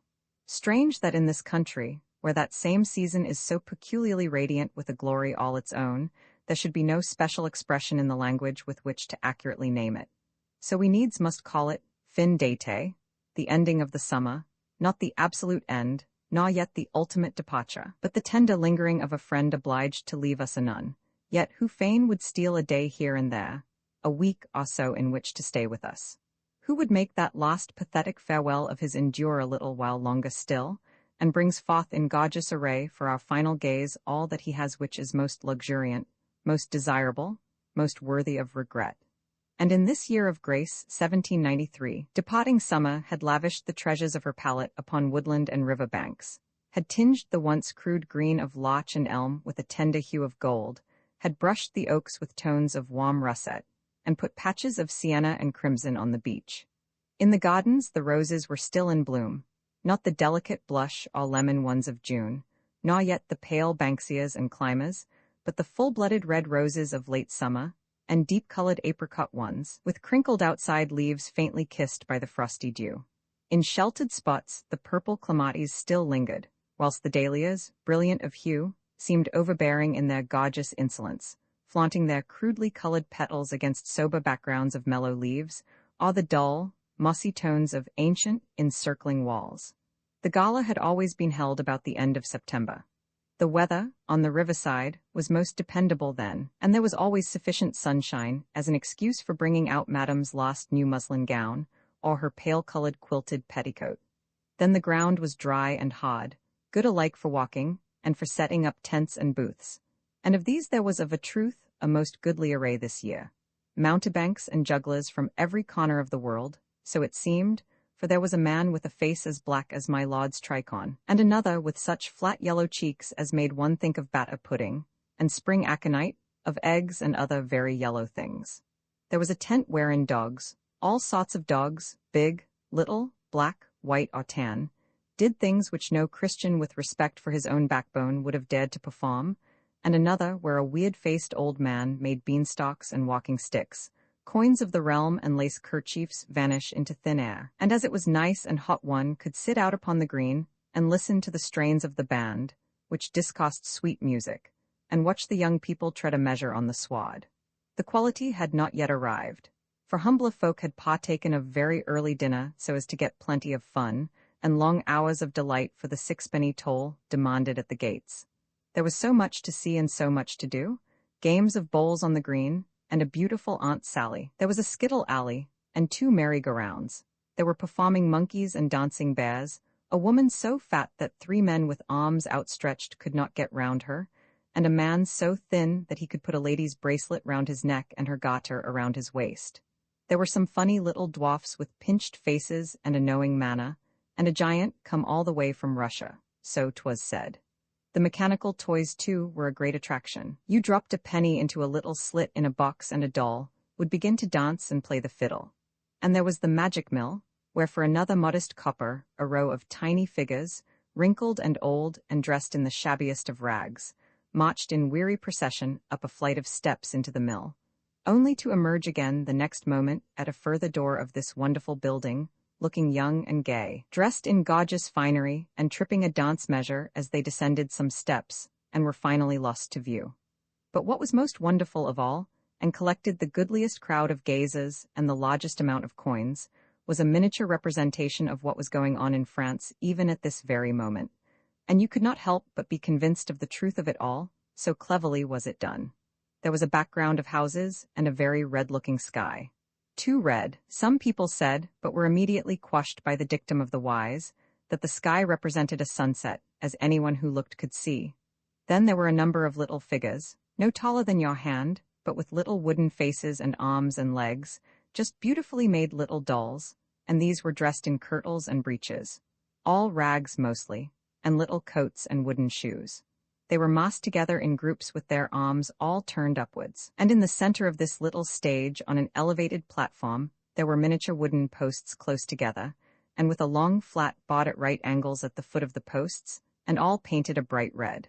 At the further end of the boards was a miniature basket, and between the two posts at the top was a miniature knife which ran up and down in a groove and was drawn by a miniature pulley.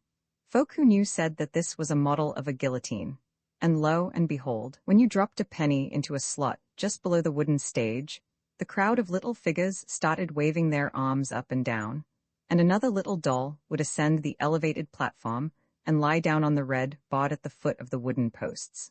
Then a figure dressed in brilliant scarlet put out an arm, presumably to touch the pulley, and the tiny knife would rattle down on to the poor little reclining doll's neck, and its head would roll off into the basket beyond. Then there was a loud whir of wheels, a buzz of internal mechanism, and all the little figures would stop dead with arms outstretched, whilst the beheaded doll rolled off the board and was lost to view, no doubt preparatory to going through the same gruesome pantomime again. It was very thrilling and very terrible. A certain air of hushed awe reigned in the booth where this mechanical wonder was displayed. The booth itself stood in a secluded portion of the grounds, far from the toll gates, and the bandstand and the noise of the merry-go-round, and there were great texts, written in red letters on a black ground, pinned all along the walls. Please spare a copper for the starving poor of Paris. A lady, dressed in grey quilted petticoat and pretty grey and black striped panniers, could be seen walking in the booth from time to time, then disappearing through a partition beyond. She would emerge again, presently carrying an embroidered reticule, and would wander round among the crowd, holding out the bag by its chain, and repeating in tones of somewhat monotonous appeal, "For the starving poor of Paris, if you please." She had fine, dark eyes, rather narrow and tending upwards at the outer corners, which gave her face a not altogether pleasant expression. Still, they were fine eyes, and when she went round soliciting alms, most of the men put a hand into their breeches pocket and dropped a coin into her embroidered reticule. She said the word poor in rather a funny way, rolling the R at the end, and she also said please as if it were spelt with a long line of E's, and so it was concluded that she was French and was begging for her poorer sisters. At stated intervals during the day, the mechanical toy was rolled into a corner, and the lady in grey stood up on a platform and sang queer little songs, the words of which nobody could understand. Il était une berger et ron petit patapon. But it all left an impression of sadness and of suppressed awe upon the minds and susceptibilities of the worthy Richmond yokels come with their wives or sweethearts to enjoy the fun of the fair, and gladly did everyone emerge out of that melancholy booth into the sunshine, the brightness and the noise. "Lud, but she do give me the creeps," said Mistress Polly, the pretty barmaid from the Bell Inn, down by the river, "and I must say that I don't see why we English folk should send our hard-earned pennies to those murdering ruffians over the water. Banes, starving so to speak, don't make a murderer a better man if he goes on murdering," she added with undisputable if ungrammatical logic. "Come, let's look at something more cheerful now." And without waiting for anyone else's assent, she turned towards the more lively portion of the grounds, closely followed by a ruddy-faced, somewhat sheepish-looking youth, who very obviously was her attendant swain. It was getting on for 3 o'clock now, and the quality were beginning to arrive. Lord Antony Dewhurst was already there, chucking every pretty girl under the chin, to the annoyance of her beau. Ladies were arriving all the time, and the humbler feminine hearts were constantly set aflutter at sight of rich brocaded gowns, and the new charlottes, all crinkled velvet and soft marabout, which were so becoming to the pretty faces beneath. There was incessant and loud talking and chattering, with here and there the shriller tones of a French voice being distinctly noticeable in the din. There were a good many French ladies and gentlemen present, easily recognizable, even in the distance, for their clothes were of more sober hue, and of lesser richness than those of their English compeers. But they were great lords and ladies, nevertheless, dukes and duchesses and countesses, come to England for fear of being murdered by those devils in their own country. Richmond was full of them just now, as they were made right welcome both at the palace and at the magnificent home of Sir Percy and Lady Blakeney. Ah, here comes Sir Andrew F. Ffoulkes with his lady. So pretty and dainty does she look, like a little china doll, in her new-fashioned short-waisted gown, her brown hair in soft waves above her smooth forehead, her great hazel eyes fixed in unaffected admiration on the gallant husband by her side. No wonder she dotes on him, sighed pretty Mistress Polly after she had bobbed her curtsy to my lady. The brave deeds he did for love of her, rescued her from those murderers over in France and brought her to England safe and sound, having fought no end of them single-handed, so I've heard it said. Have you not, Master Thomas Jesard? And she looked defiantly at her meek-looking cavalier. Bah, replied Master Thomas with quite unusual vehemence in response to the disparaging look in her brown eyes. 'Tis not he who did it all, as you well know, Mistress Polly. Sir Andrew F. Ffoulkes is a gallant gentleman, you may take your Bible oath on that, but he that fights the murdering Frojatas single-handed is he whom they call the Scarlet Pimpernel, the bravest gentleman in all the world. Then, as at mention of the national hero, he thought that he detected in Mistress Polly's eyes an enthusiasm which he could not very well ascribe to his own individuality. He added with some pique, "But they do say that this same Scarlet Pimpernel is mightily ill-favored, and that's why no one ever sees him. They say he is fit to scare the crows away, and that no Frenchie can look twice at his face, for it's so ugly, and so they let him get out of the country, rather than look at him again." "Then they do say a mighty lot of nonsense," retorted Mistress Polly, with a shrug of her pretty shoulders, "and if that be so, then why don't you go over to France and join hands with the Scarlet Pimpernel? I'll warrant no Frenchman'll want to look twice at your face." A chorus of laughter greeted this sally, for the two young people had in the meanwhile been joined by several of their friends, and now formed part of a merry group near the band, some sitting, others standing, but all bent on seeing as much as there was to see in Richmond Gala this day. There was Johnny Cullen, the grocer's apprentice from Twickenham, and Ursula Queckett, the baker's daughter, and several young uns from the neighborhood, as well as some older folk. And all of them enjoyed a joke when they heard one and thought Mistress Polly's retort mightily smart. But then Mistress Polly was possessed of £200, all her own, left to her by her grandmother, and on the strength of this extensive fortune had acquired a reputation for beauty and wit, not easily accorded to a wench that had been penniless. But Mistress Polly was also very kind-hearted. She loved to tease Master Jesard, who was an indefatigable hanger-on at her pretty skirts, and whose easy conquest had rendered her somewhat contemptuous, but at the look of perplexed annoyance and bewildered distress in the lad's face, her better nature soon got the upper hand. She realized that her remark had been unwarrantably spiteful, and wishing to make atonement, she said with a touch of coquetry which quickly spread balm over the honest yokel's injured vanity, "La, Master Jesard, you do seem to make a body say some queer things. But there, you must own 'tis mighty funny about that Scarlet Pimpernel," she added, appealing to the company in general, just as if Master Jesard had been disputing the fact. "Why won't he let anyone see who he is? And those who know him won't tell. Now I have it for a fact from my lady's own maid Lucy, that the young lady as is stopping at Lady Blakeney's house has actually spoken to the man. She came over from France, come a fortnight tomorrow. She and the gentleman they call Monsieur Déroulède. They both saw the Scarlet Pimpernel and spoke to him. He brought them over from France." "Then why won't they say?" "Say what?" commented Johnny Cullen, the apprentice, "who this mysterious Scarlet Pimpernel is." "Perhaps he isn't," said old Clutterbuck, who was clerk of the vestry at the church of St. John's the Evangelist. "Yes," he added sententiously, for he was fond of his own sayings and usually liked to repeat them before he had quite done with them. "That's it, you may be sure. Perhaps he isn't." "What do you mean, Master Clutterbuck?" asked Ursula Queckett, for she knew the old man liked to explain his wise saws, and as she wanted to marry his son, she indulged him whenever she could. "What do you mean, he isn't what?" "He isn't, that's all," explained Clutterbuck with vague solemnity. Then, seeing that he had gained the attention of the little party round him, he condescended to come to more logical phraseology. "I mean that perhaps we must not ask, who is this mysterious Scarlet Pimpernel, but who was that poor and unfortunate gentleman?" "Then you think," suggested Mistress Polly, who felt unaccountably low-spirited at this oratorical pronouncement. "I have it for a fact. said Mr. Clutterbuck solemnly, "that he whom they call the Scarlet Pimpernel no longer exists now, that he was collared by the Frenchies as far back as last fall, and in the language of the poets, has never been heard of no more." Mr. Clutterbuck was very fond of quoting from the works of certain writers whose names he never mentioned, but who went by the poetical generality of the poets. Whenever he made use of phrases which he was supposed to derive from these great and unnamed authors, he solemnly and mechanically raised his hat, as a tribute of respect to these giant minds. "You think that the Scarlet Pimpernel is dead, Mr. Clutterbuck? That those horrible Frenchies murdered him? Surely you don't mean that?" sighed Mistress Polly ruefully. Mr. Clutterbuck put his hand up to his hat, preparatory no doubt to making another appeal to the mysterious poets, but was interrupted in the very act of uttering great thoughts by a loud and prolonged laugh, which came echoing from a distant corner of the grounds. "Lud, but I'd know that laugh anywhere," said Mistress Queckett, whilst all eyes were turned in the direction whence the merry noise had come. Half a head taller than any of his friends around him, his lazy blue eyes scanning from beneath their drooping lids the motley throng around him, stood Sir Percy Blakeney, the centre of a gaily dressed little group which seemingly had just crossed the toll-gate.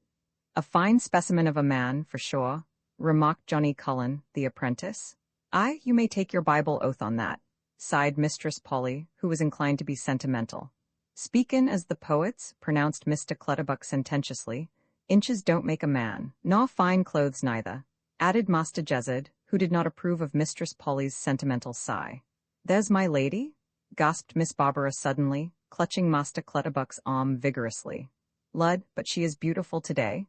Beautiful indeed, and radiant with youth and happiness, Marguerite Blakeney had just gone through the gates and was walking along the sward towards the band's stand. She was dressed in clinging robes of shimmery green texture, the new-fashioned high-waisted effect suiting her graceful figure to perfection. The large Charlotte, made of velvet to match the gown, cast a deep shadow over the upper part of her face, and gave a peculiar softness to the outline of her forehead and cheeks. Long lace mittens covered her arms and hands, and a scarf of diaphanous material edged with dull gold hung loosely around her shoulders. Yes, she was beautiful. No captious chronicler has ever denied that, and no one who knew her before, and who saw her again on this late summer's afternoon, could fail to mock the additional charm of her magnetic personality. There was a tenderness in her face as she turned her head to and fro, a joy of living in her eyes that was quite irresistibly fascinating. Just now she was talking animatedly with the young girl who was walking beside her, and laughing merrily the while. "Nay, we'll find your Paul, never fear. Lud, child, have you forgotten he is in England now, and that there's no fear of his being kidnapped here on the green in broad daylight?" The young girl gave a slight shudder, and her childlike face became a shade paler than before. Marguerite took her hand and gave it a kindly pressure. Juliet Marny, but lately come to England, saved from under the very knife of the guillotine, by a timely and daring rescue, could scarcely believe as yet that she and the man she loved were really out of danger. "There is Monsieur Déroulède," said Marguerite after a slight pause, giving the young girl time to recover herself and pointing to a group of men close by. "He is among friends, as you see." They made such a pretty picture, these two women, as they stood together for a moment on the green with the brilliant September sun throwing golden reflections and luminous shadows on their slender forms. Marguerite, tall and queen-like in her rich gown, and costly jewels, wearing with glorious pride the invisible crown of happy wifehood. Juliet, slim and girlish, dressed all in white, with a soft straw hat on her fair curls, and bearing on an otherwise young and childlike face the hard imprint of the terrible sufferings she had undergone, of the deathly moral battle her tender soul had had to fight. Soon a group of friends joined them. Paul Déroulède among these, also Sir Andrew and Lady F. Ffoulkes, and strolling slowly towards them, his hands buried in the pockets of his fine cloth breeches, his broad shoulders set to advantage in a coat of immaculate cut, priceless lace ruffles at neck and wrist, came the inimitable Sir Percy. Sir Percy and his lady, to all appearances, he had not changed since those early days of matrimony, when his young wife dazzled London society by her wit and by her beauty, and he was one of the many satellites that helped to bring into bold relief the brilliance of her presence, of her sallies and of her smiles. His friends alone, mayhap, and of these only an intimate few, had understood that beneath that self-same lazy manner, those shy and awkward ways, that half inane, half cynical laugh, there now lurked an undercurrent of tender and passionate happiness. That Lady Blakeney was in love with her own husband, nobody could fail to see, and in the more frivolous cliques of fashionable London, this extraordinary phenomenon had oft been eagerly discussed. A monstrous thing, of a truth, for a woman of fashion to adore her own husband, was the universal pronouncement of the gaily decked little world that centred around Carlton House and Ranelagh. Not that Sir Percy Blakeney was unpopular with the fair sex. Far be it from the veracious chronicler's mind even to suggest such a thing. The ladies would have voted any gathering dull, if Sir Percy's witty sallies did not ring from end to end of the dancing hall, if his new satin coat and broidered waistcoat did not call for comment or admiration. But that was the frivolous set, to which Lady Blakeney had never belonged. It was well known that she had always viewed her good-natured husband as the most willing and most natural butt for her caustic wit. She still was fond of aiming a shaft or two at him, and he was still equally ready to let the shaft glance harmlessly against the flawless shield of his own imperturbable good humor. But now, contrary to all precedent, to all usages and customs of London society, Marguerite seldom was seen at routs or at the opera without her husband. She accompanied him to all the races, and even one night, oh horror, had danced the gavotte with him. Society shuddered and wondered, tried to put Lady Blakeney's sudden infatuation down to foreign eccentricity, and finally consoled itself with the thought that after all this nonsense could not last, and that she was too clever a woman and he too perfect a gentleman to keep up this abnormal state of things for any length of time. In the meanwhile, the ladies averred that this matrimonial love was a very one-sided affair. No one could assert that Sir Percy was anything but politely indifferent to his wife's obvious attentions. His lazy eyes never once lighted up when she entered a ballroom, and there were those who knew for a fact that her ladyship spent many lonely days in her beautiful home at Richmond, whilst her lord and master absented himself with persistent, if unchivalrous regularity. His presence at the gala had been a surprise to everyone, for all thought him still away, fishing in Scotland or shooting in Yorkshire, anywhere save close to the apron strings of his doting wife. He himself seemed conscious of the fact that he had not been expected at this end-of-summer fete, for as he strolled forward to meet his wife and Juliet Marny, and acknowledge with a bow here and a nod there the many greetings from subordinates and friends, there was quite an apologetic air about his good-looking face and an obvious shyness in his smile. But Marguerite gave a happy little laugh when she saw him coming towards her. "Oh, Sir Percy," she said gaily, "and pray have you seen the show? I vow 'tis the maddest, merriest throng I've seen for many a day. Nay, but for the sighs and shudders of my poor little Juliet, I should be enjoying one of the liveliest days of my life." She patted Juliet's arm affectionately. "Do not shame me before Sir Percy," murmured the young girl, casting shy glances at the elegant cavalier before her, vainly trying to find in the indolent, foppish personality of this society butterfly some trace of the daring man of action, the bold adventurer who had snatched her and her lover from out the very tumbril that bore them both to death. "I know I ought to be gay," she continued with an attempt at a smile. "I ought to forget everything, save what I owe to." Sir Percy's laugh broke in on her half-finished sentence. "Lud, and to think of all that I ought not to forget," he said loudly. "Tony here has been clamoring for iced punch this last half-hour, and I promised to find a booth wherein the noble liquid is properly dispensed. Within half an hour from now His Royal Highness will be here. I assure you, Emil, Juliet, that from that time onwards I have to endure the qualms of the damned, for the heir to Great Britain's throne always contrives to be thirsty when I am satiated, which is Tantalus torture magnified 1,000-fold, or to be satiated when my parched palate most requires solace. In either case I am a most pitiable man." "In either case you contrive to talk a deal of nonsense, Sir Percy," said Marguerite gaily. "What else would your ladyship have me do this lazy, hot afternoon?" "Come and view the booths with me," she said. "I am dying for a sight of the fat woman and the lean man, the pig-faced child, the dwarfs and the giants. There, Monsieur Déroulède," she added, turning to the young Frenchman who was standing close beside her, "take Emil, Juliet to hear the clavecin players. I vow she is tired of my company." The gaily dressed group was breaking up. Juliet and Paul Déroulède were only too ready to stroll off arm in arm together, and Sir Andrew F. Ffoulkes was ever in attendance on his young wife. For one moment Marguerite caught her husband's eye. No one was within earshot. "Percy," she said. "Yes, dear. When did you return?" "Early this morning." "You crossed over from Calais?" "From Boulogne." "Why did you not let me know sooner?" "I could not, dear. I arrived at my lodgings in town, looking a disgusting object. I could not appear before you until I had washed some of the French mud from off my person. Then His Royal Highness demanded my presence. He wanted news of the Duchess de Verneuil, whom I had the honor of escorting over from France. By the time I had told him all that he wished to hear, there was no chance of finding you at home, and I thought I should see you here. Marguerite said nothing for a moment, but her foot impatiently tapped the ground, and her fingers were fidgeting with the gold fringe of her scarf. The look of joy, of exquisite happiness, seemed to have suddenly vanished from her face. There was a deep furrow between her brows.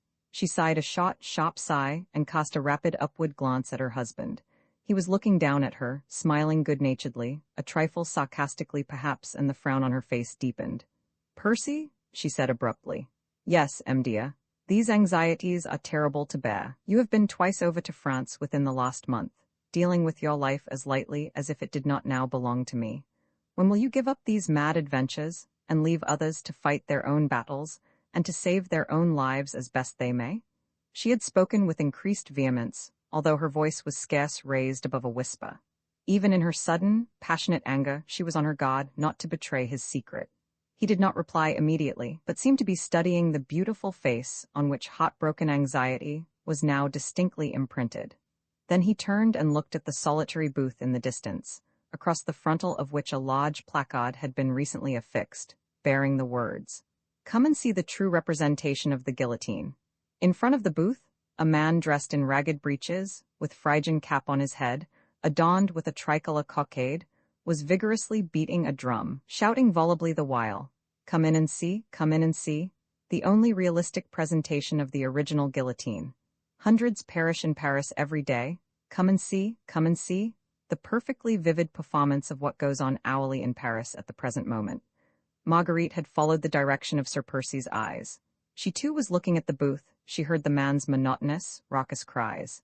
She gave a slight shudder and once more looked imploringly at her husband. His face, though outwardly as lazy and calm as before, had a strange set look about the mouth and firm jaw, and his slender hand, the hand of a dandy accustomed to handle cards and dice, and to play lightly with the foils, was clutched tightly beneath the folds of the priceless Mechlin frills.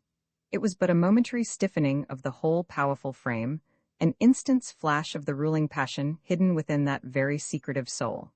Then he once more turned towards her. The rigid lines of his face relaxed. He broke into a pleasant laugh, and with the most elaborate and most courtly bow, he took her hand in his, and raising her fingers to his lips, he gave the answer to her questions. "When your ladyship has ceased to be the most admired woman in Europe, namely, when I am in my grave." Vi for the poor of Paris, there was no time to say more then. For the laughing, chatting groups of friends had once more closed up round Marguerite and her husband, and she, ever on the alert, gave neither look nor sign that any serious conversation had taken place between Sir Percy and herself. Whatever she might feel or dread with regard to the foolhardy adventures in which he still persistently embarked, no member of the League ever guarded the secret of his chief more loyally than did Marguerite Blakeney. Though her heart overflowed with a passionate pride in her husband, she was clever enough to conceal every emotion save that which nature had insisted on imprinting in her face, her present radiant happiness and her irresistible love. And thus before the world, she kept up that bantering way with him, which had characterized her earlier matrimonial life, that good-natured, easy contempt which he had so readily accepted in those days, and which their entourage would have missed and would have inquired after, if she had changed her manner towards him too suddenly. In her heart she knew full well that within Percy Blakeney's soul she had a great and powerful rival, his wild, mad, passionate love of adventure. For it he would sacrifice everything, even his life.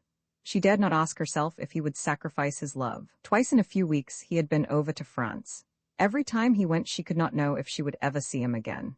She could not imagine how the French Committee of Public Safety could so clumsily allow the hated Scarlet Pimpernel to slip through its fingers, but she never attempted either to warn him or to beg him not to go. When he brought Paul Déroulède and Juliette Marny over from France, her heart went out to the two young people in sheer gladness and pride because of his precious life, which he had risked for them. She loved Juliette for the dangers Percy had passed, for the anxieties she herself had endured. Only today, in the midst of this beautiful sunshine, this joy of the earth, of summer and of the sky, she had suddenly felt a mad, overpowering anxiety, a deadly hatred of the wild, adventurous life, which took him so often away from her side. His pleasant, bantering reply precluded her following up the subject, whilst the merry chatter of people round her warned her to keep her words and looks under control.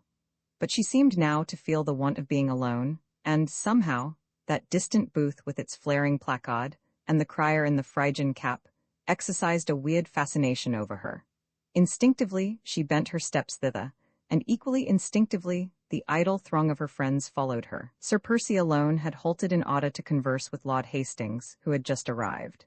"Surely, Lady Blakeney, you have no thought of patronizing that gruesome spectacle," said Lord Antony Dewhurst, as Marguerite almost mechanically had paused within a few yards of the solitary booth. "I don't know," she said, with enforced gaiety. "The place seems to attract me, and I need not look at the spectacle," she added significantly, as she pointed to a roughly scribbled notice at the entrance of the tent, "in aid of the starving poor of Paris.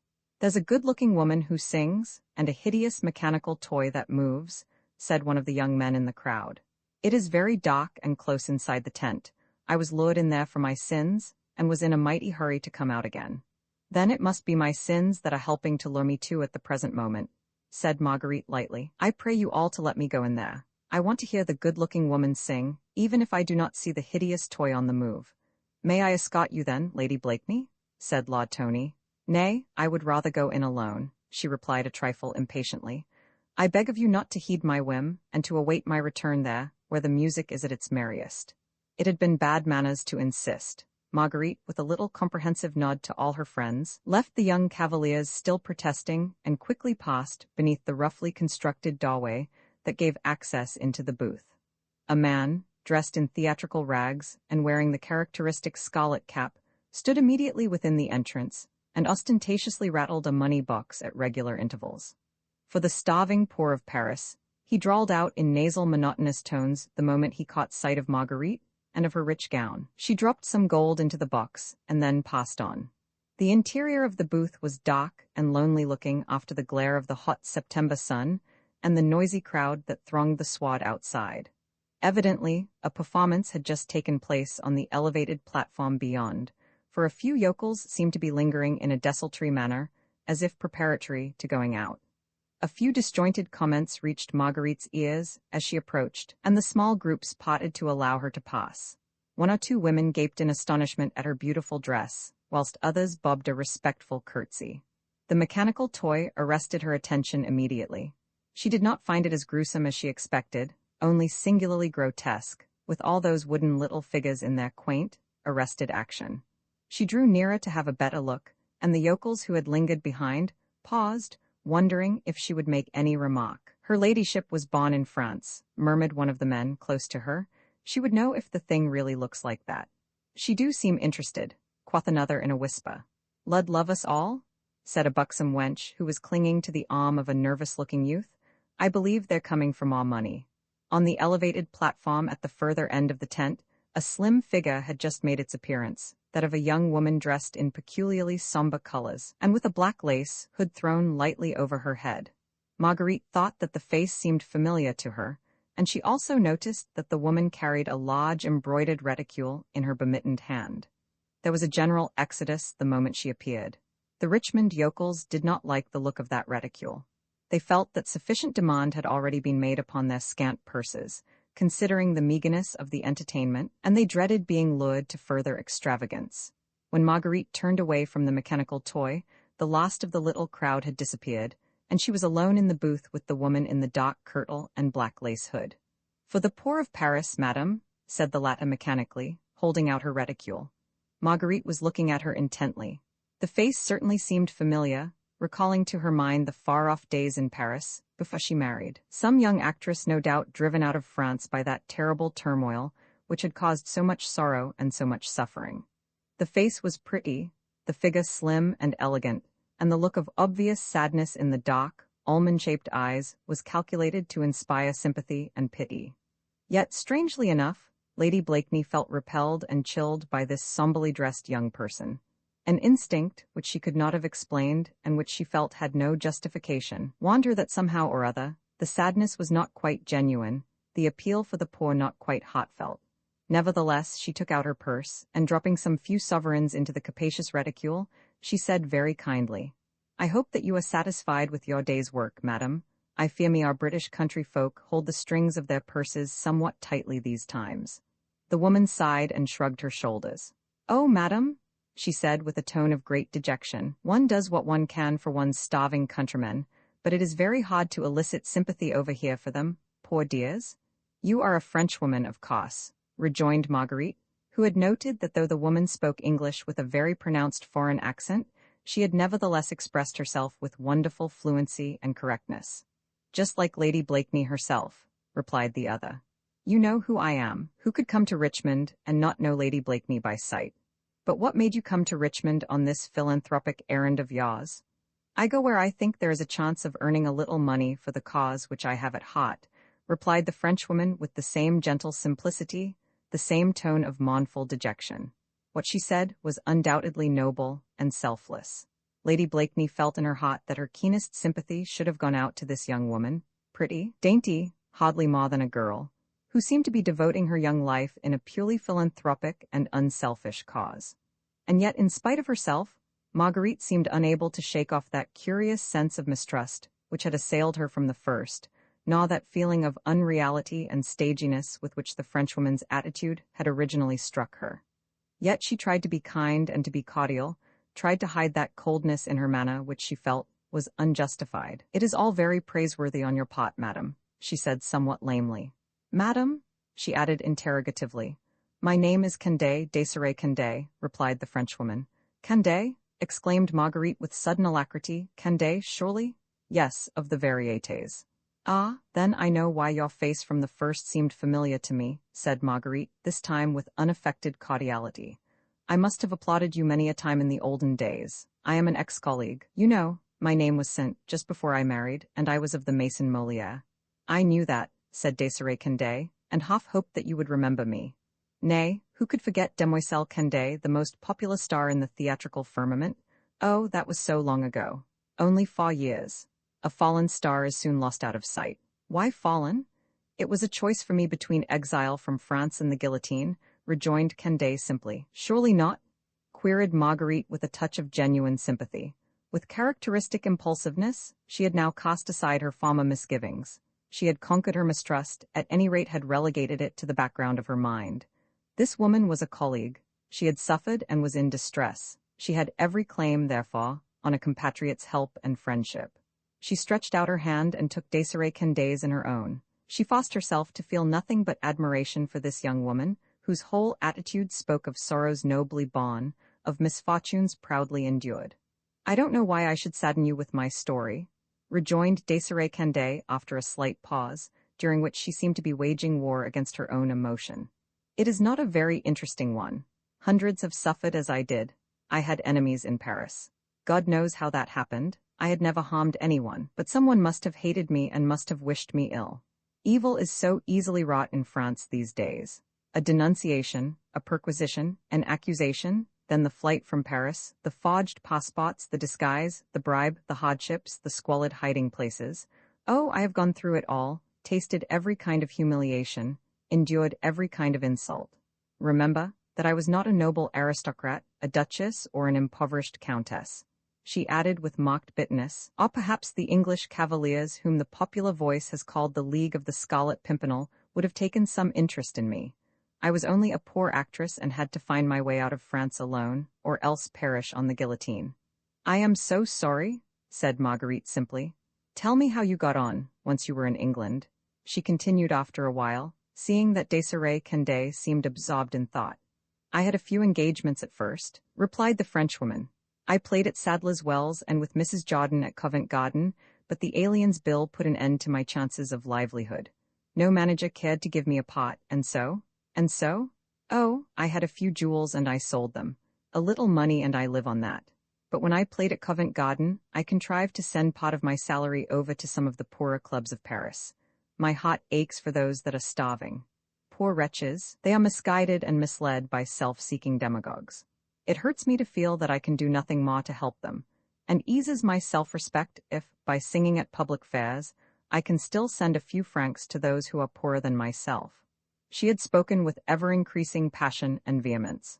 Marguerite, with eyes fixed into vacancy, seeing neither the speaker nor her surroundings, seeing only visions of those same poor wreckages of humanity who had been goaded into thirst for blood, when their shrunken bodies should have been clamoring for healthy food. Marguerite, thus absorbed, had totally forgotten her earlier prejudices, and now completely failed to note all that was unreal, stagey, theatrical, in the oratorical declamations of the ex-actress from the Varietés. Preeminently true and loyal herself, in spite of the many deceptions and treacheries which she had witnessed in her life, she never looked for falsehood or for cant in others.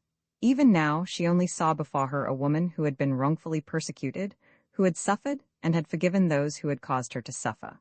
She bitterly accused herself for her original mistrust of this noble-hearted, unselfish woman, who was content to tramp around in an alien country, bartering her talents for a few coins, in order that some of those, who were the originators of her sorrows, might have bread to eat and a bed in which to sleep. "Mademoiselle," she said warmly, "truly you shame me, who am also French-born, with the many sacrifices you so nobly make for those who should have first claim on my own sympathy. Believe me, if I have not done as much as duty demanded of me in the cause of my starving compatriots, it has not been for lack of goodwill. Is there any way now," she added eagerly, "in which I can help you? Putting aside the question of money, wherein I pray you to command my assistance, what can I do to be of useful service to you?" "You are very kind, Lady Blakeney," said the other hesitatingly. "Well, what is it? I see there is something in your mind. It is perhaps difficult to express, but people say I have a good voice. I sing some French ditties. They are a novelty in England, I think. If I could sing them in fashionable salons, I might perhaps—" "Nay, you shall sing in fashionable salons," exclaimed Marguerite eagerly. "You shall become the fashion, and I'll swear the Prince of Wales himself shall bid you sing at Carlton House. And you shall name your own fee, mademoiselle, and London society shall vie with the elite of Bath, as to which shall lure you to its most frequented routes. There, you shall make a fortune for the Paris poor, and to prove to you that I mean every word I say, you shall begin your triumphant career in my own salon tomorrow night. His Royal Highness will be present. You shall sing your most engaging songs, and for your fee you must accept 100 guineas, which you shall send to the poorest workmen's club in Paris in the name of Sir Percy and Lady Blakeney. I thank your ladyship, but you'll not refuse?" "I'll accept gladly, but you will understand, I am not very old," said Condé quaintly. I am only an actress, but if a young actress is unprotected then—" "I understand," replied Marguerite gently, "that you are far too pretty to frequent the world all alone, and that you have a mother, a sister, or a friend whom you would wish to escort you tomorrow. Is that it?" "Nay," rejoined the actress with mocked bitterness, "I have neither mother nor sister, but our revolutionary government, with tardy compassion for those it has so relentlessly driven out of France, has deputed a representative of theirs in England to look after the interests of French subjects over here. Yes, they have realized over in Paris that my life here has been devoted to the welfare of the poor people of France. The representative whom the government has sent to England is specially interested in me and in my work. He is a standby for me in case of trouble. In case of insults, a woman alone is oft subject to those, even at the hands of so-called gentlemen, and the official representative of my own country becomes in such cases my most natural protector. I understand. You will receive him? Certainly. Then may I present him to your ladyship? Whenever you like. Now, an it please you. Now? Yes, here he comes at your ladyship's service." Desiree Condé's almond-shaped eyes were fixed upon a distant part of the tent, behind Lady Blakeney, in the direction of the main entrance to the booth. There was a slight pause after she had spoken, and then Marguerite slowly turned in order to see who this official representative of France was, whom at the young actress' request she had just agreed to receive in her house. In the doorway of the tent, framed by its gaudy draperies, and with the streaming sunshine as a brilliant background behind him, stood the sable-clad figure of Chauvelin. Roman 7 premonition, Marguerite neither moved nor spoke. She felt 2 pairs of eyes fixed upon her, and with all the strength of will at her command, she forced the very blood in her veins not to quit her cheeks, forced her eyelids not to betray by a single quiver the icy pang of a deadly premonition, which at sight of Chauvelin seemed to have chilled her entire soul.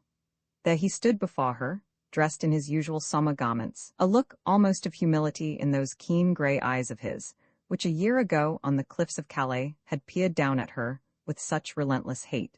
Strange that at this moment she should have felt an instinct of fear. What cause had she to throw more than a pitiful glance at the man who had tried so cruelly to wrong her, and who had so signally failed? Having bowed very low and very respectfully, Chauvelin advanced towards her, with all the airs of a disgraced courtier craving audience from his queen. As he approached, she instinctively drew back. "Would you prefer not to speak to me, Lady Blakeney?" he said humbly. She could scarcely believe her ears or trust her eyes. It seemed impossible that a man could have so changed in a few months. He even looked shorter than last year, more shrunken within himself. His hair, which he wore free from powder, was perceptibly tinged with grey. "Shall I withdraw?" he added after a pause, seeing that Marguerite made no movement to return his salutation. "It would be best, perhaps," she replied coldly. "You and I, Monsieur Chauvelin, have so little to say to one another." "Very little indeed," he rejoined quietly. "The triumphant and happy have ever very little to say to the humiliated and the defeated.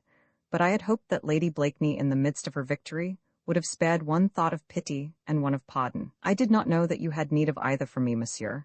Pity perhaps not, but forgiveness certainly. You have that, if you so desire it. Since I failed, you might try to forget. That is beyond my power, but believe me, I have ceased to think of the infinite wrong which you tried to do to me. But I failed," he insisted, "and I meant no harm to you. To those I care for, Monsieur Chauvelin. I had to serve my country as best I could. I meant no harm to your brother. He is safe in England now, and the Scarlet Pimpernel was nothing to you." She tried to read his face, tried to discover in those inscrutable eyes of his some hidden meaning to his words. Instinct had warned her of course that this man could be nothing but an enemy, always and at all times. But he seemed so broken, so abject now, that contempt for his dejected attitude, and for the defeat which had been inflicted on him, chased the last remnant of fear from her heart. "I did not even succeed in harming that enigmatical personage," continued Chauvelin with the same self-abasement. "Sir Percy Blakeney, you remember, threw himself across my plans, quite innocently of course. I failed where you succeeded. Luck has deserted me. Our government offered me a humble post away from France. I look after the interests of French subjects settled in England. My days of power are over. My failure is complete. I do not complain, for I failed in a combat of wits. But I failed. I am almost a fugitive, and I am quite disgraced.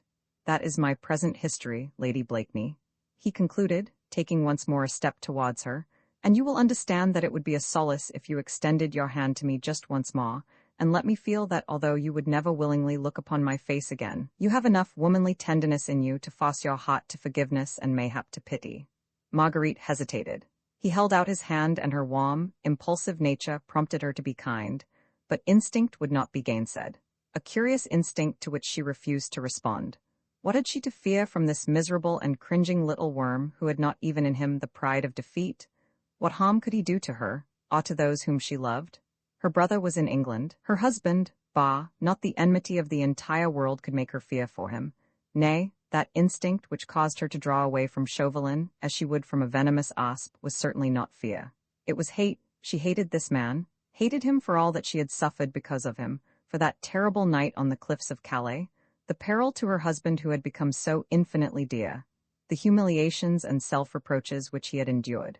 Yes, it was hate, and hate was of all emotions the one she most despised. Hate? Does one hate a slimy but harmless toad or a stinging fly? It seemed ridiculous, contemptible, and pitiable to think of hate in connection with the melancholy figure of this discomfited intriguer, this fallen leader of revolutionary France. He was holding out his hand to her. If she placed even the tips of her fingers upon it, she would be making the compact of mercy and forgiveness which he was asking of her. The woman Desiree Canday roused within her the last lingering vestige of her slumbering wrath.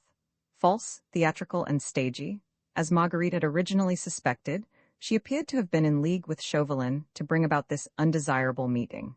Lady Blakeney turned from one to another, trying to conceal her contempt beneath a mask of passionless indifference. Canday was standing close by, looking obviously distressed and not a little puzzled. An instant's reflection was sufficient to convince Marguerite that the whilom actress of the Varietés Theatre was obviously ignorant of the events to which Chauvelin had been alluding. She was therefore of no serious consequence, a mere tool, mayhap, in the ex-ambassador's hands. At the present moment she looked like a silly child who does not understand the conversation of the grown-ups. Marguerite had promised her help and protection, had invited her to her house, and offered her a munificent gift in aid of a deserving cause. She was too proud to go back now on that promise, to rescind the contract, because of an unexplainable fear. With regard to Chauvelin, the matter stood differently. She had made him no direct offer of hospitality. She had agreed to receive in her house the official chaperone of an unprotected girl, but she was not called upon to show cordiality to her own and her husband's most deadly enemy. She was ready to dismiss him out of her life with a cursory word of pardon and a half-expressed promise of oblivion. On that understanding, and that only, she was ready to let her hand rest for the space of 1 second in his. She had looked upon her fallen enemy, seen his discomfiture and his humiliation. Very well. Now let him pass out of her life, all the more easily, since the last vision of him would be one of such utter abjection as would even be unworthy of hate. All these thoughts, feelings, and struggles passed through her mind with great rapidity. Her hesitation had lasted less than 5 seconds. Chauvelin still wore the look of doubting entreaty with which he had first begged permission to take her hand in his. With an impulsive toss of the head, she had turned straight towards him, ready with the phrase with which she meant to dismiss him from her sight now and forever, when suddenly a well-known laugh broke in upon her ear, and a lazy, drawly voice said pleasantly, "La, I vow the air is fit to poison you. Your Royal Highness, I entreat, let us turn our backs upon these gates of Inferno, where lost souls would feel more at home than doth your humble servant." The next moment, His Royal Highness, the Prince of Wales, had entered the tent, closely followed by Sir Percy Blakeney. Roman 8. The invitation. It was in truth a strange situation, this chance meeting between Percy Blakeney and ex-ambassador Chauvelin. Marguerite looked up at her husband. She saw him shrug his broad shoulders as he first caught sight of Chauvelin, and glanced down in his usual lazy, good-humored manner at the shrunken figure of the silent Frenchman. The words she meant to say never crossed her lips. She was waiting to hear what the two men would say to one another. The instinct of the grande dame in her, the fashionable lady accustomed to the exigencies of society, just gave her sufficient presence of mind to make the requisite low curtsy before His Royal Highness. But the prince, forgetting his accustomed gallantry, was also absorbed in the little scene before him. He, too, was looking from the sable-clad figure of Chauvelin to that of gorgeously arrayed Sir Percy. He, too, like Marguerite, was wondering what was passing behind the low, smooth forehead of that inimitable dandy, what behind the inscrutably good-humored expression of those sleepy eyes. Of the 5 persons thus present in the dark and stuffy booth, certainly Sir Percy Blakeney seemed the least perturbed.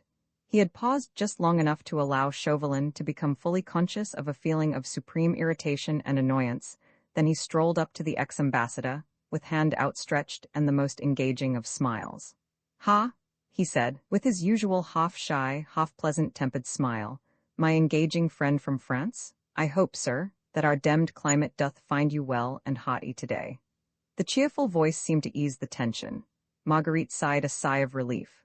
After all, what was more natural than that Percy, with his amazing fund of pleasant irresponsibility, should thus greet the man who had once vowed to bring him to the guillotine?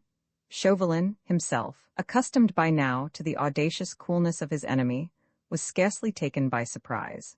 He bowed low to His Highness, who, vastly amused at Blakeney's sally, was inclined to be gracious to everyone, even though the personality of Chauvelin, as a well-known leader of the regicide government, was inherently distasteful to him. But the prince saw in the wizened little figure before him an obvious butt for his friend Blakeney's impertinent shafts, and although historians have been unable to assert positively whether or no George, Prince of Wales, knew aught of Sir Percy's dual life, yet there is no doubt that he was always ready to enjoy a situation which brought about the discomfiture of any of the Scarlet Pimpernel's avowed enemies. "I, too, have not met him, Chauvelin, for many a long month," said His Royal Highness with an obvious show of irony. "And I mistake not, sir, you left my father's cot somewhat abruptly last year." "Nay, your Royal Highness," said Percy gaily, "my friend Monsieur Chaubertin and I had serious business to discuss which could only be dealt with in France." "Am I not right, monsieur?" "Quite right, Sir Percy," replied Chauvelin curtly. "We had to discuss abominable soup in Calais, had we not?" continued Blakeney in the same tone of easy banter, "and wine that I vowed was vinegar." "Monsieur Chaubertin, no. I beg pardon, Chauvelin. Monsieur Chauvelin and I quite agreed upon that point. The only matter on which we were not quite at one was the question of snuff." "Snuff?" laughed His Royal Highness, who seemed vastly amused. "Yes, your Royal Highness, snuff. Monsieur Chauvelin here had, if I may be allowed to say so vitiated a taste in snuff that he prefers it with an admixture of pepper. Is that not so, monsieur?" Chauvetin? Chauvelin, Sir Percy, remarked the ex-ambassador dryly. He was determined not to lose his temper and looked urbane and pleasant, whilst his impudent enemy was enjoying a joke at his expense. Marguerite the while had not taken her eyes off the keen, shrewd face. Whilst the three men talked, she seemed suddenly to have lost her sense of the reality of things. The present situation appeared to her strangely familiar, like a dream which she had dreamt oft times before. Suddenly it became absolutely clear to her that the whole scene had been arranged and planned. The booth with its flaring placard, Demoiselle Candaye soliciting her patronage, her invitation to the young actress, Chauvelin's sudden appearance, all had been concocted and arranged, not here, not in England at all, but out there in Paris, in some dark gathering of bloodthirsty ruffians, who had invented a final trap for the destruction of the bold adventurer, who went by the name of the Scarlet Pimpernel. And she also was only a puppet, enacting a part which had been written for her. She had acted just as they had anticipated, had spoken the very words they had meant her to say. And when she looked at Percy, he seemed supremely ignorant of it all, unconscious of this trap of the existence of which everyone here present was aware, save indeed himself. She would have fought against this weird feeling of obsession, of being a mechanical toy would up to do certain things, but this she could not do. Her will appeared paralyzed, her tongue even refused her service. As in a dream, she heard His Royal Highness ask for the name of the young actress who was soliciting alms for the poor of Paris. That also had been prearranged. His Royal Highness for the moment was also a puppet, made to dance, to speak, and to act as Chauvelin and his colleagues over in France had decided that he should. Quite mechanically Marguerite introduced Demoiselle Candaye to the prince's gracious notice. "If your highness will permit," she said, "Mademoiselle Candaye will give us some of her charming old French songs at my rout tomorrow." By all means," said the prince. "I used to know some in my childhood days, charming and poetic. I know. We shall be delighted to hear Mademoiselle sing, Blakeney?" he added good-humoredly. "And for your rout tomorrow, will you not also invite him, Chauvelin?" "Nay, but that goes without saying, your Royal Highness," responded Sir Percy, with hospitable alacrity and a most approved bow directed at his archenemy. "We shall expect M. Chauvelin. He and I have not met for so long, and he shall be made right welcome at Blakeney Manor." Roman 9 Demoiselle Candaye, her origin, was of the humblest, for her mother, so it was said, had been kitchen maid in the household of the Duc de Mani, but Desiree had received some kind of education, and though she began life as a dresser in one of the minor theatres of Paris, she became ultimately one of its most populous stars. She was small and dark, dainty in her manner and ways, and with a graceful little figure, peculiarly supple and sinuous. Her humble origins certainly did not betray itself in her hands and feet, which were exquisite in shape and Lilliputian in size. Her hair was soft and glossy, always free from powder, and cunningly arranged so as to slightly overshadow the upper part of her face. The chin was small and round, the mouth extraordinarily red, the neck slender and long. But she was not pretty, so said all the women.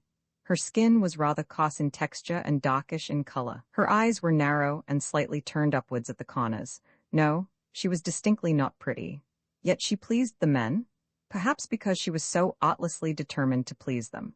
The women said that Demoiselle Candaye never left a man alone until she had succeeded in captivating his fancy, if only for 5 minutes, an interval in a dance, the time to cross a muddy road. But for 5 minutes she was determined to hold any man's complete attention and to exact his admiration, and she nearly always succeeded. Therefore the women hated her. The men were amused. It is extremely pleasant to have one's admiration compelled, one's attention so determinedly sought after. And Candaye could be extremely amusing, and as Magdalen in Molière's Les Précieuses was quite inimitable. This, however, was in the olden days, just before Paris went quite mad, before the reign of terror had set in, and ci-devant Louis the King had been executed.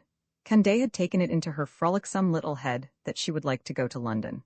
The idea was of course in the nature of an experiment. Those dull English people over the water knew so little of what good acting really meant. Tragedy?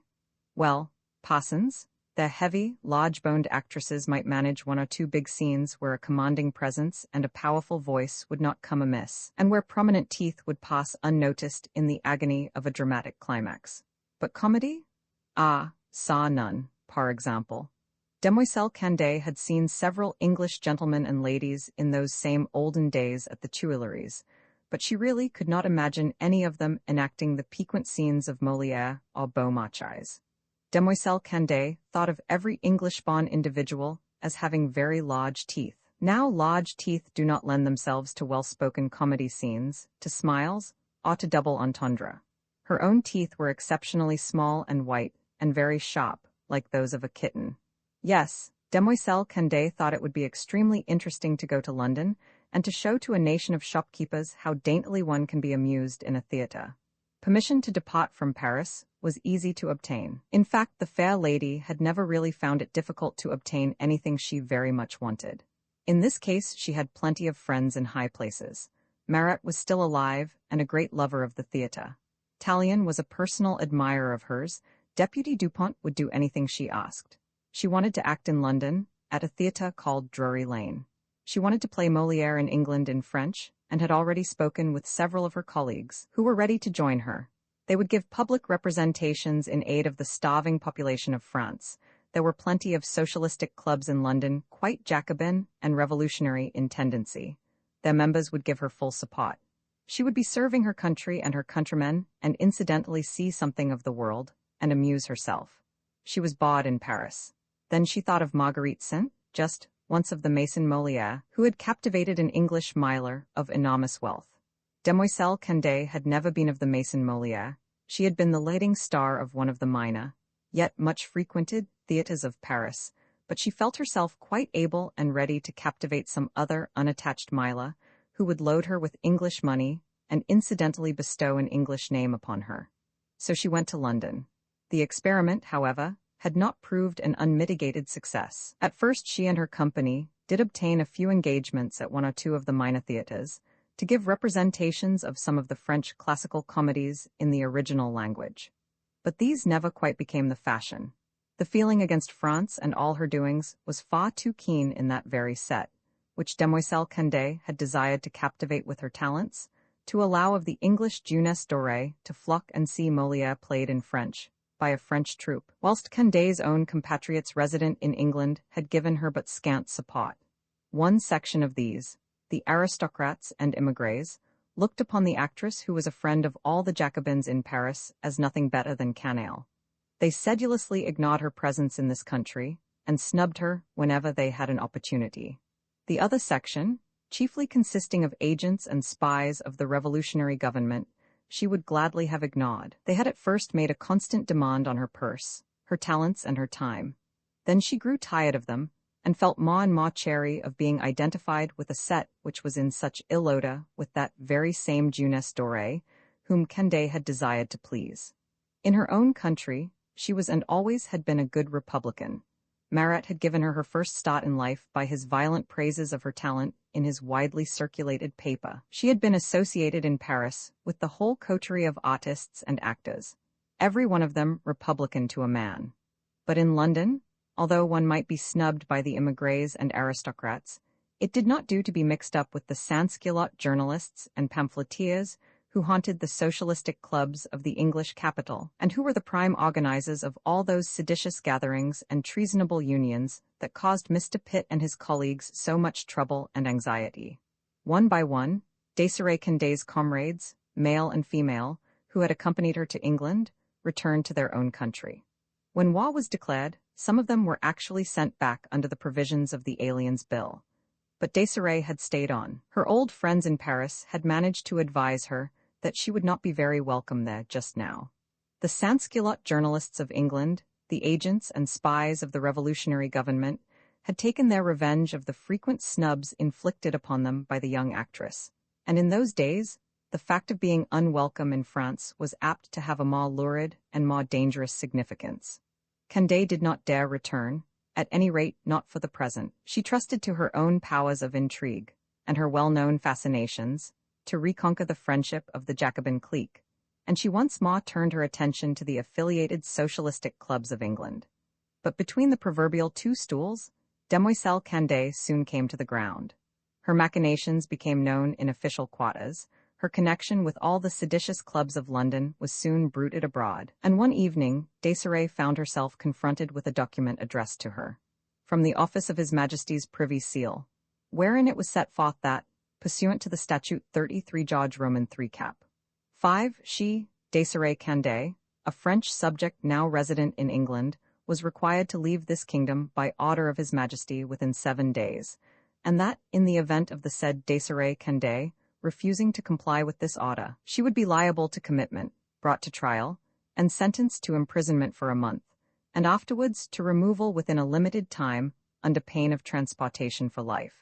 This meant that Demoiselle Candet had exactly 7 days in which to make complete her reconciliation with her former friends who now ruled Paris and France with a relentless and perpetually blood-stained hand.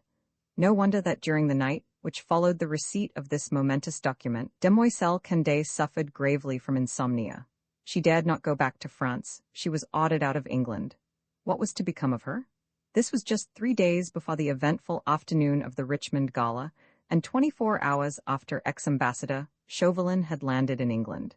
Candet and Chauvelin had since then met at the Cercle des Jacobins Francais in Soho Street, and now fair Desiree found herself in lodgings in Richmond the evening of the day following the gala, feeling that her luck had not altogether deserted her. One conversation with citizen Chauvelin had brought the fickle jade back to Demoiselle Candet's service. Nay, ma, the young actress saw before her visions of intrigue, of dramatic situations, of pleasant little bits of revenge, all of which was meat and drink and air to breathe for Mademoiselle Desiree. She was to sing in one of the most fashionable salons in England. That was very pleasant. The Prince of Wales would hear and see her. That opened out a vista of delightful possibilities, and all she had to do was to act a part dictated to her by citizen Chauvelin, to behave as he directed, to move in the way he wished. Well, that was easy enough, since the part which she would have to play was one peculiarly suited to her talents. She looked at herself critically in the glass. Her maid Fanchon, a little French waif picked up in the slums of Soho, helped to readjust a stray curl which had rebelled against the comb. "Now for the necklace, mademoiselle," said Fanchon with suppressed excitement. It had just arrived by messenger, a large morocco case which now lay open on the dressing table, displaying its dazzling contents. Candet scarcely dared to touch it, and yet it was for her. Citizen Chauvelin had sent a note with it. "Citizeness Candet will please accept this gift from the government of France in acknowledgement of useful services, past and to come." The note was signed with Robespierre's own name, followed by that of Citizen Chauvelin. The morocco case contained a necklace of diamonds worth the ransom of a king, for useful services past and to come, and there were promises of still further rewards, a complete pardon for all defalcations, a place within the charmed circle of the Comédie Française, a grand pageant and apotheoses with Citizeness Candet impersonating the goddess of reason, in the midst of a grand national fête, and the acclamations of excited Paris, and all in exchange for the enactment of a part, simple and easy, outlined for her by Chauvelin. How strange, how inexplicable! Candet took the necklace up in her trembling fingers and gazed musingly at the priceless gems. She had seen the jewels before, long, long ago, round the neck of the Duchesse de Mani, in whose service her own mother had been. She, as a child, had often gazed at and admired the great lady, who seemed like a wonderful fairy from an altogether different world, to the poor little kitchen slut. How wonderful are the vagaries of fortune! Desiree Candet, the kitchen maid's daughter, now wearing her ex-mistress' jewels. She supposed that these had been confiscated when the last of the Manis, the girl, Juliette, had escaped from France. Confiscated and now sent to her, Candet, as a reward or as a bribe? In either case they were welcome. The actress' vanity was soothed. She knew Juliette Mani was in England, and that she would meet her tonight at Lady Blakeney's. After the many snubs which she had endured from French aristocrats settled in England, the actress felt that she was about to enjoy an evening of triumph. The intrigue excited her. She did not quite know what schemes Chauvelin was aiming at, what ultimate end he had had in view when he commanded her services and taught her the part which he wished her to play. That the schemes were vast and the end mighty, she could not doubt. The reward she had received was proof enough of that. Little Fanchon stood there in speechless admiration, whilst her mistress still fondly fingered the magnificent necklace. "Mademoiselle will wear the diamond tonight?" she asked with evident anxiety. She would have been bitterly disappointed to have seen the beautiful thing once more relegated to its dark morocco case. "Oh yes, Fanchon," said Candet with a sigh of great satisfaction. "See that they are fastened quite securely, my girl." She put the necklace round her shapely neck, and Fanchon looked to see that the clasp was quite secure. There came the sound of loud knocking at the street door. "That is M. Chauvelin come to fetch me with the chaise. Am I quite ready, Fanchon?" asked Desiree Candet. "Oh yes, mademoiselle," sighed the little maid, "and mademoiselle looks very beautiful tonight." "Lady Blakeney is very beautiful too, Fanchon," rejoined the actress naively, "but I wonder if she will wear anything as fine as the Mani necklace." The knocking at the street door was repeated. Candet took a final, satisfied survey of herself in the glass. She knew her pot and felt that she had dressed well for it. She gave a final, affectionate little tap to the diamonds round her neck, took her cloak and hood from Fanchon, and was ready to go.